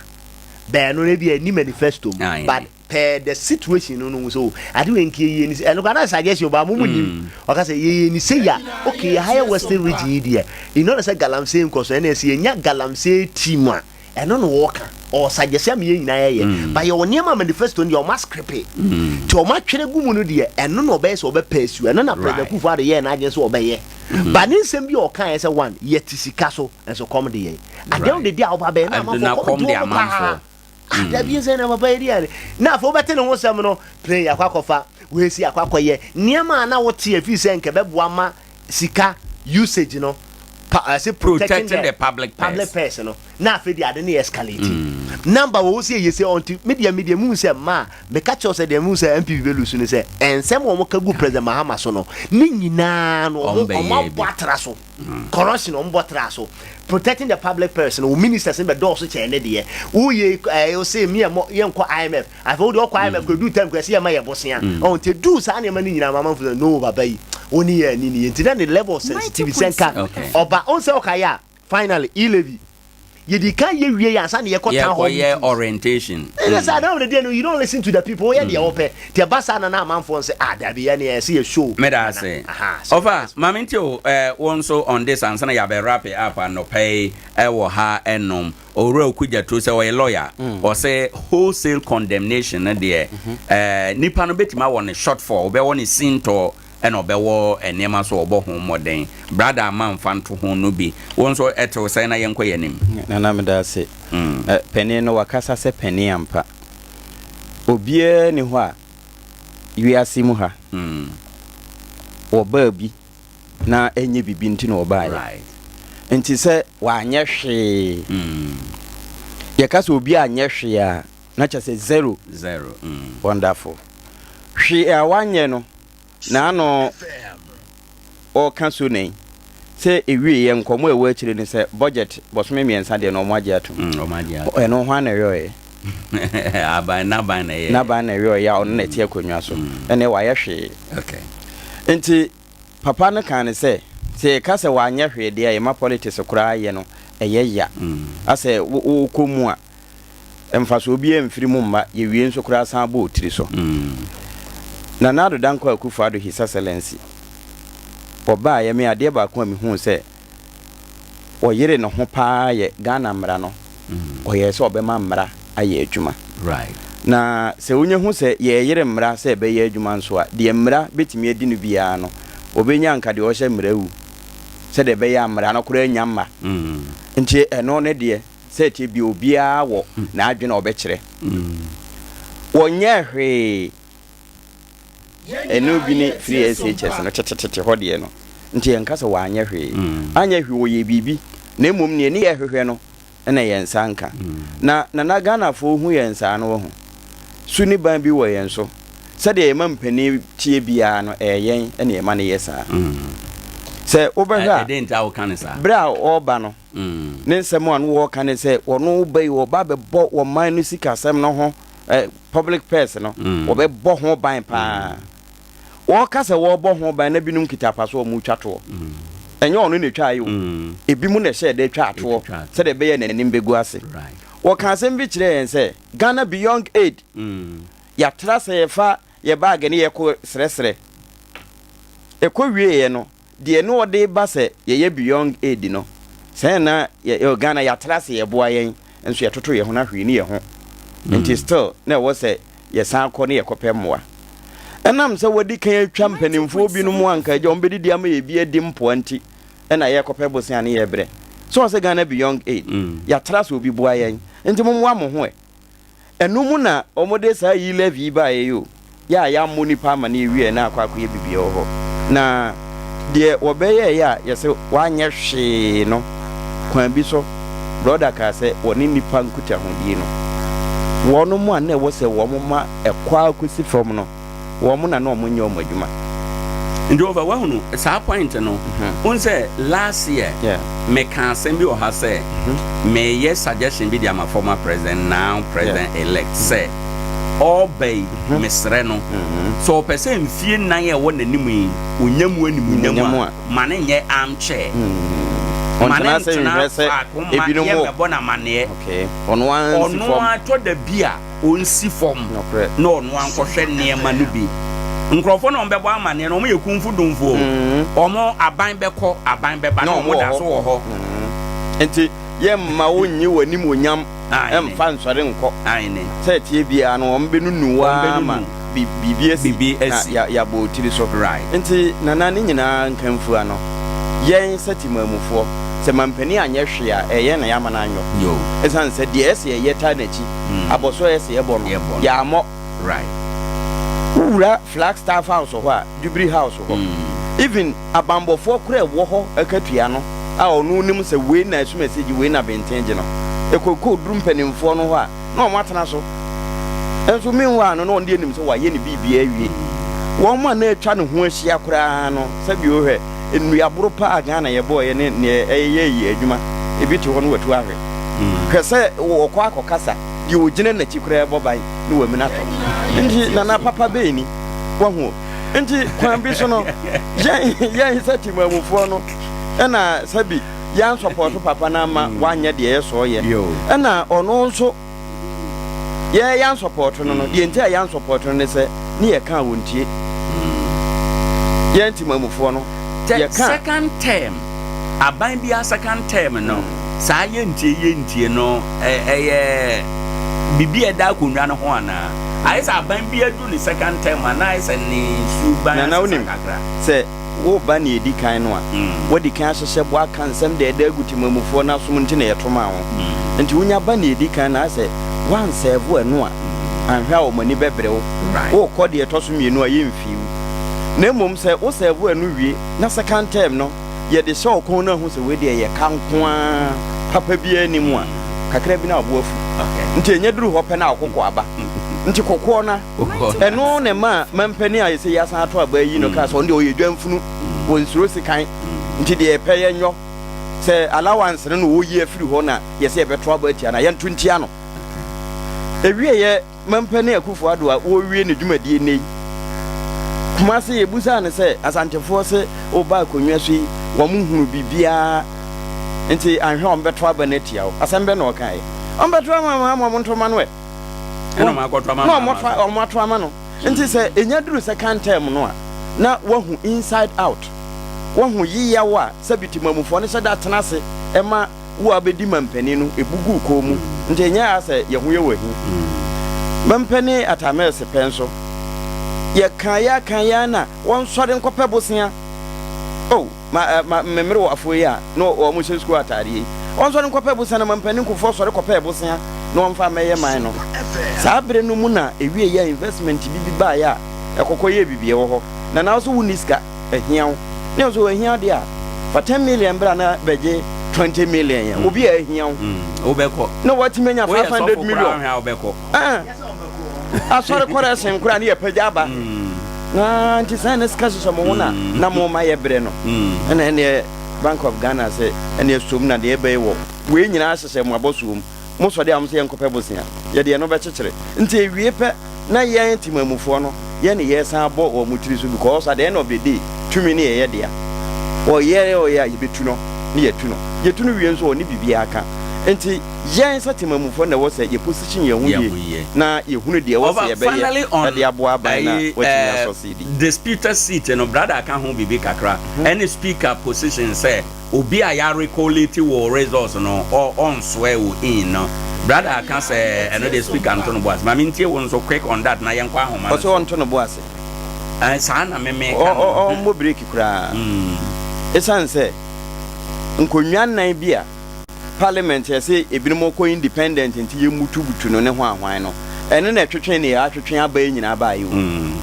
nti number 3 me de minim wo wiase ne honhom mu nyina ne se ahoden bia ni ho ne wo pa wo tratre ka kura tim ni ye pia ye de 1 2 3 ni ye pia nti number 3 wo ka asem a ebokoto dwempa etimi bokuro nti se wo ka se wo no mu a ye nkoleti o mo de onso ye o mu yina na ombe to aba yi ne se speaker de ombe yi na ansa na waso e o so mo nyanyi no de ba mo nyanyi enti we no sabio etese ne affordable na ye kan che say ko public toilet so now say so bon 90.7 wo unyanko so but agenda on the in journalism and in nipa setena mu no eya ye to set agenda agenda setting say ubetimi akire nipa no niema ye nwene ho indeed the oka ye no is an indication say ye ba be hu ni see 2021 no bi ana wonderful if he say na sama waka no say ono say onso e wo mo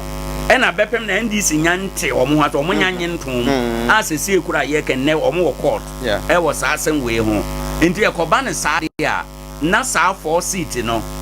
wo mo a electoral commission declare wo mo no ene wo mo a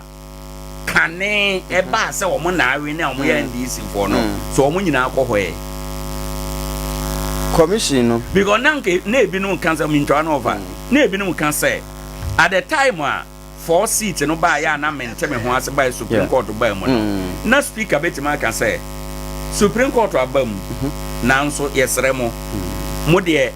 bia ntina ba bi otena yenya adwuma na yentie de besi a kire nanso anya ne sa otum ba speaker bu na ni gu so atum ema sa de no ko so entino ebinu ma hyase wo da fie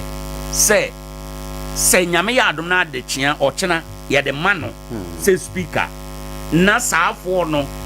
NDC fo no e wo sa constituency no ba na MPP fo no e wo sa constituency na omo na electoral commission say ya we na ye minority we na ye majority de no say obetwi nani atena tete say ya 4 seat no otwi nani tena say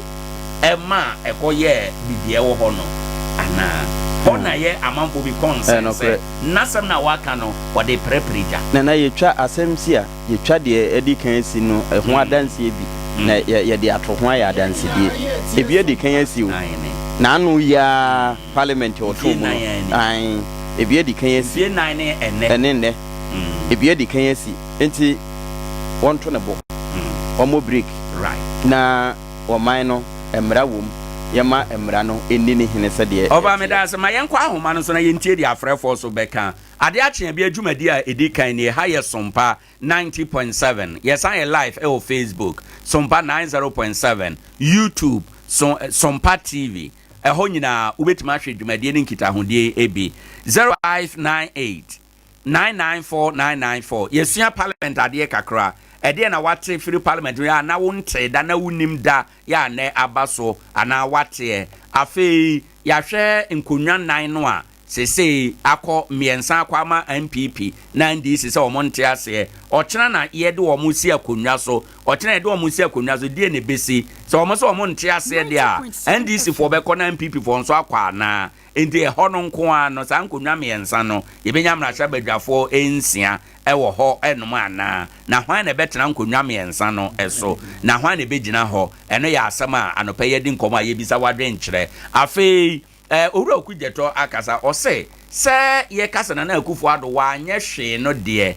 sabe son sabe nya ado adabraka oye bi na ebi a onipa be ye bi na wa meye ni nyina enti na ama ye kan de aye kan 0598 994994 0598 994994 0598 994994 o friend wa ba dwumadi so wa ba be kire onso wadwen ene anopay ansana ya sore anopay ewo enkonwe so good morning Ode ni baby akasafi upacho we ni asem kasafi boni is kenyedi medase mira mayentie wa anopay yo ya de masere majuma pa moye na ya make up pa em the person na de ma fem amanyam right na ya me nshabo de no bi mo adwumu na me mo ko so aka ne embo ga na man amen na mo speaker se no aka ya me me fa so wan eni tin pe for say bio bibi si ana sa bobi su ni asa ka cha ban so so yesu ka die we o mo ye no MPP mra so na mo si ye ni bi ni o but no am say e speaker da ka de ya chanza do bra enti sambre na na sente pana na ka je bi bo se o mo nya bote bi ya no e mra na ye mo man ni ya ntie bo ebe fa so so pemre ene ni so asa ponte se wanta me speaker enti mi bi sa enti sa fo na la mre na twam na mo ye sa de no ene mo ko so asa no mo ye a speaker ye sa Ghana ne wo no o mo me nyina fa Ghana ne ye nya ntitir Ghana no ne fa wanta tie Ghana no nko nanim ye da se bebre na wo de ade aba good morning. Good morning, Sompa FM. Say. Nyame adom. Yes, lawyer. Eso, the fish nyai. Lawyer me da say. Sorry. Lawyer and me nyina hom. Pa cha oso betimi afre na waba mu bi na ye nyina yaba abedi enkomo. Adea Akye Abia ye toato adwene. Adea bi akye a emu nsem na ye de ema woi. Won so betimi afre na waba so waba be kire wadwen 0598 994994 we anopay enkomo a yedie ewa afidie so emrahye badwa nkonwa no nan no a emumiensa yato de ama ani PP no munkomo yedi wholesale condemnation of President Akufo-Addo say wa anyehwe eno nso emunsam say good morning. Good morning, lawyer ni. Lawyer mpacho mayenti wanopay. Oh, things baby, I want a network challenge. All right, 0598994994. Ubeti my friend, I also wabaso na wababe chere wadwen. Aka simabe miensa na abo nondu. Ene mate eram. Well, my yemfancy ewa ha eno ye braso apa ho bebre brother. Okay. Ode ye kwese owuram a ye de ne de behwem. Right. Na yemfa enwe. What's me de akire kra briefly? Yes. I'm so be free KJG na no can speak at the end. Ye tena ha kan ye. O he am a friend lawyer bi. Na lawyer no was very candid ba. Chire musa one. Sa majority no was in there condemn honorable market the almost Supreme Court. It was not proper. Now the High Court knows a case you're condemning the speaker the year can very different from the way when they call no that time no speaker. This time I hear when they say after today when you speaker view I feel near better no swaba sometimes they can reject him into any guarantee to no say case we know is far beyond honor. Say a court near the Yako. In the court na ne busa say court no court no yes. That my yempa we yes. Hello lawyer, good morning. Good morning, mini Sompa say. Nyame adomo. Right. My into another. Na me kate. 1992 constitution can't be. But people the dream a hidden truth that can be an pay. And he say, oh,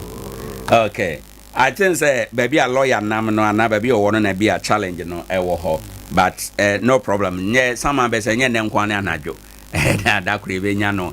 Brother, my intio. Yes, ntina de na me kan say the air can. We need different from the minority for the majority for the year. Okay. We our court. Right. So court need decide. Then no can hear say it has to go there. But omo call omo the evidence no. Omo you know kase ni o say judgment ni. Na adwuma ni nyina we dey at the to come back to the electoral commission. That's what we are saying. Ba me dey na here can hear say on ko nya speaker e beti reject so man nye. Nti eni say okọ that time na dey na say legally ye call court no court na bibia isi na adwuma no odi nipa na ba say we and on mobile parliament and on ye de ba how dey we adwuma na dey why ba omu court no dey a we dey ka asem no court nti ye court ni wie ni bibia na isi ni wie ni bibia omo ba we can swear them in na yeah over mama nti quick one na Yempong na and dey ye wi abre o say and then we afro frasha say Adea Akye Abia nti e bronya ade no na sade broda de si ene na so meto aso se me bisa se papa no ye nyanyi no nti onto na bo right se bi mpanin se wano wa wontimi ne di interesu no pray nti onyanto bo ase right na ne si kane no e bi mmesi bi onte se aya na hu bo abogana fo right nti ye peniyi openiyi a se tie bia obre nti wontoto ne ma no ye wogidie woni mu se adwuma ne de obetimi ayo wo hwe adwuma wo hyehyɛ pa onim parliament ne fi to besi ano nyina nti yesre no wonya de ebeboa magana yebetimi abo wo mudin wo mudin nso the history of Ghana no ebeka mu afebo over me da say yewra pam na wotenenka ene anopai nyame nhira no papa sanso ena brother Philip wotenenka wo nyina beka team no homa ene Adea Akye Abia no yetima bia no kama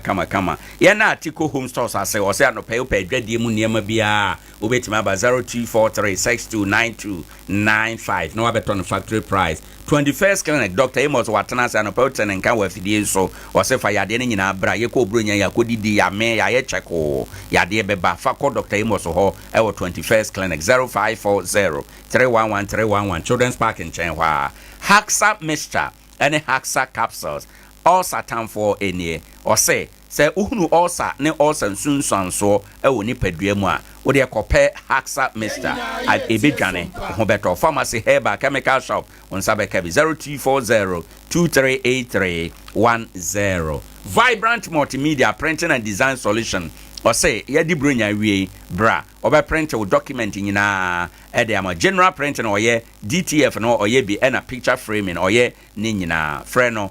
0245463216 oni no eni enkomo a ebebo St. Mark's doctors watena so mo finhia yakwa aba fa yade ni nyina bre no e o New Market Desma Bros anase hwa 0592928786 one no eninkita ho Yitra Herbal Centers of Mama Esther Nuro no eda so awudwa so brabejo de na ebetime aboa oba aba wasara bema onsa akabi 0246775319 one oninkita ho 3A Herbal Center